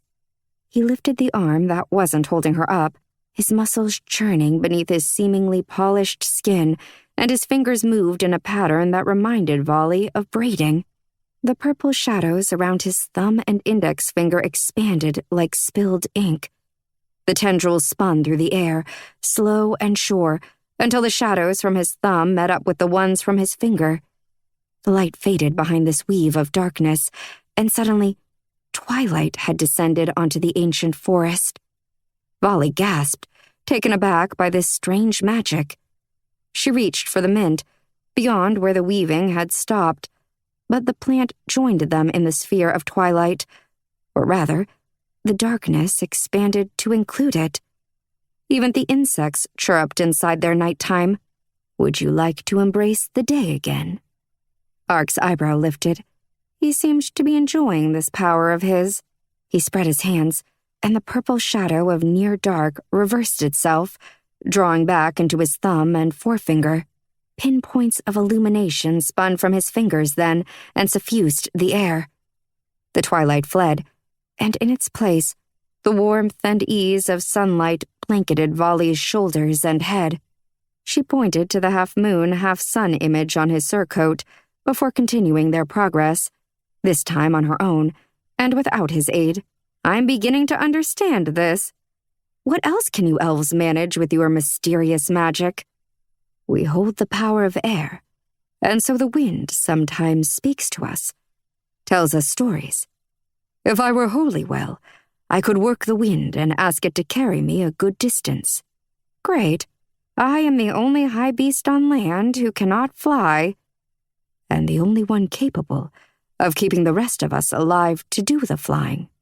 We'll see. Ark nudged her gently with an elbow. During our journey here, you claimed to enjoy making bets. Care to wager on yourself? A laugh bubbled out of Volley.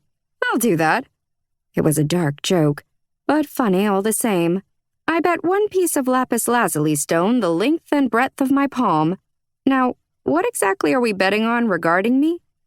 The corner of Ark's mouth lifted as he watched the path wind eastward under their feet. That you will awake your magic and become a true Earth Queen. He met her gaze then, eyes full of mischief, and held out his forearm. I believe in you. Volley rolled her eyes to hide how much his statement touched her. But if I'm betting on myself, then you'd be betting against me. It's not what I would choose, he said, but someone must spur you to cheer yourself onward. We will make a heart promise of this bet. You'd risk your life on a bet? I knew there was a reason I like you. Ark gripped her forearm. Fine, she said, agreeing. I promise to pay you one lapis lazuli stone, the length and breadth of my palm, if I don't manage to wake my powers. He repeated his own version of the promise. She returned the hold, curling her fingers around his arm. The tingle and sizzle of a promise made warmed her heart. She held two now. Both simmered there, deep inside, and if she broke them, they would sear their way into the organ that pumped her touched blood through her veins and kill her in seconds. But she couldn't remember what the other promise involved. Her palms began to sweat. Arcturus, I made another promise. I can feel it. Her fingers tapped her upper ribs where the oath sat waiting. I can't recall anything about it. She shook her head, the ground unsteady beneath her boots. You must have made an oath to the matriarch who raised you. Yes, Amona. Her mysterious injury and the blood loss truly had messed with her head. She'd completely forgotten about Amona. Breathing slowly to dispel panic, she walked beside Ark and focused on the fact that she would soon get the answers she needed to save Amona and the rest of the Lapis from the Sea Queen. How do you think I received this wound?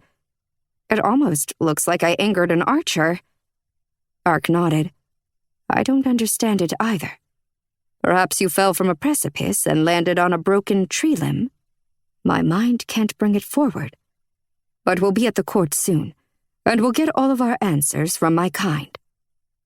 Volley forced herself to be content for the moment. It wasn't like she had a choice.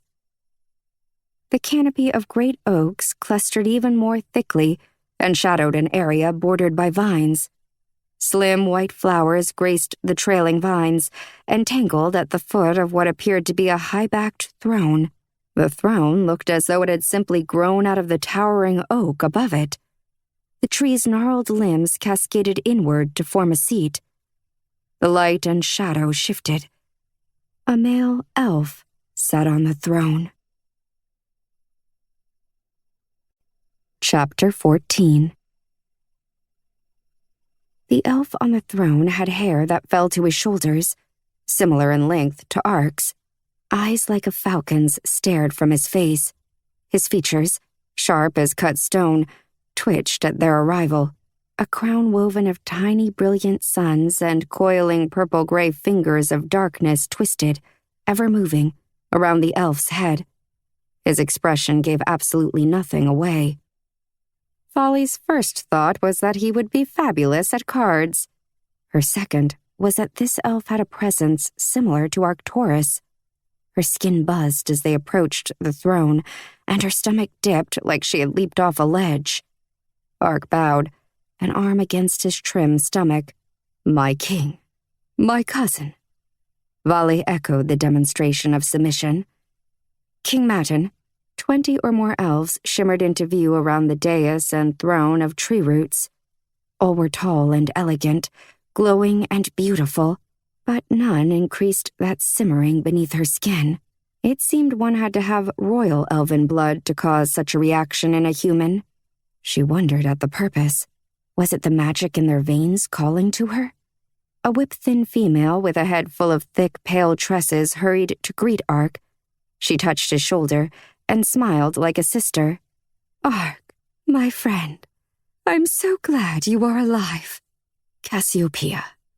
Ark kissed her on both cheeks. A shorter elf with acorn-brown hair approached, hands held out. "I knew you had not lost your mind and wandered away. Not our Arcturus." He patted Ark on the back with a force that would probably have brought Vali to her knees, but merely jostled Ark. "I hope you didn't injure yourself searching for me, Haldis." A group of elves calling themselves elders came forward, dipping their silver, black, and brown heads in greeting. One barrel-chested male elder smiled at Vali, but his eyes were cautious and wise. "I look forward to hearing your story, Arcturus." "Thank you, General Regulus," Ark answered. The king stood in one quick, graceful movement. "Arcturus, we had thought you dead." He rushed forward and clasped both of Ark's forearms. Matin was a few inches shorter than Ark, but they both seemed capable of strong magic. Their fingers and head displayed those barely visible tendrils and pinpoints of shadow and light that were becoming familiar to Vali. She knew now how to tip her head and glance at the play of day and night around them to see it more clearly. Her eyes fought to slide off the sight of it, but she kept her attention divided and beat the magic at its game. The king, resplendent in a silver tunic embroidered with a black half-sun, half-moon on his chest, returned to his throne and then accepted a ruby-encrusted goblet from an elf standing to his right. This king's assistant, or whatever he was, had white gold hair and a smile like a red wound in his otherwise lovely face. He was the first elf that got Vali's hackles up. But he was an elf. With Blackwater in their very blood, they were inherently good, right?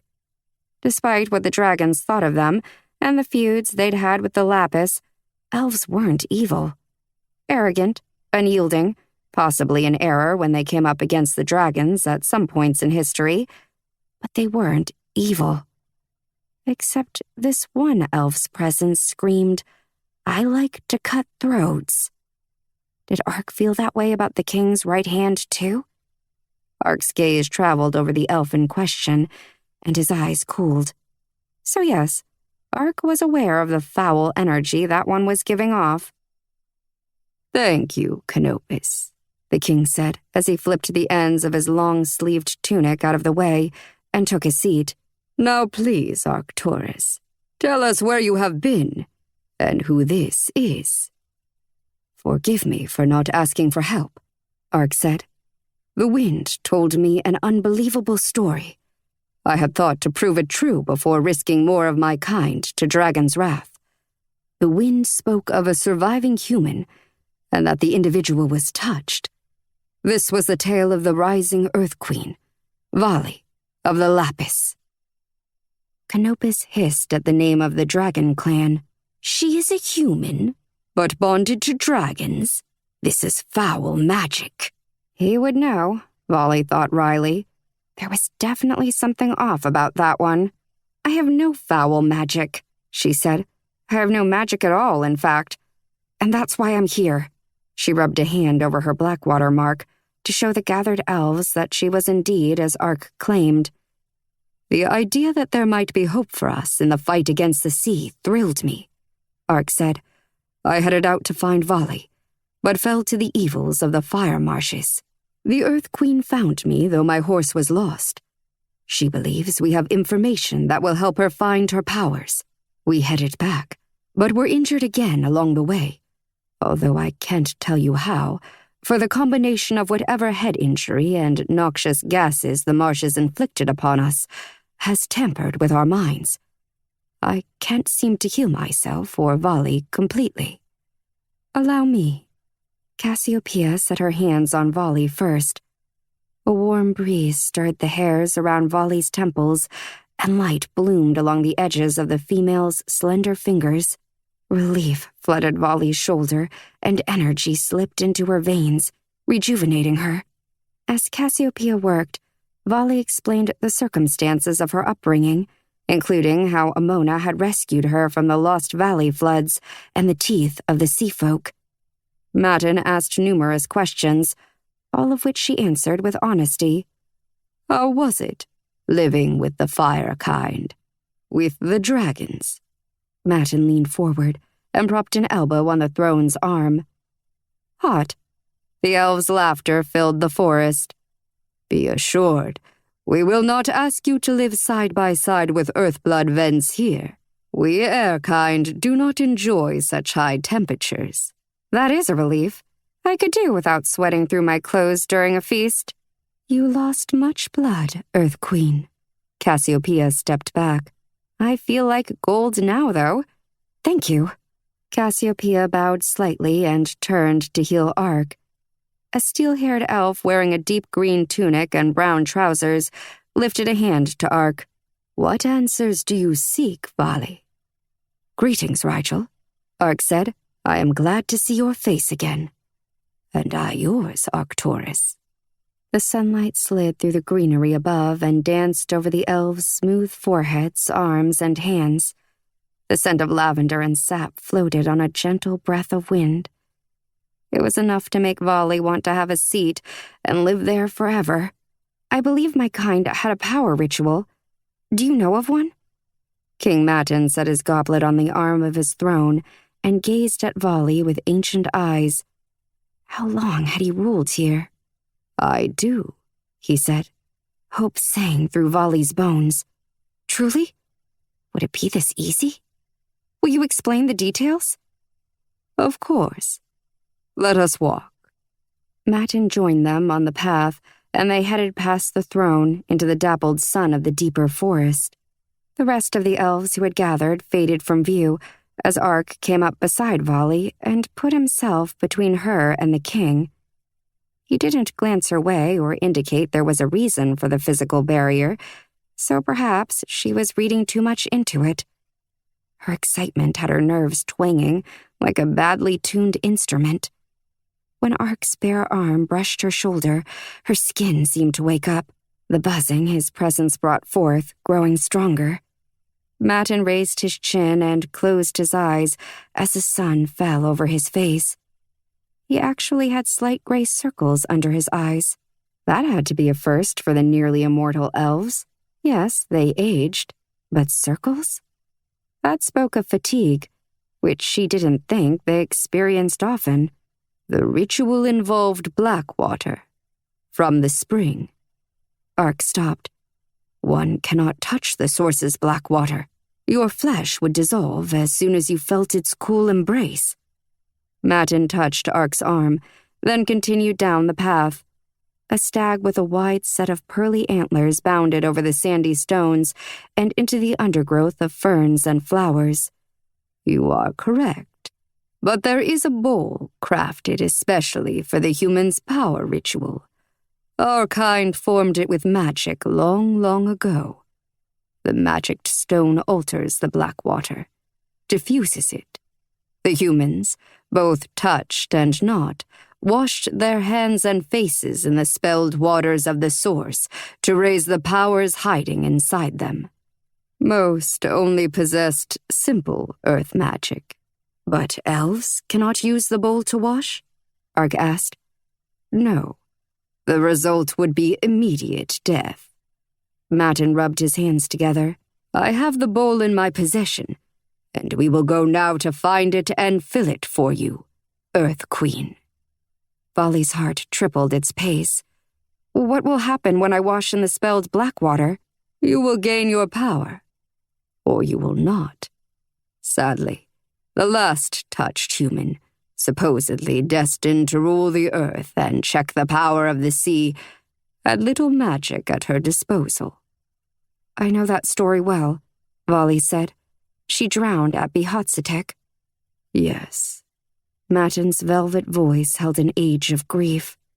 But now, you have given me hope. Perhaps the magic of Earth does indeed hide inside you, strong and willing. We will know when you wash. Vali felt like kissing both elves fully on the mouth. This was the answer to all their problems. She would gain her power and save the dragons and the elves and all the land creatures. Well, if her mark wasn't a total bust, which it well could be. No, she wouldn't be negative about it. She'd stay positive, like... A familiar face flashed in her mind, the features of a friend. But the image slid away much like the shadows and light around the elves when she tried to see it straight on. But Ark and Cassiopeia had healed her. Why wasn't her mind acting like it should? Are you certain that Cassiopeia mended me completely? Ark frowned and narrowed his dark eyes. Why? I think I'm forgetting something. It's fatigue, Matin said quickly.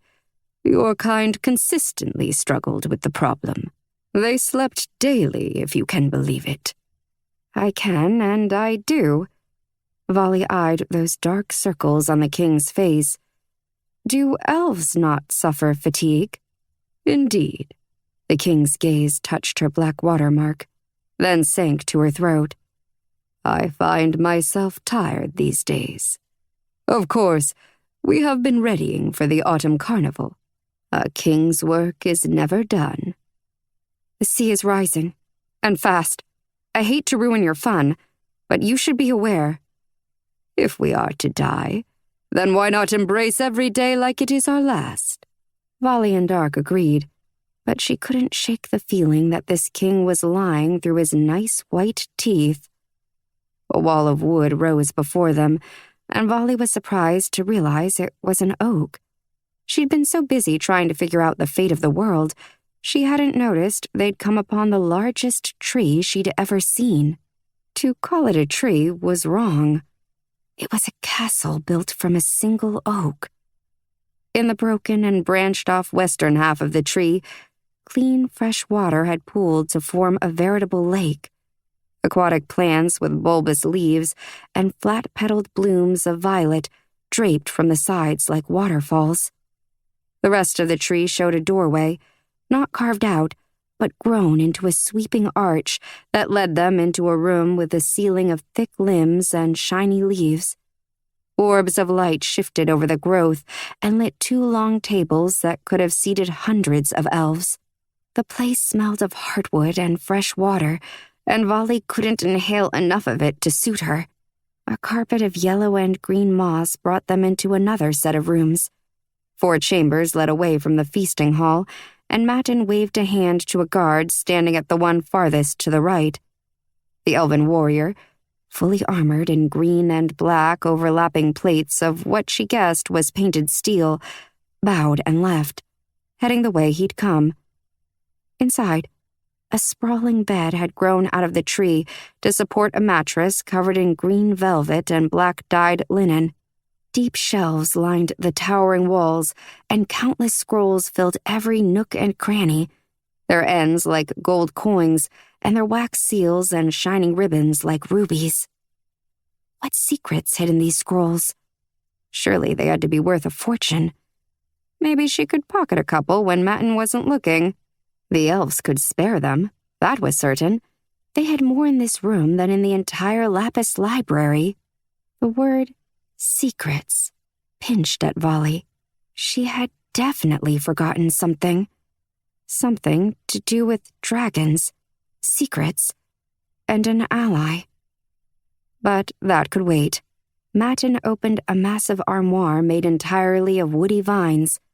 The darkness inside swallowed the light in whole, and Volley couldn't see what the king held until he turned to face her.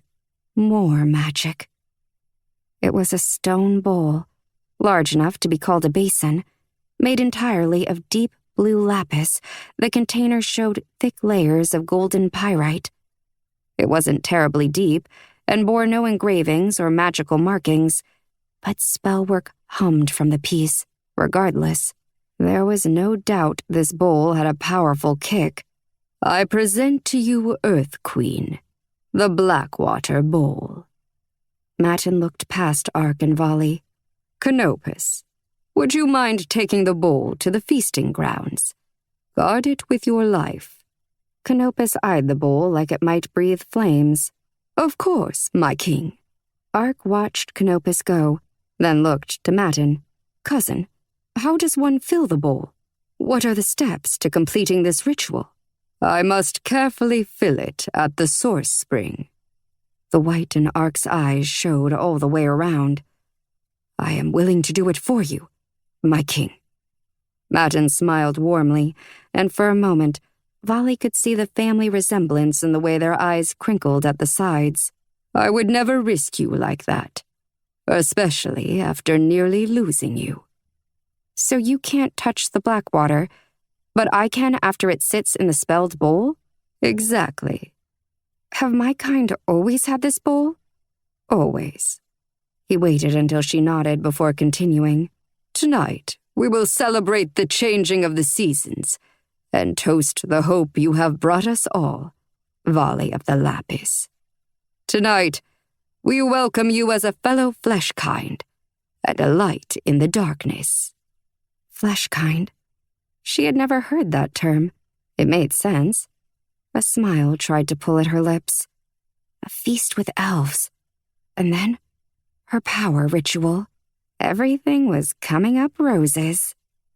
But life had shown Volley that roses had vicious thorns, and she was having a tough time believing all was as wonderful as it seemed. For now, though, she would squash that doubt and enjoy the night and hope along with the rest of these elves who looked so much like her own kind. She would embrace their culture and pull their acceptance around her like a well-fitted cloak. For once, she truly felt as though she was in the right place at the right time. For the first time, she truly belonged. Chapter 15. Haldus, the stockiest elf of the bunch, led Volley to a room inside Matin's oaken castle. I don't know if I can rest, Volley said as she followed him into a circular room. 2 chairs sat in front of a fireplace lined in a luminous green stone she'd never seen. A round bed snuggled into a spot to the left of the door. You have important business with the king later, if I am not mistaken, Haldus said. Don't you want to be at your best? Your body must rest to complete its healing, and then we will feed you to help you regain your strength. The light from numerous candles set in blue-green glass flickered over his frown. Though his words were kind enough, he kept his distance like he didn't trust her. Volley's body ached from the journey, her shoulder pulsing with the ghost of her injury. The pain wasn't bad, but as a yawn escaped her lips, she realized grouchy Haldus here had a good point. Agreeing, she bid him farewell before falling into bed. Satin fern fronds decorated the velvet coverlet, soft under her hands. The fabric cocooned her fingers when she pressed down, and she sighed. It was a perfect place to sleep, but Volley's eyes refused to stay shut. The elves had carved words into the strip of wood near the ceiling. Be at ease. Time is not your master. Breathe in the moment and marvel at all. Volley cocked an eyebrow, muttering, Easy for you to say, woodcarver. You weren't expected to save the world. Windows lined up along one side of the circular room. The forest beyond the oaken castle showed trees that were larger around than the tunnels of the Lapis Mountain Palace. Green leaves glowed in the sunlight and waved gently in the breeze. The elves had cracked the leaded glass windows to let in the air. The scent of Illumara wafted across Vali's face, lavender and mint from the gardens, the warm earth of the gently sloping grounds, and the perfume of woodland wildflowers. A dark wood door stood beside Vali's bed. Fidgety and unable to rest, she decided to explore what other elven treasures hid in this amazing place. She turned a blue glass knob and stepped into a room that was much darker than hers. No windows graced this room. 3 beeswax candles flickered on a shelf above a tub. A bubble-covered ark stood up, water dripping from his body. His black eyes flashed. Droplets fell from his sharp chin, the muscles of his chest, and, well, everywhere. Vali sucked a breath and averted her eyes in the interest of showing respect. Her blood rushed through her veins like she had eaten one of those purple mushrooms Amona warned her about. Arcturus, apologies. Fighting a wide grin, she kept her gaze on the planks of the floor. She had barged in without invitation, and she wasn't sure elves were as casual about nudity as dragons. I didn't know this was your room. I'll head back. Body humming like a plucked string, she turned to leave. She heard splashing and supposed he was getting out of the claw-footed tub. No apologies necessary, Vali. I think Haldis will come for us when the feast is set. Is that satisfactory? Stones and black water, she wanted to peek at him, but she stared at the doorknob. He didn't sound ruffled, but still erring on the side of good manners was probably the way to go. Perfect, she said. See you then. And thank you. She shut the door and leaned against it, smiling. For what? Ark's voice rumbled through the door. She wanted to say, for the display of male beauty, but she didn't want to be an arse and make him feel uncomfortable. She pretended not to hear his question and promptly went to her own bed. If he wanted more than a friendship, they could explore that if she lived through the ritual. Shaking her head at her own hormones, she forced herself to close her eyes. Her mind didn't want to sleep. The velvet coverlet brought up thoughts of how Ark's skin might feel under her palms. How would mating with him work? What would happen first? A kiss to the mouth? A brush of fingertips over hip bones? Exhaling to clear her head, she pushed the experience to the very back of her mind. Ark would never consider her as a mate. She was a human. He was an elf. Sure, they were physically compatible, but vast differences in culture and behavior remained. What would King Matin say if she tried anything with his royal cousin? Just thinking about Matin brought up worries about the upcoming ritual. Vali trusted Matin as much as she would trust newly matured dragon Chabier to watch her plate of bacon while she went to the loo. Which was to say, not at all. With the face of a card player, King Matin could hide anything. Everything. Even if this ceremony and the bowl gave Vali her earth magic, the whole thing might all end up being an elaborate ruse to take control of her. There was no real way to know. She had to go through with the ritual, playing it roll by roll, hand by hand, until it ended happily or with her as his puppet. Or worse. She read the message that ran along the ceiling and decided to take the unknown carver's advice. Breathing deeply of the lovely Illumara air, she marveled at the softness of her bed and the moment of peace right here and now. Outside Matin's oaken castle, in the emerald green moss and feather-soft grasses, Vali, Ark, and the rest of the elves gathered to celebrate what was to come.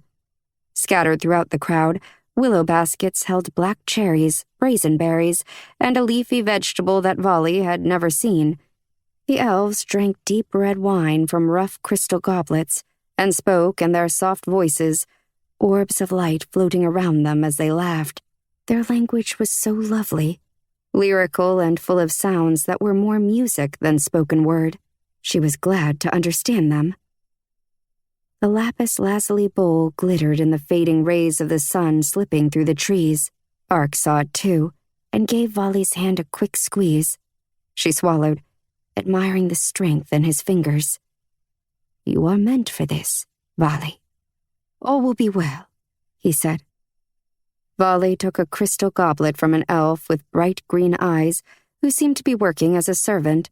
"I sure hope elves are as wise as they seem," she said to Ark, "because I still feel like I'm not the creature everyone here thinks I am." The goblet's base was rock, and the crystal sprouting from it hollowed into a smooth cup. The wine tasted like cherries and wood smoke. "Don't fret. We are the wisest." Ark winked. "And the most arrogant." Vali elbowed him gently. Hopefully, the sleep she'd had during the day had prepared her body for the ritual. Everything had to be perfect. From what Majin said, one did not repeat this ceremony. Once she'd washed in the spelled black water, that was it. Or so he claimed. Now, with the sun setting and twilight descending over the forest, a sweet-scented fog drifted through a stretch of papery birches. The fading rays of the sun highlighted the violet flowers that grew beyond the feasting area. Ark had donned a clean, long-sleeved linen shirt and a new black surcoat with the half-moon, half-sun symbol. His hair was tied back, highlighting his jawline and the long column of his neck.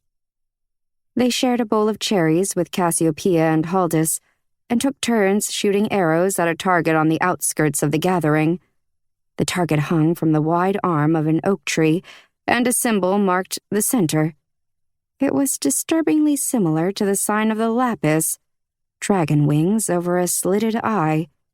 Vali took the bow from Cassiopeia and a green and silver-fletched arrow from Haldus's wide palm. "That's not the lapis symbol, is it?" The target showed wear along its sides, and many arrow holes from use that went much further back than today. Cassiopeia's cheeks reddened. "I didn't even think of removing it to help you feel more at ease." "Oh, I don't expect you to do that. I'm a guest here. A grateful guest. I was just curious." Haldus walked toward the target, then bent to snatch up a blue-tinted fern. He crushed the plant in his hands and painted the bullseye a deep sapphire color, covering the lapis symbol. He turned and smiled. "Better. We want you to feel at home here, Earth Queen." He'd had a change of heart. When he'd brought her to her room, he'd been taciturn, and now he was all gracious smiles. Vali glanced at Ark. Had he talked to Haldus? Ark just nodded his head, mysterious as usual. "You didn't have to do that," Vali said to Haldus. "But thank you." She took the bow and shot 3 times, hitting the bullseye every time. The elves applauded her efforts. She handed the bow to Ark. His fingers brushed hers, and his gaze lingered on her face. Vali found herself breathing too quickly for only shooting a few arrows. "Great shooting," Ark said. "I suppose you are a sharp hunter." She snorted. "Not compared to dragons." "Why would you need to compare your skills to theirs? You are not a flying reptile. You are a fleshed high beast. Take it from me, if you ever venture near Lapis Lands again, do not let the dragons hear you say that." Ark chuckled. "I am only joking. I respect dragons. They are vicious and beautiful in their way." Haldus sneered. "I didn't realize you had such a soft spot for the creatures, Arcturus." Cassiopeia touched Haldus on the shoulder, and he visibly relaxed.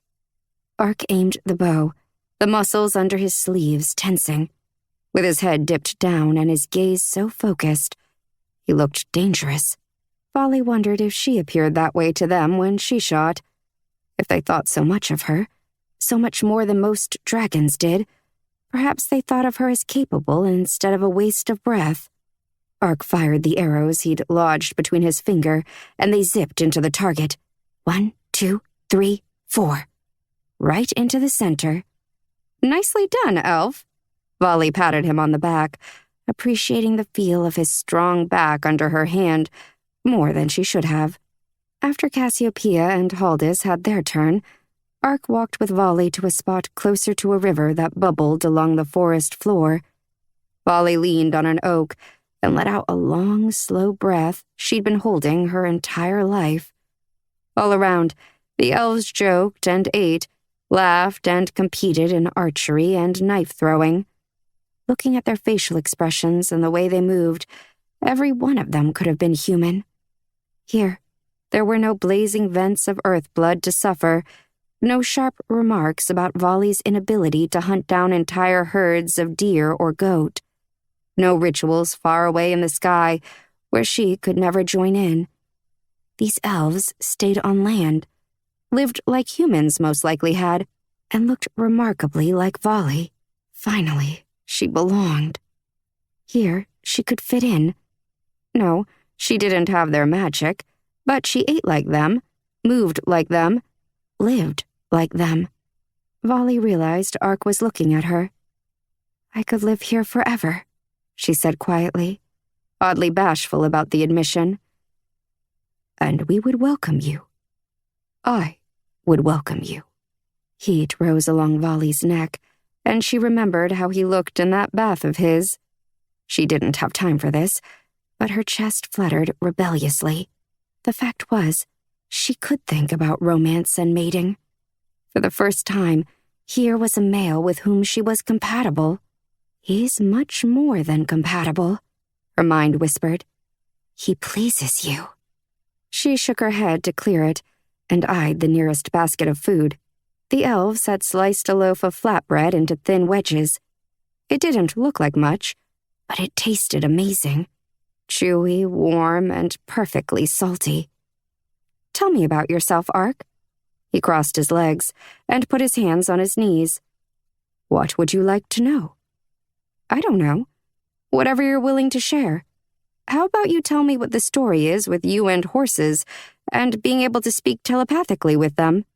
"All elves can speak telepathically." "I noticed, but can they all talk to simple beasts in that manner?" "No. That is a unique skill of mine, born of my royal blood." "King Matin can't do it?"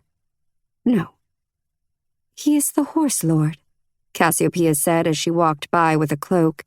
She continued past them and placed the thick black garment on an elf who appeared to be quite old. "The what?" Volley thought maybe she'd heard her wrong. Ark answered, "Horse lord. It is an old title. The last to hold it lived over 1,000 years ago. It is like an affinity for the equine, not unlike the ways humans used to be with many types of animals." Volley leaned forward. She hadn't heard of this or read about it. "What do you mean? Your kind always had animals around them." Volley remembered the scroll and how the badgers, rabbits, bears, and various other simple beasts had gathered around the humans in the drawings. Were they able to connect with them like you do with horses? Perhaps. I don't know. We can ask King Matin if you like. He should know. Out of all the elves still living, he spent the most time among your kind. Do you have stables here in Illumara, or do you focus your talent on wild horses? Ark's eyes narrowed. We have stables. Are you all right? Yes. I thought I remembered a horse of mine. Itor. Good name. It means steadfast, right? Cassiopeia, Ark called out.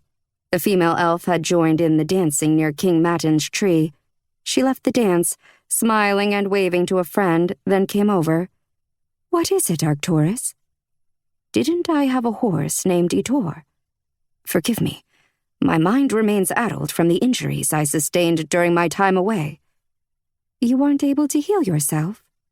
My memory, my power, refuses to be rejuvenated. You have never had a horse with that name. Perhaps you saw into the future days and will find such a steed later? Perhaps. Ark thanked Cassiopeia, and she returned to her dancing. Ark offered Volley a dubious-looking vegetable. Want to try one? What is it? He tore a bite-sized piece from the plant's long leaf, then chewed it. It's a bean, but we like the leaves best. Volley accepted a second piece. Ooh, it has a punchy tartness to it, doesn't it? And a sweet finish. Ark's dark gaze brushed her cheeks and neck. His dark pink lips tilted into a mischievous grin. I believe I used the same words to describe you earlier today. Volley rolled her eyes, but couldn't quite fight off a smile. To whom? Rigel. He came to my rooms to speak with me. I fear something is wrong with him. This place, it's so lovely that I can't imagine anything being wrong here, except for that Canopus fellow. Though the air was pleasantly crisp and didn't require extra heat, Cassiopeia set up split wood for a fire. She turned to Ark, a question in her eyes. Volley thought maybe he was going to use more magic she hadn't known elves possessed. But instead he walked to the fire and took a flint and striker from a small pouch on his belt. Volley joined him. I understand. He kneeled beside the woodpile. We are so close to the source. There is a peace that soothes this forest. But even here, foul magic can take root. It is more easily masked in this beauty. He plucked the thin tips from a bunch of tall grass and tucked it under a split log. Volley squatted beside him, keeping her voice low and speaking in dragon. What do you think is wrong with your friend Rigel? Keeping an eye on the surrounding elves, Ark struck the flint. A spark leaped into the tinder. He has a heaviness to his presence, like he has suffered a great loss, but he can't recall any event that would mar his energy. This all sounded much like she was experiencing. I didn't want to complain, but I have a similar feeling. Mine is not so much a deep grief, but a worry, a fear. And you don't think it's due to your upcoming power ritual, and the fear that it may or may not work a change in you. The fire bloomed, and its flickering light painted Ark's smooth brow and straight hair with an orange and yellow glow. His long fingers worked quickly as he stowed his flint and striker. No, it's difficult to explain. Do you feel as though you are well now? From whatever we suffered? Only now did Volley realize they never even attempted to figure out what had happened. What happened to us? Did you find out anything from your kind's scouts? Perhaps we should try to trace our steps backwards to learn the truth. After my ritual, of course. I don't feel completely healed, but for some reason, I can't worry about it. That doesn't seem right either. Ark's face twisted in frustration. No, it doesn't.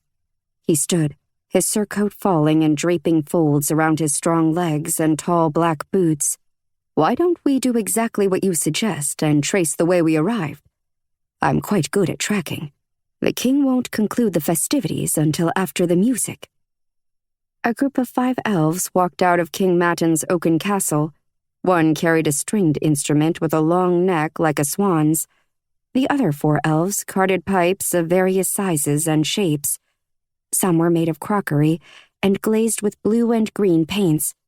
The rest were made of carved wood and resembled large oak leaves. As much as Volley hated the thought of missing elven music, she wanted to know what had happened to her and Ark. Whether it had to do with this place or the elves or something she couldn't guess, the answer to their question might prove key in the future. They left the feasting, music swirling through the night behind them, and headed back the way they'd come, past King Matin's throne, along the garden path, and into the wild woods of the forest of Illumara. Starlight filtered through the treetops and clustered around Ark's head and hands. He looked otherworldly, nearly divine. Once they reached the spot where they'd awakened, Ark crouched and picked up a broken plant. He studied the area, touching the ground. This way. Ark led Volley down a slope and through a wide but shallow creek that smelled of fresh water and jasmine. She could barely see. Ark's light-colored sleeves helped her follow him in the scant starlight as he hurried up another rise, then through a stand of young birches like pale candles in the darkness. If she asked him, he could call up a light for her, but she was fine, following him like this. Besides, She didn't want him using up his energy with air magic unless it was truly necessary. They had no idea what they might find at the end of this trail. Panting, Volley kept up with Ark as best she could. Ark stopped and put a hand on a beech tree. He stood still, head cocked. Crouching, he pressed a hand against a footprint. Then he took off at a quick clip through an oak grove. She followed, scattering chipmunks and lizards as she tried to step around ferns and through thickets. Ark halted under a stand of pines that whispered in the breeze. Leaning on the nearest tree, Volley sucked deep breaths. "Are you stopping because I'm about to fall on my face, or because you actually need to track?" His mouth twitched. A little of both. He touched a depression in the damp earth between two boulders. "Do you remember any of this?" A lump formed in Volley's throat. She tried to swallow, her stomach twisting.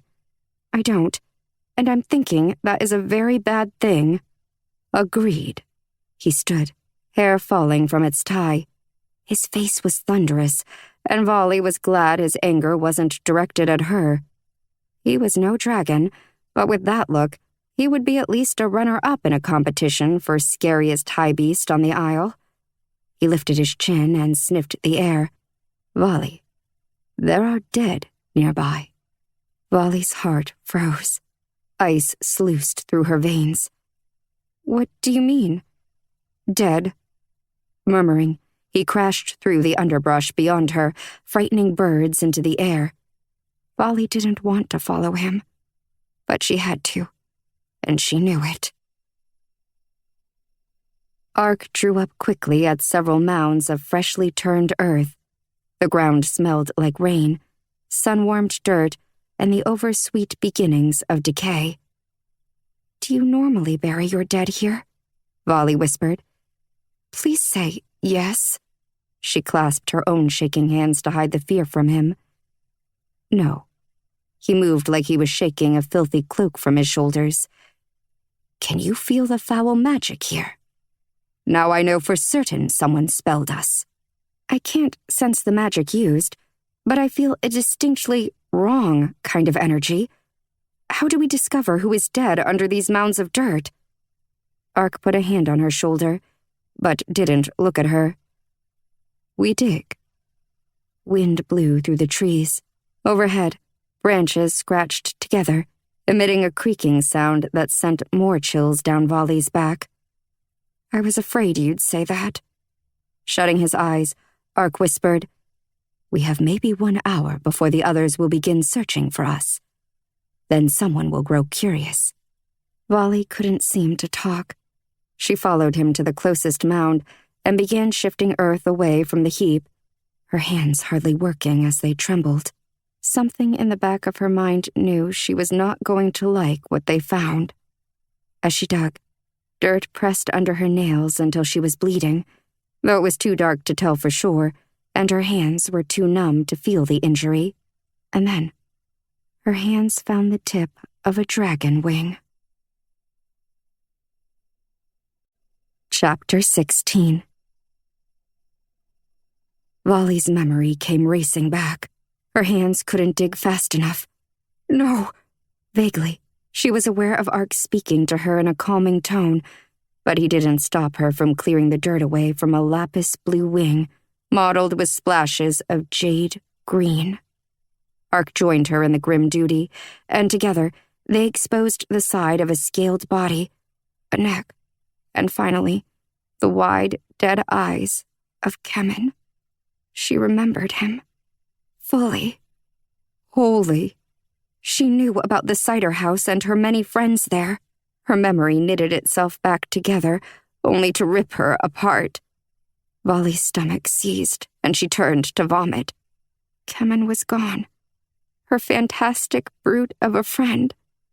Breathing through her nose, she stared at her fingers in the dirt. Ark's hands were on her back, and he was whispering, sending warmth and a glow of healing light into her skin. She touched Kemen's cold face gently. Kemen. Her friend. Her cohort in thieving and in dice. The dragon who kept quiet and remained stoic, but had always been there when she needed him. A buzzing sound filled Volley's ears. The noise transformed into her own heartbeat, and sweat trickled down her neck as she began digging again. Somehow, she knew there was more to find. More horror. More tragedy. "There is another," she whispered, voice raw. She couldn't look at Ark. She didn't want to see the sadness he might feel for her. The scent of decay and damp earth hit Volley's nose again, like it had been saving up for a knockout. She paused, swallowing bile, then cleared a clump of dirt away to see a leg covered in scales like coins made of emerald and sapphire. Ark swiped an arm over the makeshift grave to reveal the dead creature's face. Ibai. Volley shut her eyes against the flood of tears suddenly overtaking her vision. "My Ibai." She trembled under Shock's icy hands. "Do you remember these dragons now?" she asked Ark. "Because I do. I do." How had they forgotten their entire journey here and what occurred in the fire marshes and in the forest that sat between the marshes and Illumara? "I remember." Ark, stiff and slow-moving in the starlight, walked around to the rear of another mound. He shoveled dirt with his large hands for several minutes, while Volley sat and wept silently, her own body unwilling to follow her commands to help him and to find out who else had been taken from her. A light wind could have carried her off into the black sky. Ark stopped, then sat back on his heels. "There is another." His words landed like an axe on Volley's neck. "Draymore. I remember him." Draymore's eye patch and green scales, the black dirt of the mound, the trees, everything turned around in Volley's head, faster and faster. Dizziness overtook her. She fell onto Ibai's still form and let the tears wash her away. Her fingers gripped the mound. A coolness touched her finger. She raised her head to see the edge of a worn human coin, the one Draymore and Ibai traded after every bet. Gathering it to her, she rubbed the smooth gold until it was warm, then held it against her heart. Ark sat in silence, his hand on the ground beside her, as if he wanted her to know she could grasp his fingers if she wanted. Volley forced herself to sit upright. Nyx had been here too. It only made sense. The elves wouldn't have let her live. It wouldn't have taken much effort to finish Nyx off, what with the injuries she'd sustained from the arrow and the fall. Volley pulled at her hair, hating herself. How had she forgotten them? Could she have saved them if she'd remembered? Ark drew her hand away from her tangled braid. "It's not your fault." Trembling, she forced herself to stand. More mounds. More death.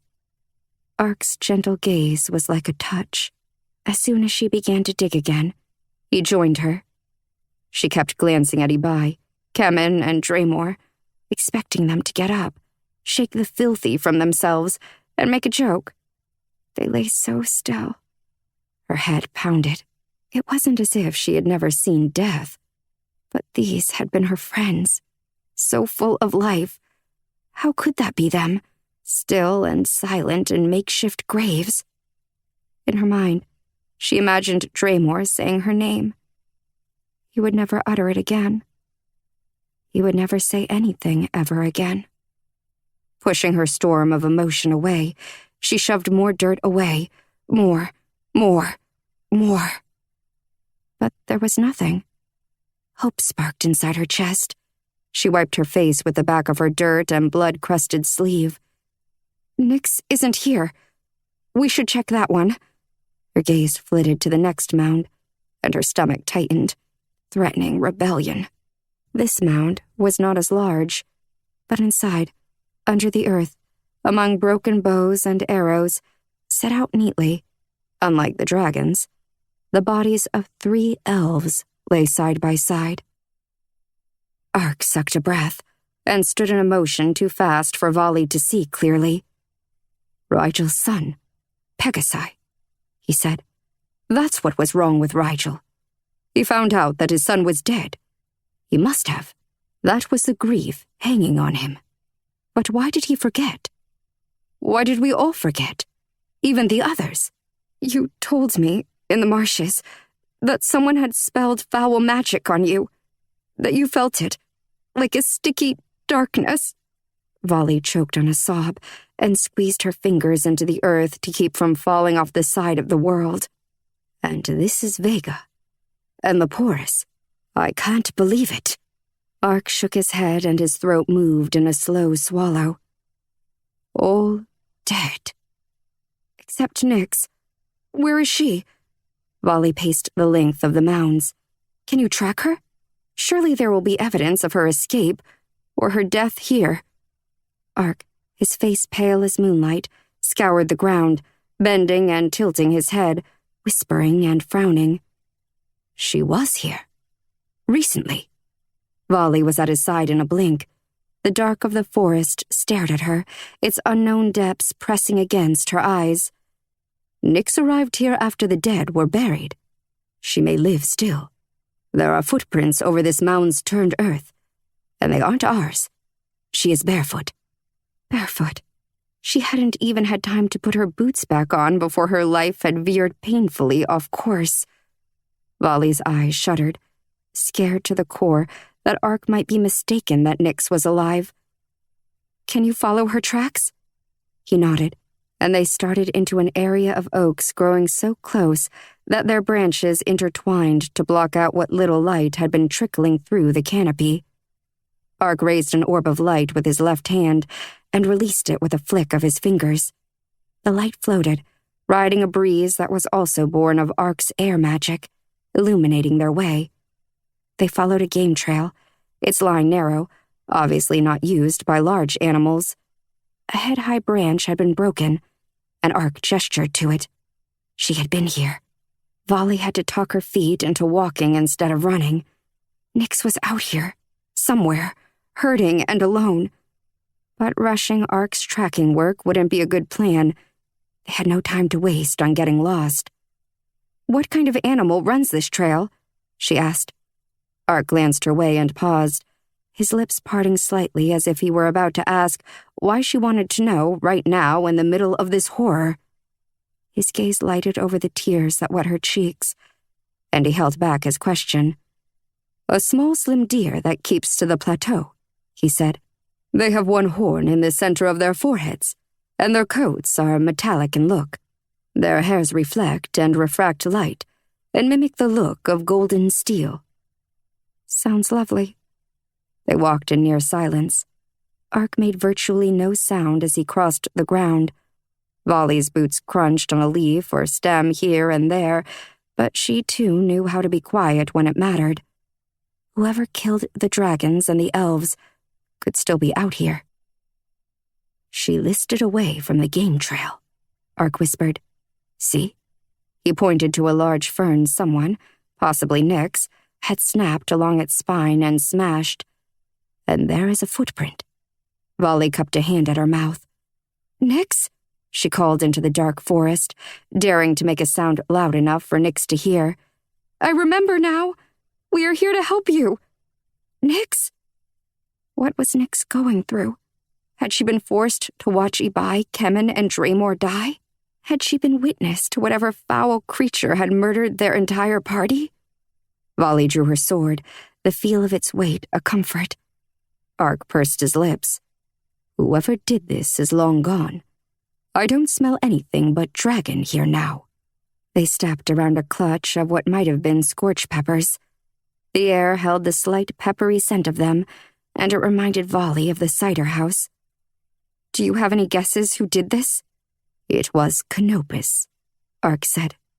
Vali remembered the elf, tall and fair, with that vicious-looking mouth of his. King Matin's right hand. The elders reprimanded him for using foul magic in the past. He wanted a maiden for his own, and she didn't care for him. She was one of Cassiopeia's nieces. He tried to cast a spell on her while her father and mother were out hunting and gathering, but her younger brother saw Canopus enter through their back door, and he ran to the king's guards to get help. Matin publicly thrashed Canopus, a punishment the king had not carried out in an age. Why would Canopus wish to do all of this? she asked. "What was his motivation? He killed his own kind, and they had captured us. Where was his head in this scenario?" "Perhaps Vega or the others had information about him," Ark said. "Maybe they knew of a plan of his to gain power." Volley frowned. "And when they showed up on the border with us, he decided this was as good a time as any to take care of the problem? With 4 dragons to deal with, too? I don't know. That doesn't sound right. Seems like there would be easier ways to off a group of scouts. Besides, wouldn't he at least want to know why we, the dragons and I, had come here, to the forest to find elves? He may have questioned the dragons before slaying them." Volley tensed, stopping. To think of them being tortured, used against one another. Dizziness took her and nearly threw her to the ground. "I am sorry for your loss, Volley of the Earth." The corners of Ark's eyes seemed to turn down in his sadness. Swallowing, Volley worked to find her voice. "I am sorry for yours as well. I could tell you respected Vega and Leporus, and that you loved Pegasi like he was your own." Ark turned away. When he finally spoke, pain cut his words into sharp syllables. "He was a good lad. A strong and good lad." They stood there, quiet and grieving, with the glow of Ark's magic circling. Volley touched Ark's sleeve. "Wait, didn't Leporus tell Vega and Pegasi to leave Nyx because she was injured?" Ark's face cleared. "Yes, that's why she escaped the massacre. But I do think she's here now. Somewhere." Ark regarded Volley, his gaze mournful, before he headed deeper into the wood. Volley whispered to the source, her heart aching, begging for Nyx to be alive. Chapter 17. Volley and Ark pressed through the bracken, faces scratched by thorns and branches, and hope dwindling as they failed to find Nyx. "What do we do when we find her?" Volley said the word "when" like a prayer. "I will heal her if I am able." A branch caught on Ark's surcoat and he brushed it away. Volley flexed her sword hand. "Then we confront Canopus." "Perhaps we should talk to Matin first," Ark suggested. "What if they're in it together?" They had seemed close when she'd first seen them at the throne. Ark blinked, then rubbed a hand over his sharp chin. The orb painted his forehead gold. "Do you truly think they are?" Volley shrugged. Matin looked exhausted. Bags for days. Isn't that odd for a powerful being like him? "It is strange. I thought perhaps he had been ill while we were away.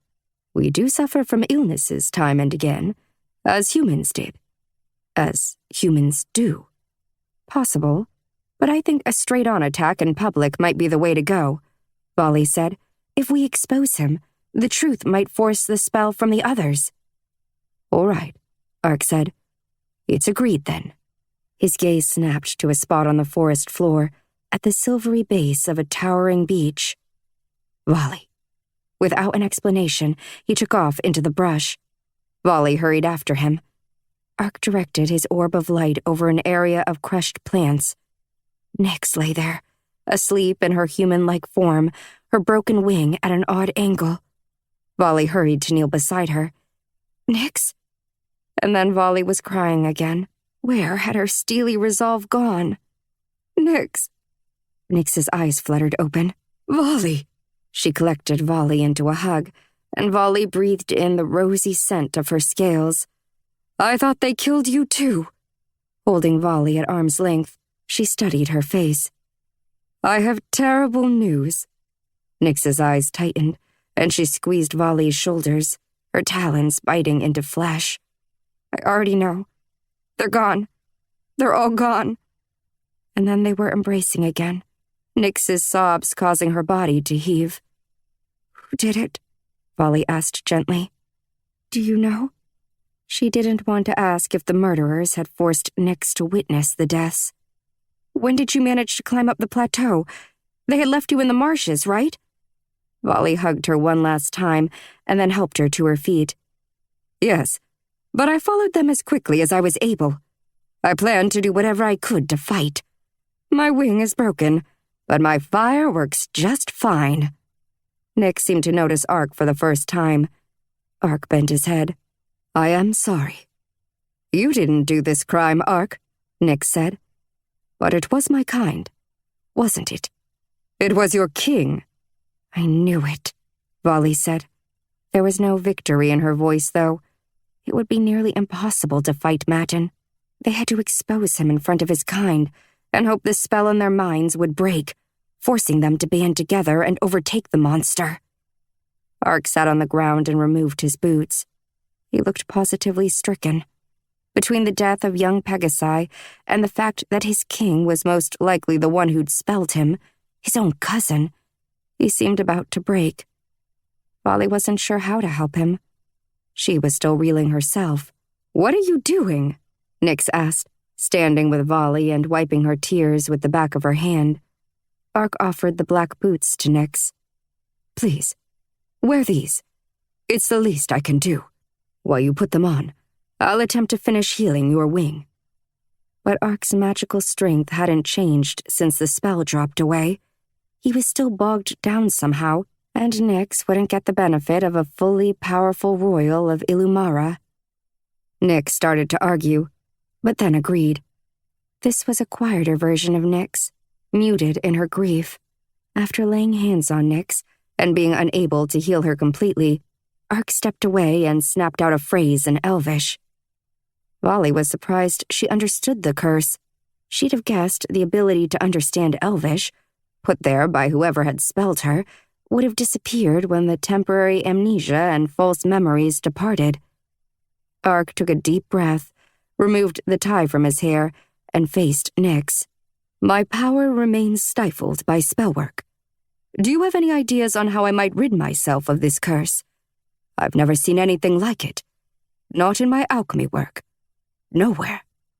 How about we head toward Matin and see what kind of trouble we can make?" Nyx didn't wait for Volley or Ark to agree. She shuffled into the dark as if she knew the way. Ark smoothly slipped in front to guide them, and in silence, they trudged back the way they'd come. Volley dreaded seeing the mounds again. Numb, she kept her focus on Ark's back. It was too bad he had taken off his bow and quiver at the king's home. At least he still wore his throwing knives. Every step closer to the site where their friends had lost their lives felt like a step closer to dying themselves. Volley grabbed Nyx's arm.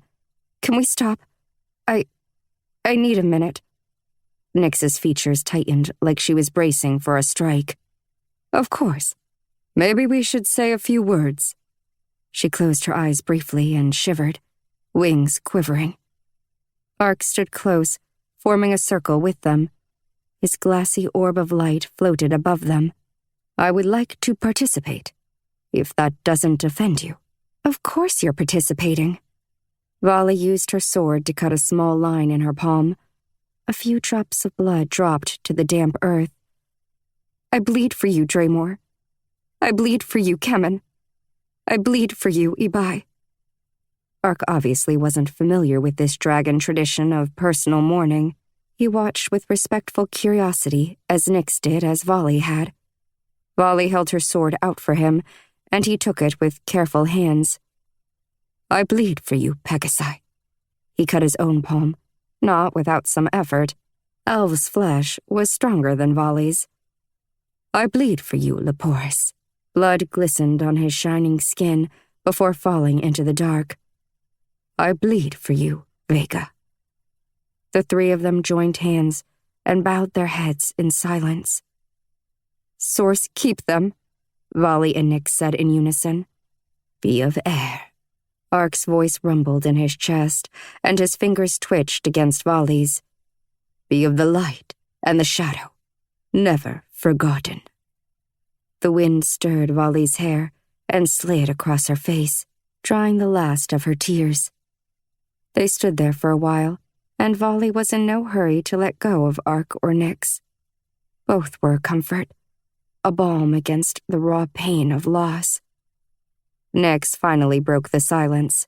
"We need to solve this problem, or our friends died in vain." Ark politely gestured to Volley's fresh wound. She gave him her hand, and he held it softly, his thumb dusting over the back as he poured magic, warm and sure, into her cut. When it was healed, his gaze flicked to her face. She stared into those glittering black jewels, wondering how she'd been so Blackwater blessed to find this ally, this friend. Next, Ark took Nyx's hand. Her eyes narrowed as he began his work, but she remained still and thanked him genuinely at the conclusion. Volley started down the path, Ark beside her, and Nyx just behind. They passed the mounds and remained quiet until the place was well behind them. "How did Matin act?" Volley asked Nyx gently. Then she turned to Ark. "Do you have any idea why he would do this?" Nyx gripped the front of her dress, her hands shaking.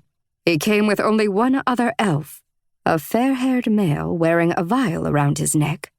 Ark asked. "Yes, they had magic I've never even heard stories about. Not only light and shadow and wind. It was—" She stumbled a step and shuddered. Volley put a hand on her forearm. "You survived. You are strong, and we will annihilate Matin and Canopus. Just you wait, my friend." Matin spread his arms, whispered elvish spells, and then Draemor, Ibai, and Kemen fell on their own swords. The words were a hit to Volley's back. She nearly dropped, but Ark caught her. She squeezed his elbow and steadied herself. "That bastard!" Nyx walked on as if she were afraid to stop. "He did the same to your kind, Ark, but he told them to cut their own throats." The wind gusted as if it could sense Ark's growing rage. "We will avenge them all." His words were steel, sharpened to a deadly edge. "Wait," Volley said, realizing their mistake. She felt foolish about not thinking of it, and also hesitant to bring it up, but what if we pretend we don't know, and I go through the power ritual? Then, hopefully, I will be far more capable of helping to bring down Matin. He is most likely lying about the entire ceremony, but that bowl has power. It does. Ark's gaze grew distant. A few steps ahead, Nyx twisted and put a hand against a young oak. "So the elves did know of a human power ritual?" Volley nodded. "There is a lapis lazuli bowl. Matin said he used to fill it with black water from the Illumara spring for the humans. They would wash their hands and face to wake their powers, both touched and not." Nyx inhaled slowly, a sound almost like a hiss. "Where is this bowl? Can any elf fill it for you? Or must it be an elf of royal blood?" "I have royal blood. I would fill it for you, Volley," Ark said. "Matin has the item at the feast." Nyx kept an eye on the forest. With her dragon eyes, she could see far past both Volley and Ark. "Could we grab this sacred bowl and get to that spring without Matin knowing?" "We'll run a nice little con on him," Volley said, anger rising in her and cloaking her grief. "We've done them together many times, Nyx. We can do it again now." "A con?" Ark's eyebrow lifted in question. "A confidence trick. We shower Matin with praise, distract him by pretending we are a couple," Volley said, wanting to grin at him, but not quite able to make eye contact. Nyx snorted. "Pretend?" Volley ignored her. "Then we'll nab the bowl. The bowl might be a trick. It might curse me, but I have to give this a try. I don't have any other options, but we can't trust that Matin will actually let me go through with the ceremony, if it even is a power ritual. It probably isn't. It's most likely all a lie. Do you have any idea why he would do all of this? The spell work on everyone's minds? The killing?" Ark shook his head. "It makes no sense. We should all be as one, united against the coming flood." "Nyx, are you willing to head to the Source's spring on your own? That way, if we need backup when we arrive, you can bring on that dragon fire of yours." "Oh, I'll be more than ready to roast elves." "Sorry, Ark." "Roast away," he said, his voice tight. "I'll drive Matin and Canopus right into your flames if I have the chance." "I just wish we could get you back to your full strength," Volley said to Ark. We will make do with what we have, Nyx said. There is no other choice. True. Vali embraced her. Ark looked into the night. You'll need to head northwest. Can you use the stars to guide you? He asked Nyx. If your fancy trees don't block the constellations the entire time. The source's spring pulses with all four magics: air, water, earth, and fire. As a high beast and a worker of fire magic, you will feel the black water as you near it. That sounds ominous. Nyx winked at Vali and began to leave. She glanced over her shoulder. Don't worry about me. I'll probably smell the fancy magical pond. This thing is the stuff of legends. She touched her nose. Vali nudged Ark. She knew I was bonded to Amona when none of the other breakers realized it. Good. She is enlightened, and that is one more tally on our side of this coming fight. Once Nyx seemed to have her bearings and disappeared from view, Vali and Ark headed straight for Matin. Vali's heart beat so loudly she could feel it in her neck and at her collarbone. She wanted revenge, and by the Blackwater, she would get it. Chapter 18. When they returned to the celebration, the elves had replaced the baskets of berries and vegetables with long wooden slabs covered in silver platters.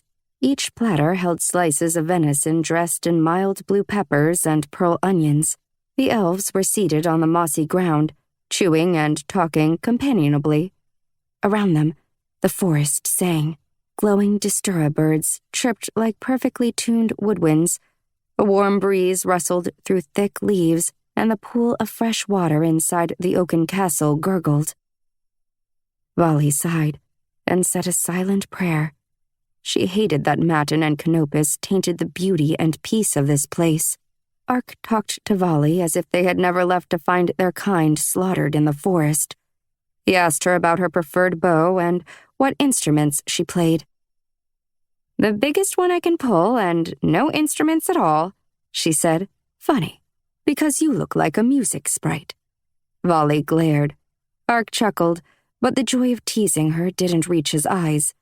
Anger and sadness warred in those dark depths. My king, he called to Matin.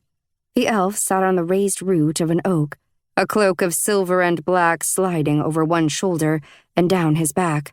A clasp in the shape of a fist held the garment against his neck. His crown of light and shadow remained in place, churning and spinning when Vali watched it from the corner of her eye. Yes, my dear Arcturus, the king answered. Did you and your Earth Queen enjoy your solitude? So he had noticed their absence, even in this crowd. We did. Vali linked her arm in Ark's. His muscles tensed beneath his linen sleeve. The elves' light orbs twinkled among the many trees, hanging in limbs and along bunches of dark leaves. Vali nodded toward a pitcher of deep red wine. Great king, perhaps your cousin here would like to brag about his conquest over a cup? Matin sniffed, the corner of his mouth lifting. Indeed, that would be most unlike our Arcturus. Love does strange things to us, does it not? Ark said, taking up the ruse. He accepted a crystal goblet from a serving elf and raised it to Matin. The word love widened Vali's eyes, and she had to recover with a cough. She knew well he did not love her, but they had formed a friendship. A sad smile crossed her face. She hurried to broaden it into the one of a new lover for the benefit of their Khan. The king lifted his cup, echoing Ark's gesture. Matin drank his cup dry, then wiggled the goblet at a servant who stumbled over himself to refill it. Did any of these elves realize their king had spelled them and that their minds weren't fully their own? Well, it was better that they remained ignorant if she was going to nick that bowl from under Matin's nose. Ark broke away from Vali and slid up next to the king. He raised one eyebrow and whispered into Matin's ear. The elven king barked a laugh and shook his head. Vali pretended to be keenly interested in a dessert platter a servant had laid down on the outskirts of the feasting area. She took one of the tiny silver spoons sitting beside a bowl of nutmeg and vanilla-scented pudding and enjoyed a mouthful. Canopus walked out of the dark and stood beside Ark. The creepy elf kept an eye on Volley. She lifted a second spoonful of the pudding. So good. I had a dessert much like this one back at the Lapis Palace. I do think they considered stirring me into the mix, though. Well, Lord Mauer did anyway. This recipe is much better. Or perhaps I only think that because my own self wasn't considered as a potential ingredient? Canopus's face gave nothing away. He seemed bored with her, which was exactly her goal. Rambling quietly about various desserts, Volley ate 3 more helpings. Once Canopus found another target for his gaze, he moved away from the king. Volley went around the clutch of oaks behind Matin and Ark to listen. Ark was still chatting with Matin. Volley watched him from the Y in the oak that hid her from view. Ark made eye contact with her, laughed at something Matin said, and then let his hand stray to the bowl near the king's right leg. Ark's fingers braced against the lapis lazuli, then he slipped the bowl behind his back. It was a good thing he was a large elf, because that bowl would have shown behind Volley's smaller form. "One moment, my king," Ark said, eliciting a bored wave from Matin, and in a flash, he was beside Volley, handing her the bowl. They walked away from the gathering, into the starlight, so they would not be heard. "Nice work, elf." Volley clutched the bowl to her chest. The magic in it hummed against her breastbone. Ark glanced over his shoulder to see if anyone had followed them. "Head northwest. There will be a path of wildflowers. They grow year-round because they bloom so close to the source's waters. You will know you have gone too far if you come to a clearing. I will meet you at the spring." Giving Ark a quick nod, she turned and ran directly into Canopus. "Apologies. Where are you headed, Earth Queen?" Ark's lip curled. "Wherever she wishes." Canopus lifted his chin. "King Matin," he called out, "I think we need your wisdom just now." Matin rounded the tree and approached, his movements quick and his face in shadow. "Why do you have the bowl, Earth Queen?" "I thought I had set it next to me. For safekeeping." She wasn't sure whether to expose the fact that they were no longer spelled or to play along. "I would like to go forward with the ritual," she said. "I've waited my whole life for this. I'm tired of waiting." Canopus, fingers lighting on the tiny stone vial he wore on a string around his neck, glanced at Ark. But Ark gave nothing away. Something about that vial tugged at Volley's attention. It was made of rough-hewn lapis lazuli, and definitely worth a week of meals and several hands of cards. But it wasn't any more valuable than other pieces she'd seen. The elves left their feasting and gathered around to see what was afoot. Matin's fair eyebrows lifted as he studied Volley. "That seems fair. You have waited years since maturity, far longer than your predecessors. I understand that you would be eager to begin your true life as Earth Queen." His gaze flicked to her Blackwater mark. "Let us go now." He plucked the bowl from Volley's grasp, then spun, smiling at the crowd. "Follow us to the Source Spring, to witness the last of the humans take part in the ritual of Earth magic." Volley forced a smile and nodded in thanks.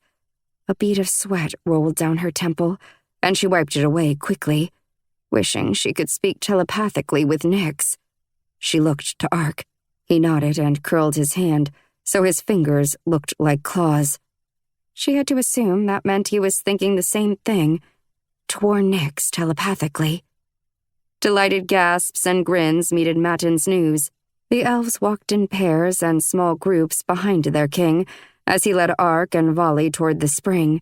Luxurious cloaks brushed over fallen leaves, and excited looks danced across the elves' faces. General Regulus spoke of a time when he visited Behatzatik and the humans there. "Their art was unparalleled. You should have seen the murals painted on their walls. With such short lifespans and their lesser ability to heal, they suffered more than we elves can imagine. But from that suffering, beauty flourished. They valued the simplest flower, a touch from a child's hand, a fine song. I liked the humans. He glanced at Vali, and I have to say, I like you, Vali of the Earth. Do you know what your name means? She swallowed against the sudden tightness in her throat. Blooded for the battle. He raised a hand. Indeed. If all goes well this day, I do believe we have a fight ahead of us that does not seem quite so hopeless. Fists bunching, Vali let her anger for Matin and Canopus rise. These kind were faithful and kind. How could their king treat them so? Just as Ark had described, a trail of wildflowers marked the path with petals of moon white, deep red, and onyx. Matin and Canopus traded whispers, their smiles as fleeting and disconcerting as the darkness of a solar eclipse. The elves wove orbs of light in their hands, then tossed them into the air. The group passed the stables, a long building made of curling roots the size of dragons' tails. Horses, much like Itor, stood in the high stalls, their nickering blending with the sound of night insects and the elves' conversations. Ark's gaze drifted to the horses, worry lining his brow. He spoke a quiet word to them, and they turned as one to regard him, liquid eyes trusting. Vali hoped Itor had found a safe place to graze in the forested borders of the Red Meadow. A creek slipped and shushed over round pebbles that lined the waterway's bed, as well as much of the path. Ark pointed out an owl to Vali as the winged simple beast flew in silence overhead. She jerked at his sudden movement. Her gut knew Matin and Canopus had something up their sleeves, but she had to play along and see how this panned out. The owls in Lapis territory have brown and white feathers. Is that one silver? The bird landed on a high pine branch. Its tail reflected the moonlight, looking like fish scales. Yes, Ark answered. It's a male. Their fine plumage draws potential mates. The females do all the hunting. Females do love beauty. His eyes twinkled. She wished with her whole being that they were truly flirting, instead of trying to stay alive while carrying grief like baggage. If only life were so simple. Your plumage isn't what lured me in, she said. Matin was watching them. Vali felt his stare like a brand. Oh no, I have always believed I am somewhat handsome. Perhaps I have been misled. I blame sweet Cassiopeia. Cassiopeia looked up from her conversation with General Regulus. You are as lovely as the dusk before a storm, Arcturus. She grinned at Vali. You aren't bad on the eyes. But no, the plumage wasn't it. The respect you showed. Ibai, Kemen, Draymore, Nyx. Their names burned her tongue. He had been honest, forthright, but also respectful to them. Even when they insulted his kind, he had shown a humility she had not known elves possessed. Your respect for me, and who I am trying to become, that's what drew me to you. That was true as well. Ark's throat moved and he blinked, all teasing gone from his eyes. He opened his mouth like he wanted to speak, but instead, he turned his face away. The trail wandered around twisting pines and through a tumble of boulders, over which a few lizards and mice scurried. A gentle breeze stirred a thick stretch of ferns that grew hip-high, and the scent of pine resin, fallen leaves, and wet earth rose into the air. Still no sign of Nyx. Good. She had taken to the forest to remain concealed. Ahead, in the scattered starlight, 5 stones like guards fashioned of thick rock stood around a place that had to be the spring of Blackwater, the one place the source existed in its pure state, untouched by magma or salt water. Vali couldn't tear her gaze away from the holy heart of her world. Her blood rushed through her veins, urging her forward, closer. A burning touched her eyes, and she lifted her hand only to realize she was crying. Beside her, Ark was likewise touched. His eyes were wet with unshed tears, and his entire demeanor held a reverence close to what she had seen in him during their mournful bloodletting. She walked closer, whispering, as the rest of the elves came along slowly behind, their voices quiet. "Ark, do you think this," she pointed toward the spring, "might affect them? Would he understand she meant that perhaps getting close to the black water would break the spell that still held the rest of their party in its grip? It's possible, and a wind gusted from the east, roaring through the forest. Branches snapped. Dirt and rocks hit Volley's raised arms, biting at her skin. Shouts rose as Volley and Ark bent to lower their center of gravity to keep from pitching over onto the ground. "What kind of insanity is this?" Volley shouted into Ark's puzzled face. The wind tore Volley's braid free and set Ark's surcoat to flapping against his legs. A great cracking sounded in front of them, near Matin and Canopus. The odd windstorm died. Beside a rocky outcropping, the lapis lazuli bowl lay in pieces. Volley's mouth fell open, shock holding her in a vice-like grip. "You dropped it?" Ark's voice was a whip. Matin winced and shook his head. "The wind. It plucked the bowl right out of my hands. I didn't expect it, and—" He gestured to the remains of Volley's hope. Desperation and anger warred inside her. Anger won. She charged Matin, raising her voice. "Elves are strong. Wildly strong. You can't tell me you didn't do that on purpose. What game are you playing, King Matin?" The elves grew silent, watching the exchange. The king put a hand on Volley. The hairs on the back of her neck lifted, and she involuntarily took a step back. Pleasure gleamed in the king's eyes. "Earth Queen, I am sorry, but do not fret. We can fashion another in less than a week's time. Come, let us return to our feasting, and I will ask our craftsfolk to begin work immediately. I have a piece of the fabled stone in my own things. I happily give it to you in hopes you will help us defend ourselves from the Sea Queen." The elves visibly relaxed, their shoulders under their fine and sparkling clothing easing, and their conversations returning to mundane chatter as they turned to leave. Ark remained, jaw set and hands fisting at his sides. Matin steered Volley back down the path. "Come, all will be well. And once again, I apologize for my grave error in not securing the bowl." Numb, Volley let herself be led, but her mind chittered like 1,000 little birds inside her head. That wind wasn't natural. He'd called it up. Or Canopus had. But what was his endgame? Why wouldn't he want Volley to help him save his people? It made no sense. The realization swept over her like a deadly wave. He had made a deal with the Sea Queen. That was the only lens that clarified Matin's bizarre and criminal behavior. Volley nodded to Ark as they passed him, silently urging him to go along with this for now.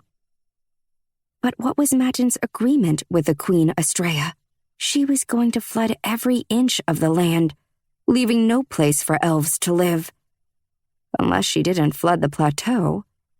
Perhaps the sea folks' magic was so controlled that they could feasibly overwhelm the high mountains in the Lapis and Jade territories, but preserve this plateau.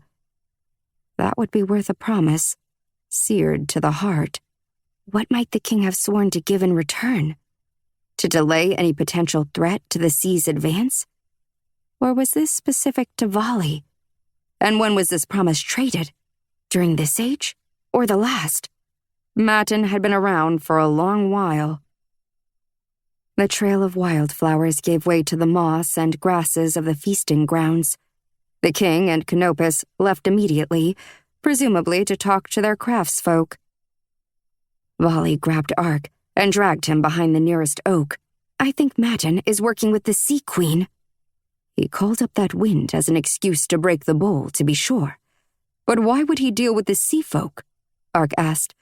Their goal is to end all of us on land, elves included. Volley shrugged. what if they promised to protect the plateau in exchange for Matten's help in curtailing any threat from potential Earth Queens? So this began long ago. Ark tapped one of the throwing knives at his belt, his gaze beyond Volley, watching his kin as they danced and smiled in their ignorance. It's my guess, anyway. But why did he allow the humans before me to use the bowl and gain their powers? Why break it now, and not sooner to keep his promise to the Sea Folk? I think perhaps this agreement between Matten and the Sea Queen is new. That falls in line with his actions. Only now is he driven to destroy any chance you have to gain your powers. He won't allow the craftsfolk to finish a new basin for the Blackwater. He will delay and delay until you die of some strange accident. Great. Volley chewed the inside of her cheek, thinking, was Ark right? Was any of this right? There was no way to know if Matten had a promised agreement with the Sea Queen, nor was there any certainty about the Blackwater Bowl. If she went to the spring herself, without the bowl, she would at least find out whether the bowl was truly required. She would find a replacement basin, another rain-hollowed rock, a wide leaf. It was a huge risk. If Matten had been telling the truth, the ritual required the bowl's magic. But Matten had lied about everything thus far. What if the Blackwater was safe for Volley, a touched human, as long as she used a natural item to draw from the spring? Ark couldn't be a part of this wild plan forming in her head. She couldn't put his life on the line for a reckless guess. Of course, if she died, the Sea Queen would win anyway. With her dead, would the Sea Folk let Ark live, even though he'd befriended an enemy to their cause? The dragons would die for certain. They had no deal with the saltwater demons. But there were no other options that could possibly lead to Volley's power and a check to the Queen Astrea's magic. Ark, I need a minute to think. Alone. Can you keep everyone distracted for me? His eyes narrowed. I suppose. But don't do anything rash, Earth Queen. I've grown used to having you around. He brushed his fingers over her wrist. She shivered with pleasure, looking into Ark's proud face. His lips parted like he might say more, his tongue touching his teeth. Volley swallowed, then laughed off the serious nature of the moment, her mind and heart warring. Ooh, write that line down. Grown used to having you around. That'll get you all the elven maidens. Ark didn't seem fooled by her false levity. He pressed a kiss to her temple, quick and warm, before leaving her in the shadows of the forest. Her fingers went to the spot he had kissed, and she wondered if anyone had ever exploded due to experiencing too many feelings at once. Grief, joy, rage, fear, pure, unadulterated happiness. Before said explosion could ruin everything, before anyone could call her back, she slipped into the night, praying the starlight would be enough to get her back to the source spring. Chapter 19. A scream jerked Volley to a stop, her boots sliding in the pebbles and scattering debris into the wildflowers. Her heart beat hard against her ribs. Who was that? A female. That was certain. Holding her breath, she listened. Ark called out, his words unintelligible and twisted with pain or terror or both. His voice lifted again. Go, Volley! Sweat poured down Volley's neck. Matten must have figured out Ark was no longer spelled. He would have Canopus kill him. She had to keep going. But this was Ark. Never before had Volley considered a mate, but with Arcturus... A sob caught in her throat. She squeezed her hands into fists, and her nails dug into her own flesh. Her feet began to run back to Ark, but she pulled herself to a stop, tears rolling off her chin and down her neck. This is what it meant to be touched, to save everyone. She had to sacrifice. She had already lost so much, but she had to lose him too, to give up her chance at love and a family of her own. A shudder shook her heart. To be a queen, she had to fight on. The night swallowed her up as a rise in the ground brought her past the place where Matin had broken the bowl. Pulse knocking furiously in her throat, she hurried forward. A root tripped her, and she landed on her palms. Rock spit into her skin. Jumping up, she finally saw the stones that stood guard over the black water. She never should have gone on without the lapis. This was a mistake. A horrible string of deadly errors. "Ramona?" she called inside her head, trying to use the bond with her mother. "Mother? I lied. I am sorry. I need you. I am in the forest of Ilumara. If you don't come quickly, this may be the last you hear from me. I love you." No answer came. The breeze turned cold, and goosebumps ran over Volley's arms. "Nix?" Volley's voice spilled into the night. "Nix, things didn't go as planned. As usual." Her throat seized up as she forced herself to keep going.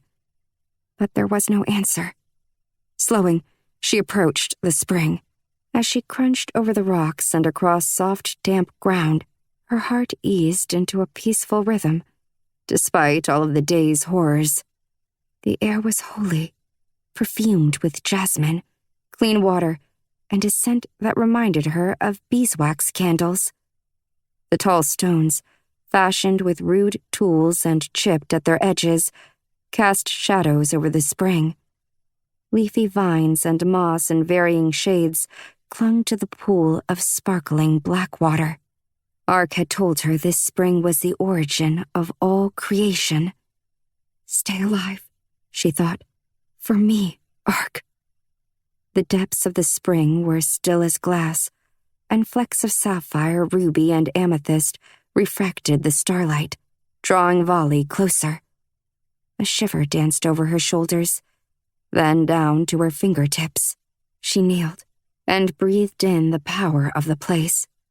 Eyes closing, she felt its effect immediately. Her muscles relaxed, and her stomach tightened. Not with fear, but with excitement. She'd hoped there would be something near the spring that she could use to ladle the black water out, but there was only a scattering of pebbles and a fair amount of large, flat rocks. Perhaps she could use one of the leaves from the vines to draw the black water from its bed. Leaning over the spring, she plucked the largest leaf she could find and bent it to create a dipped space in the middle. The black water slipped over the leaf's edge in fingers of glittering black that reminded Volley of Ark's eyes. She trembled, half expecting the leaf to burst into flames and take her along for the ride, but the black water remained in the leaf, shaking slightly from Volley's nervous grip. She lifted the leaf, then tipped the contents to pour the liquid into her cupped left palm. As the black water left the leaf's surface, it shimmered into nothing. Not a drop made it to her hand. Ice filled Volley's stomach. There was a sound to her back, on the trail leading away from the feasting grounds. She froze, leaf still lifted, and listened. Only the night insects and a gentle breeze greeted her ears. Where was Nyx? Turning toward the spring again, she set the leaf near her knee. She just had to do it. To plunge her hands into the black water and pray the source blessed her instead of wiping her off the face of the world. The guardstones watched her, silent. What had they seen here over the eons? The creation of this isle, Sugarabota, and all of its dragons, elves, humans, and simple beasts, too. From this very spot, the entire world had spilled into being. Volley wished Nyx were here.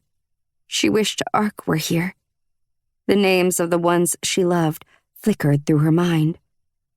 Amona, Helena the healer, Nyx, Draymore, Kemen, Ibai, Arcturus, Bah. She whispered their names like a chant as she reached her fingers toward the shimmering surface of the black water. The water cooled her fingertips. It wrapped around her palms, cloaked her wrists and forearms. There was no pain, no dissolving, only the beat of her heart echoing the lapping of the black water against its borders. Her mind stilled, cleared.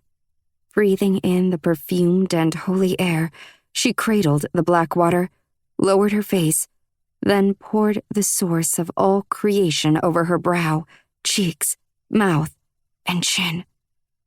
The cool liquid smoothed its way down the column of her throat and seeped into her clothing, wetting her collarbones and dampening the loose strands of her hair. A rush of pure joy suffused Vali. She opened her eyes. The black water disappeared from her arms and hands. Touching her face, she realized her cheeks and chin were clean too. Had her body absorbed the black water? A strange sound washed through the night. A quiet, but pervasive thudding.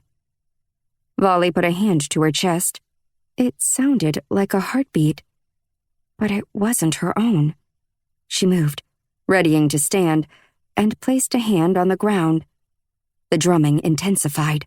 She slammed down both open palms, her own pulse rate climbing. The thudding remained constant, vibrating into her hands. And suddenly, she knew. This was the earth's heartbeat. A tear escaped her eye and ran down one cheek. She could feel the earth's life under her hands. The black water had not killed her. It had changed her. Standing, head spinning, she listened to the world for the first time. The slow scrape of leaves growing, creatures digging through the dirt beneath her feet, trees reaching thick boughs toward the blue hint of dawn. She could hear the earth and everything in it. Now, what could she do with this ability? Did she have any chance of fighting Matin and Canopus and saving everyone from whatever dark magic they possessed? Another scream ripped through the early morning. There was shouting, and suddenly a crowd of elves rushed at Vali.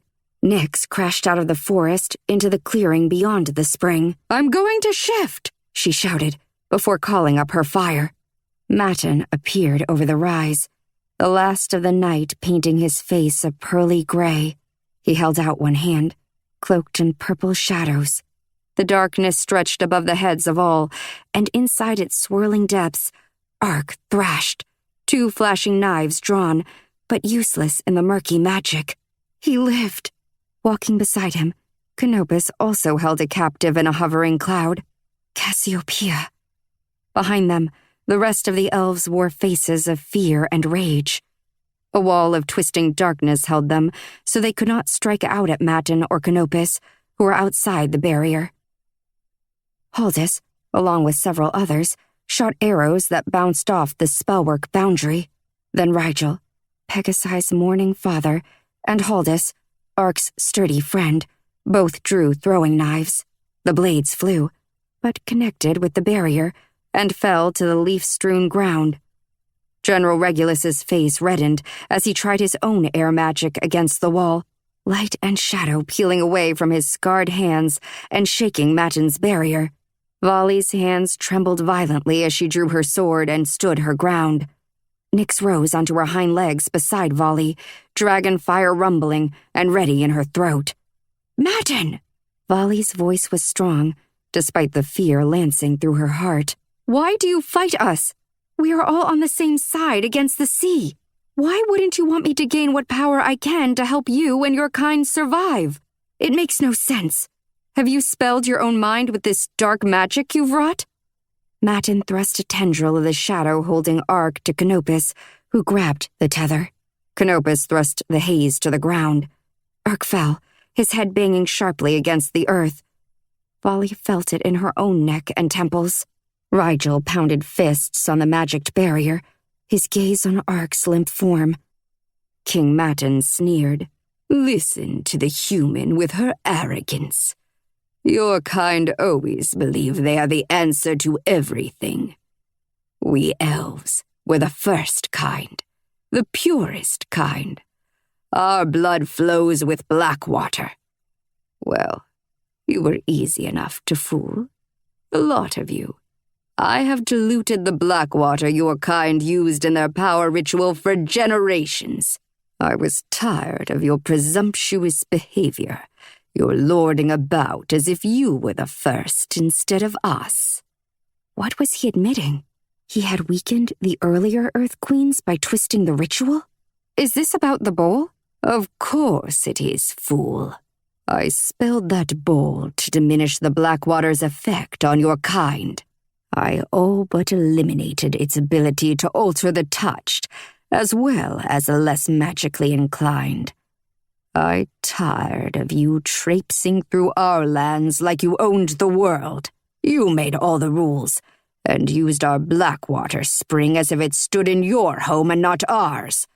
We were first, and all I wanted was peace." Never had the word been uttered with such malice. Nyx roared. She was ready to roast him, but Vali needed to understand what was happening. What if he could trap Nyx, too? "Didn't you realize you were aiding the Sea Queen by weakening us?" Vali asked, her voice raw. "You are to blame for the rising seas. You are the reason no recent Earth Queens have had the ability to shake the earth and change the tides, to drive the waves back." Shame washed over his features, but he schooled them into a mask of vanity and rage. Vali thought perhaps he hadn't realized what powerful results his actions would have on his own kind's future. Only out of desperation had he made his oath to the Sea Queen. At that point, he had known it was too late to revive the power of the humans, and the Sea Queen hadn't known what he did with the bowl and the Blackwater. She had still feared the Earth's power. But Matin knew the truth. He had ruined the line of Earth Queens, and only a deal with his greatest enemy, the sea, would save his kind. "Enough talk." Matin raised his hands, bunched his fingers, then released 1,000 tendrils of purple shadow. Chapter 20. Today, the Watcher would meet with Queen Austraea, and Righton had been called to attend the report on her visions as she scried in her great bowl of volcanic rock. Despite the acid rising in his belly at the thought of what the Queen would learn, and how he might very well be strung across the chasm to die for not telling the Queen what he'd heard from the dying Jade during the recent battle, Righton finished his breakfast of sliced eel and breaker fish that he'd boiled in an earthblood vent outside his back door. He enjoyed large breakfasts that were more akin to dinners, hearty helpings, high in protein, with a fair-sized net of fresh sea apples to top it all off. There were days when he had no time to eat after he'd left his home, days of endless strategy meetings, training, or warring, so bolting down what sustenance he had on hand before he left was only sensible. Righton's home was not much more than 3 spaces and a few tunnels hollowed from the teal-green rock. He had built a hammock for sleeping, a few cabinets for storage, and braided a seaweed rug for each room. Windows with proper shell shutters could be opened to allow clean currents to sift through on days when the weather was good, calm waters and comfortable temperatures. The table beside his hammock held a carved image of his brother and sister, back when they were children together, the smiles on their faces, happiness ruined by the dragons, pushed Righton to train harder and fight with passion. The image was the only sentimental item in the whole house. Sitting on the edge of Scar Chasm, Righton's place did not look welcoming, but he liked it that way. He did not care for visitors. At home, all he wanted was peace and quiet. Upon leaving, he didn't bother locking his stone door. Only those folk whose job it was to harvest glow creatures dared the Scar Chasm's electric eels and lanky sharks. And honestly, if they wanted to steal Righton's manuals on battle strategy or his stash of food, they were welcome to it. Blackwater knew they weren't paid enough for the risks they took, so everyone could have light in the darkest reaches. And if the Queen, displeased that he'd been too much of a coward to risk telling her what he'd heard from that Jade, decided to break down his door and destroy his home, no lock would stop her rage. The murky waters of the chasm and its bevy of illuminated longfish, nautili, and jellyfish faded as Righton passed a human shipwreck. The masts had long broken free of the main ship, and they shifted in the pull of the sea like an old giant's fingers, ready to grab unsuspecting sea folk. Righton would never stop being amazed by the talent and daring of the long-dead humans. Yes, they had been terrible and his sworn enemies, but they had stones. He could not deny it. As he swam into the populated areas of Tideheim, the pathways straightened. The city planners had brought in white sand to line the pathways and tied glowing nautili along their borders. Most of the sea folk lived in group homes, like the one Righton passed now. Bright purple and black striated rock stretched from the ocean floor to the moon-touched upper reaches of the water. Doors and windows showed families dining, some sleeping already, and one group of younger sea folk playing instruments. Outside a ground-floor window, the length of a full-grown bull shark, Righton slowed to enjoy the music. He was stalling, but would never have admitted that. A dark-haired female turned the steel handle of a winding whale, her other hand pressing the strings down in varying patterns. A melancholy tune poured from the shell attached to the end of the 4-foot instrument. Beside her, a male with an impressive chin knocked a hammer against a set of brass hardbells, adding percussion to the song. Another male, too young for fighting, but not far from it, sang along, his voice carrying with his water magic through the pull of the tide to reach Righton's ears. Pushing away from the song, Righton kept on, toward Aliko's castle. He had a job to do, and honestly, he had to be there when the Watcher announced what she saw. If it was nothing, he would need to placate Estrella so she didn't fall into a rage and slaughter the nearest guard. If the Watcher saw the falling jade, or heard his words about an Earth Queen, Righton would need to call Graystark and Vanu, and begin discussing strategy with the Queen. If it didn't come out that he'd heard such news already. Inside Estrella's chambers, the Watcher had already set up shop, and the Queen had called her other 2 generals, Vanu and Graystark, already. Righton fought to keep his stomach from emptying right there on the mosaic shell floor. Vanu nodded in greeting, and Graystark smiled, a gesture that was more pain than happiness. "Get on with it." The Queen swam back and forth behind the Watcher. The Watcher's hunched back moved in a deep breath as she reached her veiny hands over her bowl of volcanic rock to grip the sides. Her cloak of salt tulip leaves slid away from her forearms, showing fins that were surprisingly firm and shining. There was power in her still. "I must wait for the feel of it, my Queen." The Watcher's head lifted, and she turned to Righton, a smile stretching her wrinkled mouth. "I, General Righton." He bowed to her, even though she had no eyes to see it. Somehow, she saw everything in both the physical and metaphysical world. "Honor to you, Watcher," he said quietly, after bowing deeply to the Sea Queen. Old stories claimed the Watcher clawed her own eyes out when the sight came on her. She couldn't stand seeing double when the visions came. Righton had always wondered if she regretted that hasty action, but of course, he would never ask. That would be horribly rude. Besides, she most likely knew he was curious about it. She couldn't see everything in the great world, but she saw many things, and was keenly perceptive when it came to those around her regularly. Last year, she'd told Graystark to remove the growing lump on his thigh fin before it killed him. He did as she instructed, and the healers confirmed the fin was eroding with Blue Eater, the disease that tended to take down sea folk if one lived long enough. Now, the Watcher leaned over her bowl and peered into its empty depths.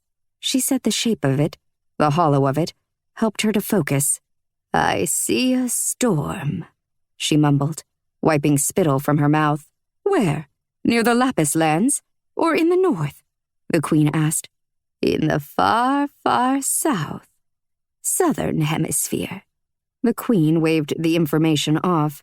"Move on. No one cares about the desolate southern realms." "I see 3 jade younglings," Vanu snarled quietly, and his hands became fists. The general, second to Grystark and Righton in rank, traded a look with Righton that reminded him of how many he'd lost to the battle with the green dragons. Righton shuttered his own eyes halfway and gave the male a nod of acknowledgement. He too mourned those new recruits, lost too young to the vicious jades and the dragon fire that bled into the waves themselves. Such abominations dragons were. "What is so special about these young ones?" Astrea demanded, her sharp teeth flashing like pearls in the light of the nautili along her walls. "They were born in the far, far north. Not here." "What of it?" The queen raised a hand like she was about to strike the watcher. Righton swam to her and gently took her fingers, then kissed them. "She will tell you, my queen. She will." The queen glared, but allowed him to keep caressing her hand. I see that these 3 jade younglings, born in the far northern edges of the island, under the cold sky's flurry of color, will rise to be the strongest of all." Did she mean strongest of the jade territory? "If we do not drown them as eggs," the queen crushed Righton's hand in hers. "I'm not a dragon," he whispered into her ear, going for a teasing tone and wincing at her strength. He was no shrimp, but this queen was touched, imbued with water magic he couldn't dream of. Her power went far beyond muscle and bone. She threw his hand and swam to the far end of the Watcher's bowl. "What else do you see? Anything we actually need to know?" Righton knew Astrea worried that the dragons had learned about the underwater tunnel. The Watcher shook her head, her hood sliding away from her straggly white hair. She sat straight up and slammed her hands onto the sides of the bowl. "By the Blackwater!" The queen yanked her away from the bowl and gripped both of the Watcher's arms. "Tell me, what do you see?" The Watcher swallowed, her leathery throat moving in successive swallows. When she finally spoke, the normally deep and confident timbre of her voice went reedy and thin. "The Earth Queen. An Earth Queen. She has washed in the black water of the elves. She begins her journey." Righton's heart hung in his chest. It was as the jade had said. There was a surviving human, and she wasn't only a regular human. She was an Earth Queen. The room went hazy, and Righton put a hand on Grystark's chest to steady himself. Astrea dropped the Watcher's arms and swam backwards slowly, her eyes widening and the veins at her temples pulsing. "That can't be. I killed them. I killed them all." "This can't be true," Grystark said, allowing Righton to keep his hand where it was. "We annihilated the last of the things at Tristura. None of our scouts." The queen flew at Grystark, clawed hands out and spells drumming from her lips. Before Righton could fully process what was happening, he had flung out an arm and spoken a spell to throw the queen back. Shocked, she stared at Righton. Grystark and Righton both went to their knees, sand and shell grinding against their flesh. "My queen," Righton said. "I was mistaken. My body acted before my mind could catch up." "A warrior's mistake." Grystark looked up warily. "Punish me as you see fit. Have mercy on your true servant, Righton." The queen huffed and turned away. "You don't matter. What matters is this new truth the Watcher has brought us." The Watcher stood over her bowl again, her head bobbing like she could see movement. "She did this without the elves to see her," the Watcher whispered. "Interesting," the queen spat. "So Matin may live another day. But how? How did this human live through our flood? And how did she discover how to wake her latent powers? Did the elves instruct her at all? Do you see anything that points to such an event?" "No." The Watcher's head swiveled like it might come off. Righton and Grystark stood. Righton's heart hammered his ribs. He'd almost struck the queen. If he hadn't bitten off that spell, the army would have been leaderless right before their final war. They would have to wait for another queen to rise. Their magic would weaken, for hers strengthened all of the sea folk's power. They were linked through the water, and he nearly ruined everything for which they'd fought. Righton could tell Grystark was bursting to say something to him, but he knew he'd barely escaped one situation with the Queen. He was wise enough to hold his tongue for now. "The dragons!" The Watcher whirled and lifted her chin to the Queen. "The Lapis aided the Earth Queen." The dragons? They hated humans. The Watcher went back to her bowl and began humming a tune that was disturbingly similar to the one Righton had heard from the window on his way here. She twisted her head toward him like she could read his thoughts. Then she smiled, a quick lift of one side of her aged lips. Before he could question her, she turned away and fell quiet. Had the grin and her humming only been products of his ravaged nerves? "They most likely hate the idea of drowning to death more than they hate humans," Grystark said. Righton began to cover for him and his attitude, but it seemed the Queen's entire focus appeared to be on understanding this catastrophe, which was wise. If this was indeed what the Watcher thought it was, the war was about to take a sharp turn in the wrong direction. "Forgive me, Watcher, but could you perhaps be wrong?" Righton eyed the bowl as if he might be able to see what she did, but there were no images, no sounds, nothing. "I see what is, what was, what will be." Righton rubbed the back of his neck. "What exactly will we be dealing with if this human worms her way through the power ritual's steps? How many steps are there anyway? Who is our expert on this subject?" The Queen was swimming back and forth and back again, behind the Watcher. Everyone stepped away to give her space. She stopped, crossed her arms over her pearl and salt tulip tunic. The Jades would never consider the possibility that after all this time an Earth Queen of any repute could rise. But the Lapis are different. Well, even if this human does have power, who is to say how strong she will be? No one knows. Unless you see more, Watcher.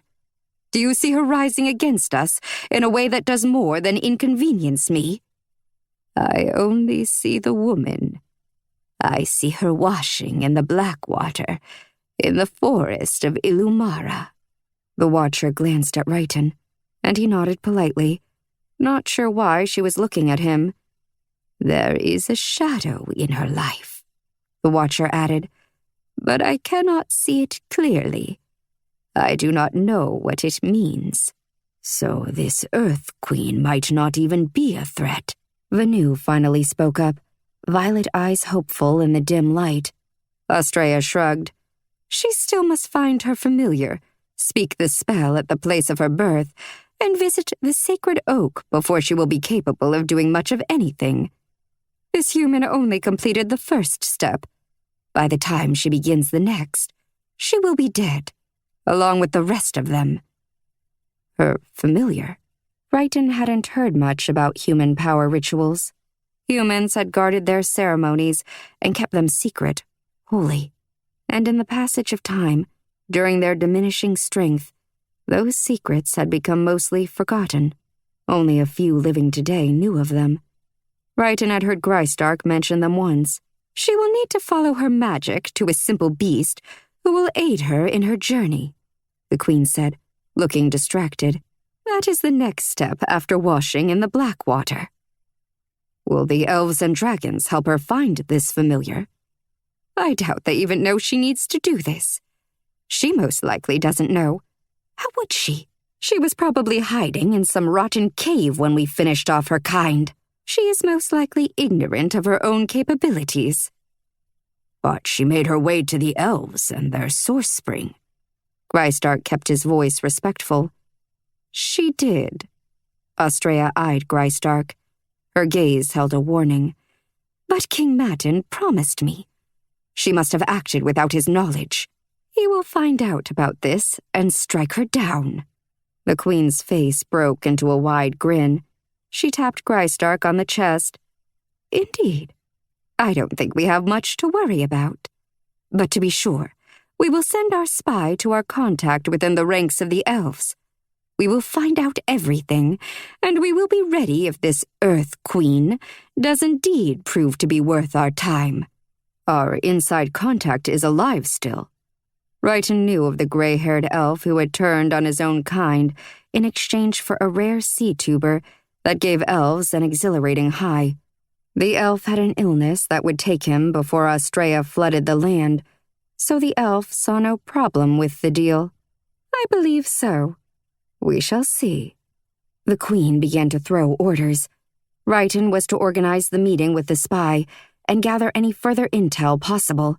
Graystark and Vanu would develop additional training drills to combat an Earth Queen's ability to shape Earth, call up creatures of leaf and stone, and all manner of horrors. Australia sent the Watcher away with a guard holding the great bowl.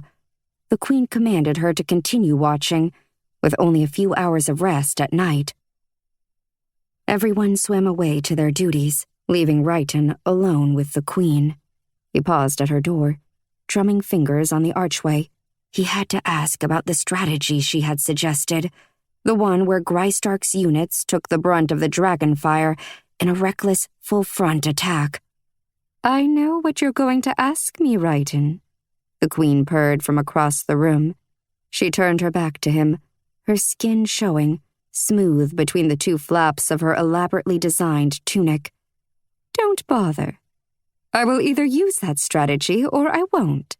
You know we must not put our hearts in the way of a win. You know better than to think for even one moment that I care whether Graystark lives or dies. I don't want him wasted, though. He is valuable. At least take comfort in that.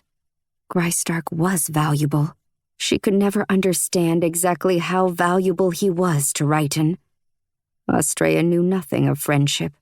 Righton's heart pinched, and for a fleeting moment he frowned, pitying her. Yes, my Queen. Chapter 21. No! Volley yelled to Nyx. Nyx blasted Matin with dragon fire. The elf stumbled backward, his shadows reeling around him, protecting him. But then the shadows faltered under the onslaught of the orange-red flame, and his face streamed with sweat as he fell to his knees. Nyx couldn't strike out at Canopus because he held Cassiopeia close. Cassiopeia's rage showed in her eyes as she struggled against the shadow's hold, floating just above his shoulder, her hands gripping a bow and a nocked arrow. The barrier holding back the crowd wavered and thinned. The elves called up blazing flares of sunlight and spinning links of purple shadow, but it was nothing compared to the strength of Matin's darkness. Rigel broke through and ran at Matin before the wall reformed. Volley joined him. Hold, Nyx! Nyx ceased the stream of fire aimed at Matin, then lashed out at Canopus with her spiked tail. The elf leaped to avoid a hit, but landed hard on his side. The spell holding Cassiopeia broke, and the sun-haired elf immediately fired at Canopus, nailing him to the ground with a shot to the heart. Dark red seeped into the ground around his body. Volley feinted a horizontal slash with her sword, then flipped her wrist at the last second, slicing the blade diagonally at Matin. The steel edge fought through the shadow, the weapon trembling against the magic, and managed to cut across Matin's chest. His surcoat fell open. Blood spooled from his pale skin. From behind, Rigel hit Matin between neck and shoulder, but the wound was shallow. The king raised his shadow shield again, and there was no getting through. He looked to Canopus, eyes wild, and threw darkness toward the vial at Canopus's neck. Tendrils of dark magic curled around the vial, quick as a breath, and brought the container to Matin's lips. He drank, shuddered, and bent double. Ark rose. His voice broke through the chaos. A stream of ruby blood streamed from his head, but he held his daggers ready. Cousin! His face twisted like he was in pain as he watched Matin finish the contents of the vial. That's Blackwater. Why? It was obvious Ark thought the act an abomination. It should kill him, shouldn't it? Volley looked to Ark, then Cassiopeia, then Rigel. They only stared, mouths agape and faces pale. Nyx roared, and Volley backed up, motioning for the others to do the same. Dragonfire skirted over Matin's darkening shield, not injuring him, but igniting the wildflowers, trees, and vines. Volley raised her hands, the urge to use this new sensation rushing through her body. She could feel the earth, the very dirt, waiting for her command, longing to smother the fire eating at its growth. But nothing happened. She had no power to do such a thing. Eyes fierce, Ark raised 2 blinding orbs of light and flung them at Matin's shield. The shadow blinked on contact, but held its shape. Matin straightened, his face slack with the nausea that came with drinking the black water, and shoved a churning cloud of inky darkness toward Ark. At the same time, Matin drew up a wind. The gust threw Volley, Ark, and Cassiopeia down, then knocked Nyx backward into one of the guard stones near the spring. Tail slashing, Nyx exploded with rage. Her dragonfire blazed toward the canopy. On the ground, Volley stared, unable to pry her head away from the earth as Nyx struggled to aim, fighting the elemental force, the muscles in her neck straining. All of them fought against the wind, but Ark was the only one making any headway. His lights shone on, even as he lay on the ground, hitched up against a boulder. The shadows that slipped around his light only caressed him like fingers, their movement unwavering despite the wind. I didn't drink black water, and Matin is strong. I will not last more than a few seconds, Ark said into Volley's mind. You are changed. I feel it. I smell it. Throw your will toward my light, and let us see what might happen. Trust your friend, the alchemist.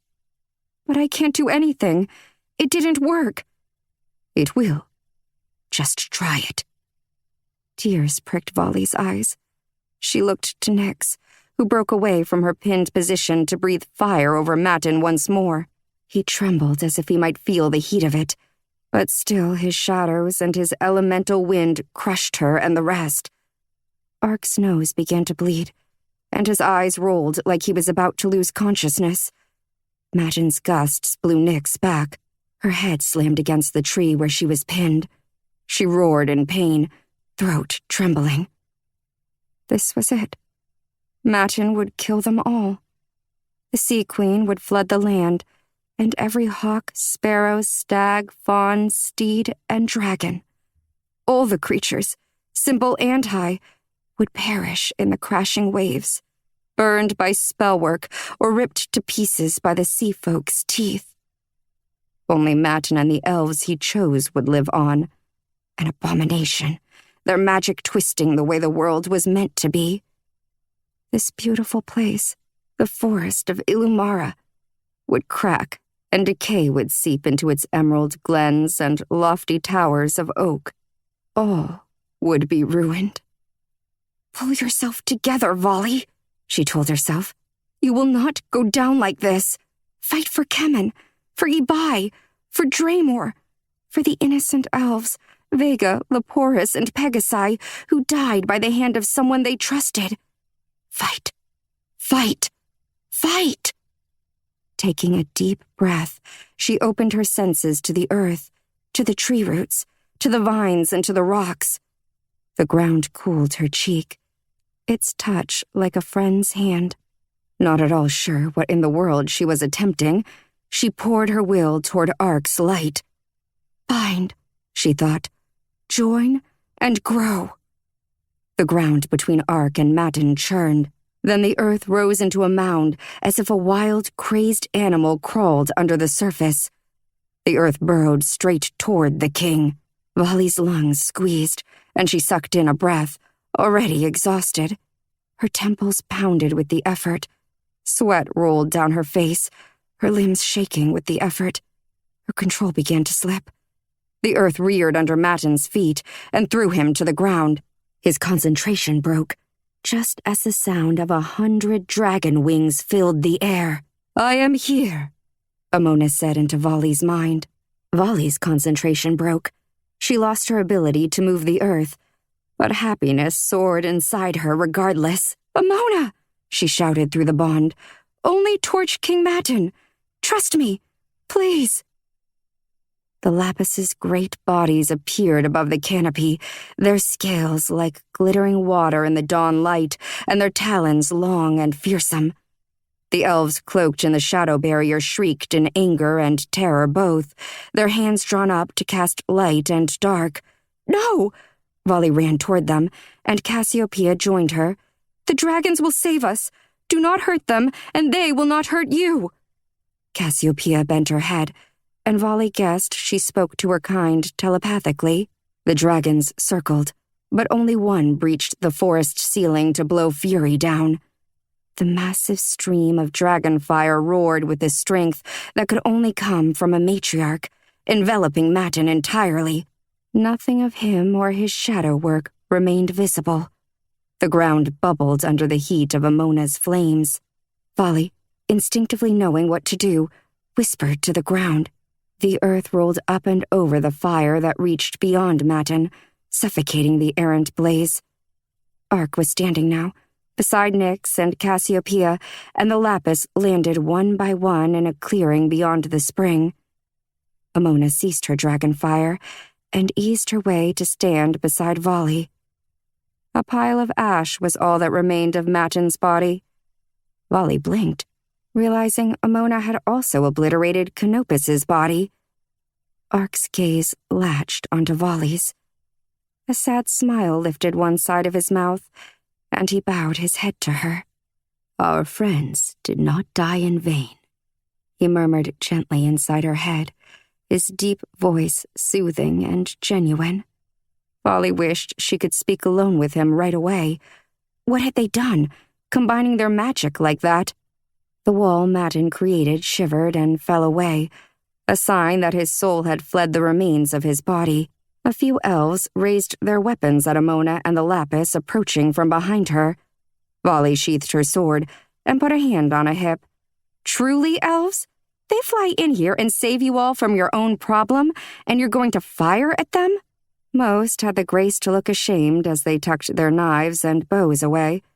Some muttered and disappeared the way they'd come. Volley turned to Amona. "Thank you. Once again you saved my life. I don't know. You seemed to have things under control. But I didn't want to miss a chance to roast an elf." "What was wrong with him?" "He drank black water." "From the source spring? How did it not kill him? All the stories claim that would end him." "He diluted and spelled it. It turns out he had been diluting the black water my kind washed in as part of their ritual for generations. That's why the last few Earth Queens were so weak, and why so few had even been born. Why would he do such a thing? Oh, never mind. He is an elf, and a royal one at that. They thirst for power more than life. It has ended many of their kind. You must continually be wary of the royal line of elves." Volley glanced at Ark, who was deep in conversation with Cassiopeia, Rigel, and General Regulus. Perhaps she'd bring up royal-blooded Arcturus and their burgeoning friendship on a day when Amona hadn't had to fly so far to burn a foul elven king to the ground. "So you found a way to wake your powers here? I was wrong." "I realize that's surprising." Amona gave Volley a look. "I am no Earth Queen. Not yet, anyway. But I sense the earth now, and all the growing things. I can hear the earth's heartbeat and shift the ground when Ark helps me." Volley put a hand to her mouth. "Whoops. Ark? I don't know when I will be a full Earth Queen, or if indeed I ever will grow into powers that will be fit to fight the sea. I do know the ritual must include more steps for completion. I feel an undeniable urge to travel to the area near Bk1. Volley hadn't realized the strength of this new feeling until the words had come out of her mind. "We searched the caves there," Amona said. "It is a desolate place, full of sadness and nothing else. You may be right, but I feel this longing just the same, and I must follow my gut. As long as it leads you away from the elves, I approve. They aren't all bad. A growl rumbled in the back of Amona's throat. Fine, be angry now, close-minded. Someday, I'll get you to believe we're all on the same side. I know we are. And that is why I commanded all the Lapis to meet in the Red Meadow and sent a message to the Jades to come as well. You are going to address every dragon on Sugarabota, and every elf, if they'll join, and tell us what you think our best strategy is against the Sea Queen. I don't know anything about that. Just because my powers are stirring doesn't mean I'm suddenly the answer to our survival. Doesn't it? Amona glanced at the dragons gathered behind them. If you aren't the answer, Volley of the Earth, then we have no hope at all. So I'm supposed to fake it and keep everyone from crumbling into despair? I think your call-breaker friends call that a con. Yes? Volley wanted to laugh. She tried. Tremor would have loved hearing Amona's words, but she could not bring herself to smile again. Too much sadness surrounded the name of her cider house cohorts. She told Amona as much through the bond. Amona turned her head. They died. But Nyx. Amona's reptilian gaze found Nyx where she was talking with Ark and a few of the elven elders. Nyx survived. Ibai, Kemen, and Draymore did not. My condolences. Amona extended a wing, and Volley closed her eyes for a moment inside the familiar comfort of her mother's shadow as they approached the other Lapis. The sun poured rays of gold through the trees and outlined patterns of oak leaves across the dragons' backs. At Amona's arrival, they sat back on their haunches and tucked their wings submissively. Lord Maur? Volley couldn't believe he had come. Distaste filled his eyes, but he dipped his head respectfully. Of course he came along. I commanded him. Do not for one moment, Amona said silently, now addressing the entire group of dragons, plus Volley, think that any one of us will ever stand in your way again. No matter what wild scheme you believe might help you fight the sea, we will support you in full. Every Lapis. We will have your back, Earth Queen. Volley thought maybe this would be a good moment to show off her new abilities. If she could manage it. She focused on the vines surrounding her place on the path. The plant snaked up her legs and sprouted new leaves when it reached the tips of her fingers. Her head ached with the effort. With a whisper, she released the vines, and they returned to the ground. It wasn't much, but it was a start. The Lapis, including Maur, bent their heads as Volley began to tell them the entire story of an elven king lusting for power, an oath he had made in a time of desperation, and how the Blackwater had changed everything. Chapter 22.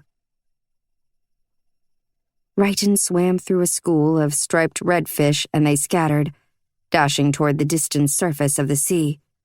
He had no time for beauty or breakfast. Echo had reported that the gray-haired and diseased elf who'd turned on his own kind was on the coast, ready to talk.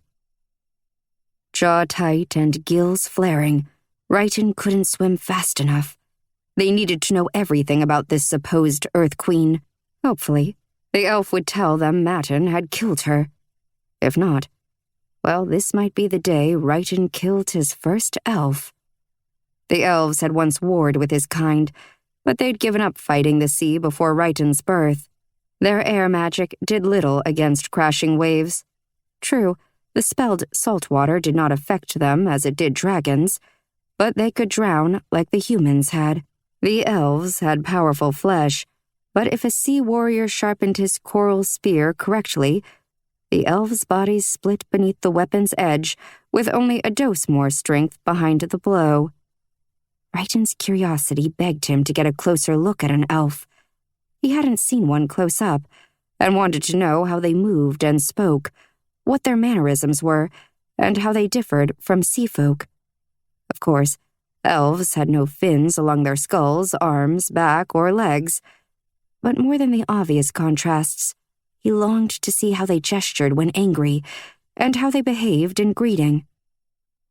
Once he reached the end of the more sandy run beyond Tideheim, Righton increased his speed further. His body was warmed up now, and he could move more quickly than most. His sensitive seafolk eyes told him the light above water had moved, and it was nearly time to rendezvous with the scouts. A verdant forest of Panipipsala Phycia told Righton he was getting closer to the edge of the mainland, where the forest of Ilumara and the Elves' Plateau held fast to the ocean floor. The wide leaves of the seaweed forest waved gently, brushing his beard and shoulders like hands. He left the green-black of that place and swam toward the wreck of another human vessel. This one was far older than the one near his own home. No masts remained, only a portion of the hull. He recalled the word from his school years long ago.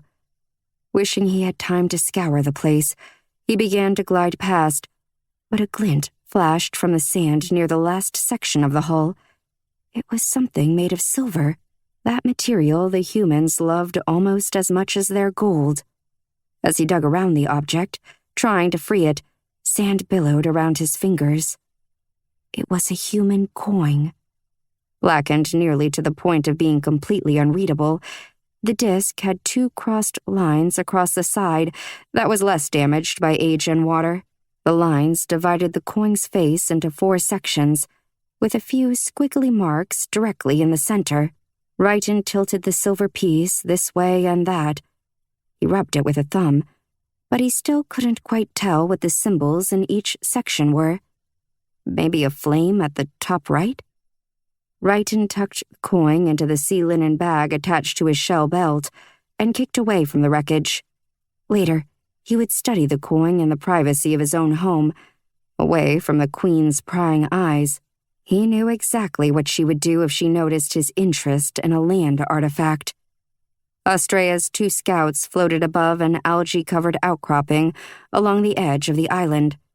Still underwater, their dark clothing and blue-black hair twisted in the tidewater, both sets of their arms crossed. They weren't happy about this mission. Never had been. The most experienced one, Calix, wore a look of resignation. He never could hide his emotions. Face like an open book. He ran a hand over his high hairline, then saluted to Righton. "The elf should be above us now, waiting for us, High General." Echo, the second scout, saluted more sharply than Calix. The sun pierced the few feet of seawater above them and glowed over her short hair and her hands that seemed a little too large for her frame. Righton saluted in return. "Do you have the tuber for him?" Echo lifted a sack of the sea plant that the elf wanted to relieve himself of pain, and possibly of life. Because of the elf's fatal disease, he traded information for the tubers. Righton reached his arms wide, swimming toward the harsh light. "Then let's get this over with." At the surface, the sea folk moved their second eyelids over the first to lessen the light, and placed tympanic leaves over the gills along their necks. The air eased through the porous, water-soaked leaves and allowed their bodies to continue to process oxygen in the same manner as they did underwater. It wasn't comfortable, but in order to speak and stay above the waves for any length of time, it was necessary. Pale sand stretched from the water to a spit of land covered in grasses and small trees that looked like diseased coral branches. The elf crouched at the end of the aisle, his face drawn and whiter than the beach. His sickness was most likely to blame for his pallor. The wind kicked up, and he pushed a strand of gray hair behind one pointed ear. His sleeve fell back to show a forearm missing any type of fin. Righton couldn't help but think this creature looked naked without the translucent fins that ran along everyone else's arms. Righton swam closer as the elf called out in greeting. "Good day, sea folk," the creature croaked. The elf glanced over his own shoulder, toward the forest. Most likely he was merely making certain he hadn't been followed, but right and ready to spear just in case an army of elves came out of the coral. No, the trees, he reminded himself. Please. The elf reached a shaking hand over the water, his eyes wide and focused on the bag of tubers that Echo had brought up. The elvish language was old, and all sea folk were taught to read and speak it, along with human and dragon, too. Though most sounds were incredibly difficult to produce, a lack of education simply wasn't tolerated. Please give me the plant, the elven spy said. I'll tell you all. There has been a great disturbance here, and it will prove important for your kind. Righton kicked his feet and rose higher, the harsh air biting at his chest. You will tell us what you know, and then, only then, will you receive the amount of plant we decide you deserve. Our Echo can simply toss it back into the sea. You are welcome to swim down here to fetch it. Righton grinned like a shark. The elf paled further and drew back. It's the king. He's dead. Righton rubbed at his ears. I heard you wrong. King Matin is dead, as well as his right hand, Knopus. Righton swam close and stood on the sandy ledge above the outcropping. The ocean lapped against his calves. The world listed to the side for a moment, mostly because he'd never been so far out of water, but also because this information, well, this changed everything. His dense body weighed too much out of the water to move properly, so Righton cupped a handful of the sea and whispered a spell. The sound of water magic bubbled and rushed past his ears. His bones and flesh grew lighter, and he was able to take a confident step forward. Righton's mind raced. King Matin's promise to Astrea had somewhat protected them from an Earth Queen. But if he was dead... Frustration seared Righton's veins. He gripped the elf's cloak and lifted the frail creature high. How did he die? Did the new Earth Queen kill him? The dragons, the elf choked out, his spindly fingers winding around Righton's grip. Joined with the potential Earth Queen, and one of our own who rebelled. They came together and took him down. And your kind didn't rise up to save him? Matin was bent, wrong, foul. He had been drinking black water. Righton dropped the elf. He splashed into the water, hissing and moaning. He managed to get himself up and onto the beach. Righton's mind could not wrap itself around what the elf had told him. Drinking black water? He swallowed disgust. To take the source's blessed waters into one's own filthy mouth? Horrifying. The black water didn't injure him? It gave him great power, enhanced his ability to wield air magic. He could twist minds and turn memories away. The elf shuddered, and for the first time, Righton was in tune with the land creature. What Matin had done, it was unthinkable. But the black water did take a toll. It tainted the crown he wore, making it possible for him to hurt his own royal blood, albeit indirectly, through his cohort, Knopus. And I think drinking the black water wore on the king's own mind as well.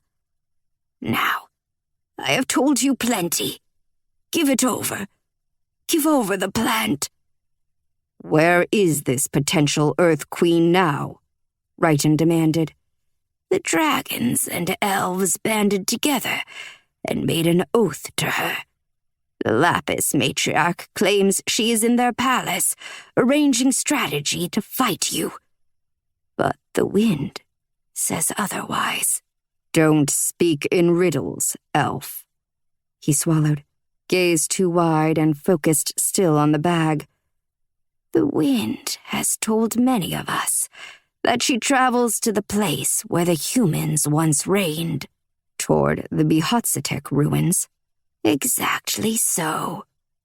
A line of drool ran from the corner of his mouth. Echo wiggled the bag and lifted her eyebrows, urging the elf to tell Righton more. Righton scratched at the tympanic leaves lying on the gills at his neck. He stepped back into the water, letting the sea come up to his shoulders. But why would she dare to enter the ocean? He asked, talking more to himself than anyone else.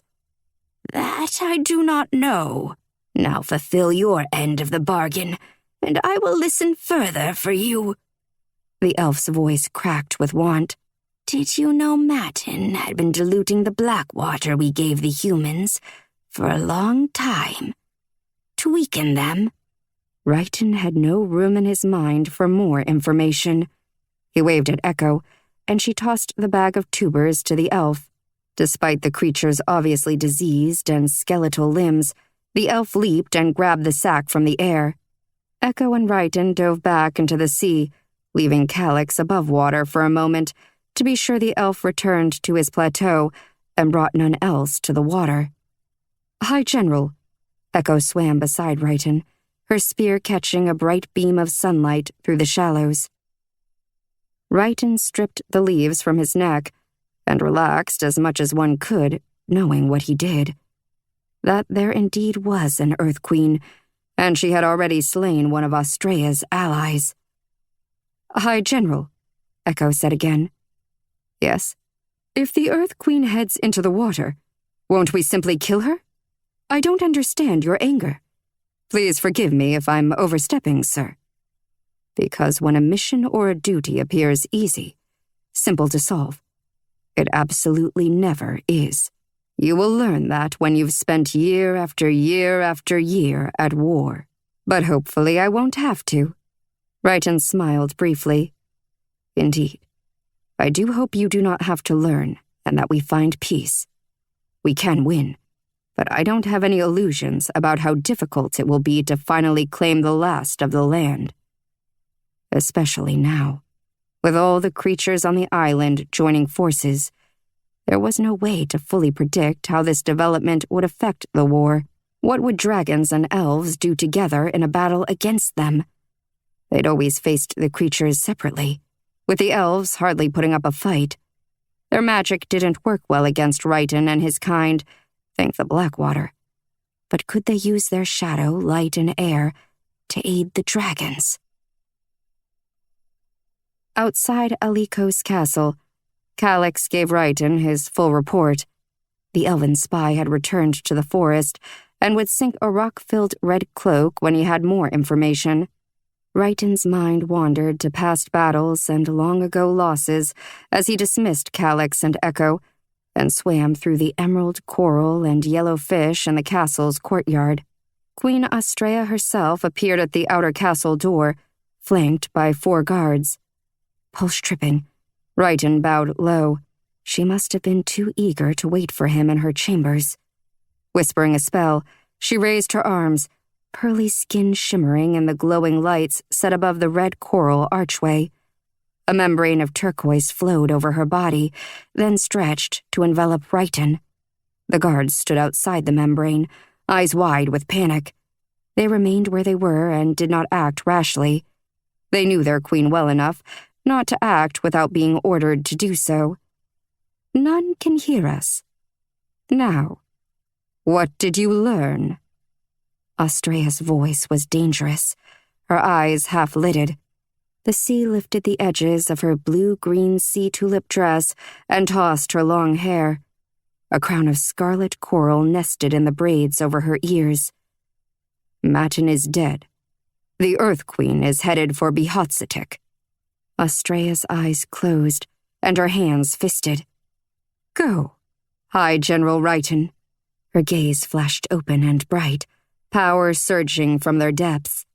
"Go and slay our enemy. If you fail, do not return." So this was to be a quiet mission, completed on his own. A chill traveled the length of his spine, and the fingers gripping his spear tightened out of reflex to a threat. Heart thudding, he thought of what Gristark would say. "Run, friend. Run to the south and pray to the source the queen is too busy to find you." Righton's brother would order the opposite. "Go, brother. Avenge our sister, and destroy the one chance the dragons have to live a life our Selene never had the chance to live. But Righton was no coward, and he did intend to avenge Selene. He alone would face this Earth Queen, the one born to destroy Righton and every last one of his kind. Or he would die trying. Chapter 23. A natural wind gusted over the red meadow, below Volley's perch on a western outcropping. The tiny flowers moved like ruby waves among the vast crowd of jewel-toned dragons dressed in their finest. "So many rings and necklaces," Volley said wryly to Ark and Nyx, who stood beside her on the high rock. "Sparkling like sand on the beach. Your lot look like sad little leaves next to mine," Nyx teased, jabbing Ark with an elbow. She was decked out as well, dressed in a new quadrant-cut cloak in the darkest green can be before it becomes black, and a split-leg dress to match, embroidered with the symbol of the breakers. The flame over the talon glittered a deep gold in the sunlight. Her red hair was knotted at the top of her head, and her bright eyes scanned the distance like a true predator. Ark wore a black linen shirt beneath his usual black and silver surcoat. Fully released from his evil cousin's spellwork, his magic twirled about his head and hands in purple tendrils and gold circles. His straight black hair hung loose at his broad shoulders. The breeze tousled its ebony length, and for a moment, Ark appeared bed-rumpled and vulnerable. But his gaze remained hawk-like, and it held Volley's attention for reasons she wasn't ready to think about. He was pretty much breathtaking, Volley had to admit. Not that either of them had the time for romance. There was so much to do, and they had no time to do it. She knew for certain the Earth was telling her to visit the region near Bk1, but she had no idea why. Ark and Nyx had agreed to accompany her there. Volley decided they would tell the world they were busy in meetings with Amona, deep in the Lapis Mountain Palace. But truly, they'd be on a quiet mission to discover the secret her magic was desperately trying to tell her. Below them, in the meadow, the elves stood well apart from the dragons. They had chosen to gather on the Lapis side of the meadow. A smart choice. The Jades were not yet sold on this idea of including them in the war against the sea. Their matriarch, Ux, paced the grassy area. She appeared ready to explode in anger at any second. Volley couldn't see her orange and slitted eyes from here, but she would bet all of last season's gambling hall that they were darting from Amona to Cassiopeia with complete and utter loathing. Cassiopeia stood, willowy and grim, before the host of elves.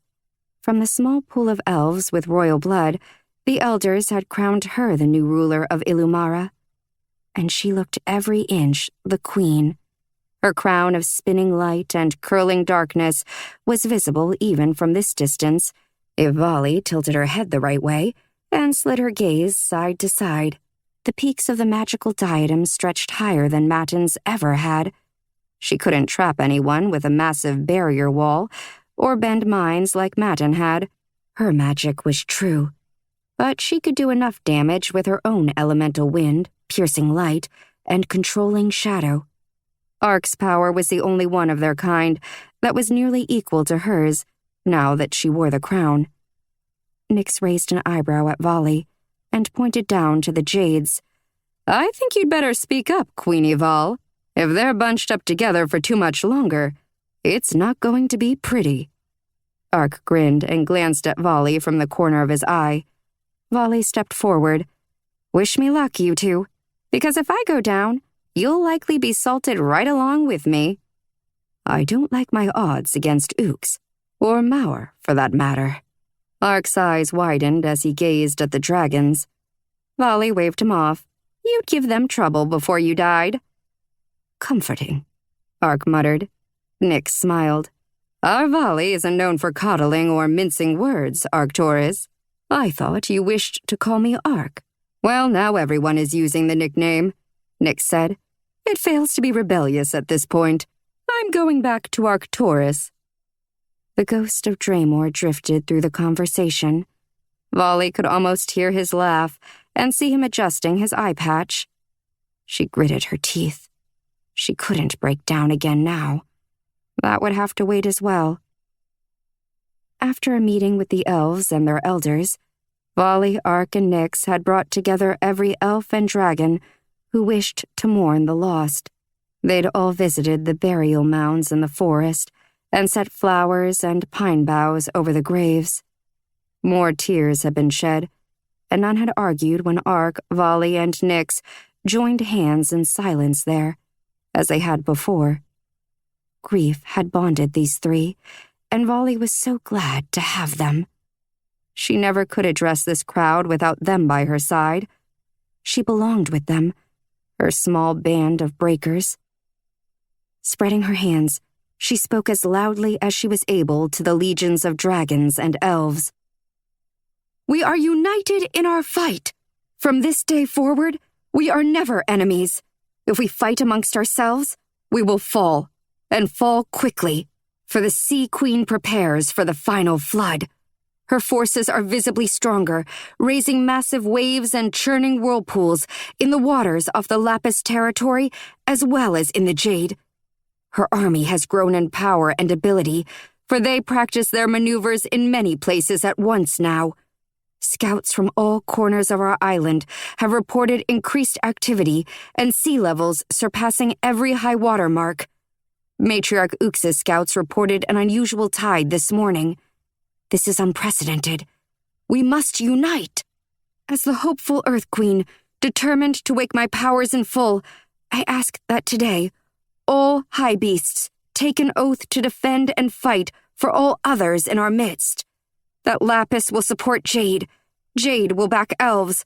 That all will fight together, as determined and led by our strategists, Matriarch Amona, Matriarch Ux, Queen Cassiopeia, and me."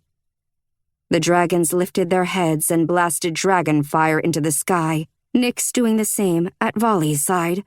The flames crackled and snapped as the elves wove light and dark into spinning clouds like windstorms above their own congregation. As one, the high beast spoke in dragon, the chosen tongue for discussions of this sort. "We promise to fight as one, to respect the wishes of the strategists, to unite against our common enemy." The magic of the promise felt like a quick burn of a too-bright sun as it seared the hearts of every intelligent creature gathered in the wide meadow. The red hat flowers danced in the wind, oblivious to the serious nature of the moment. As if on cue, the dragons and elves began to stream out of the red meadow and back to their assigned positions on the isle. Some to scout or begin planning attacks and defenses. A good many to test the new talents of the Seafolk army in the north, groups to gather supplies and move young and old to higher elevations.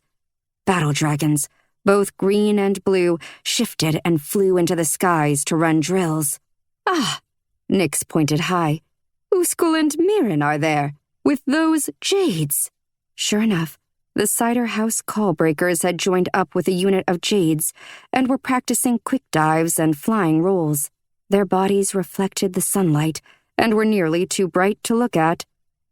"This would have pleased Draymore to no end," Nyx said quietly, as Ark and Volley followed her off the rock and down a winding path bordered by low-branching oaks that humans had pruned for centuries for charcoal. And Kemen too, I think. Volley braided her hair tightly. "Ibai would have hated it," Nyx and Volley said in unison. They shared a sad kind of laugh as they took their satchels from Ark, who'd retrieved them from their hiding place behind a cluster of rocks. Nyx strapped a large brocade bag over one shoulder and buckled it neatly beneath her wing joint. Her wing had not yet recovered enough for flight, but she didn't seem overly bothered by pain or discomfort. She had also taken up a long stick that she claimed General Regulus had taught her to use in fighting. Seems they had been busy while Ark and Volley were meeting Cassiopeia before her coronation.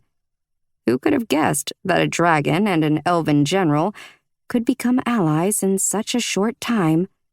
Not Volley.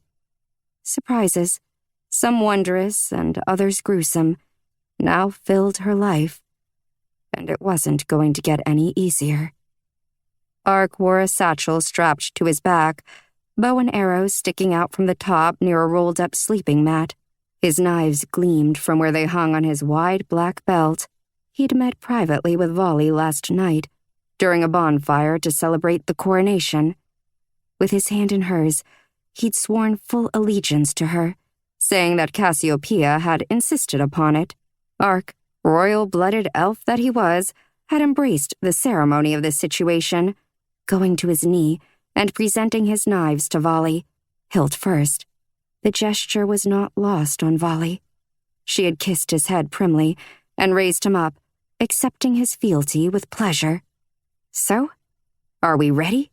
Volley's veins pulsed with the beat of the Earth's heart as she looked over her two closest allies. "We have no idea what we're looking for," Nick said, raising an eyebrow, "and no idea what we'll face when we get there. So," Ark interrupted, "of course we are." He glanced at Nyx and winked. And so the Earth Queen and her band of breakers headed into the wilderness, following the whispers of the world.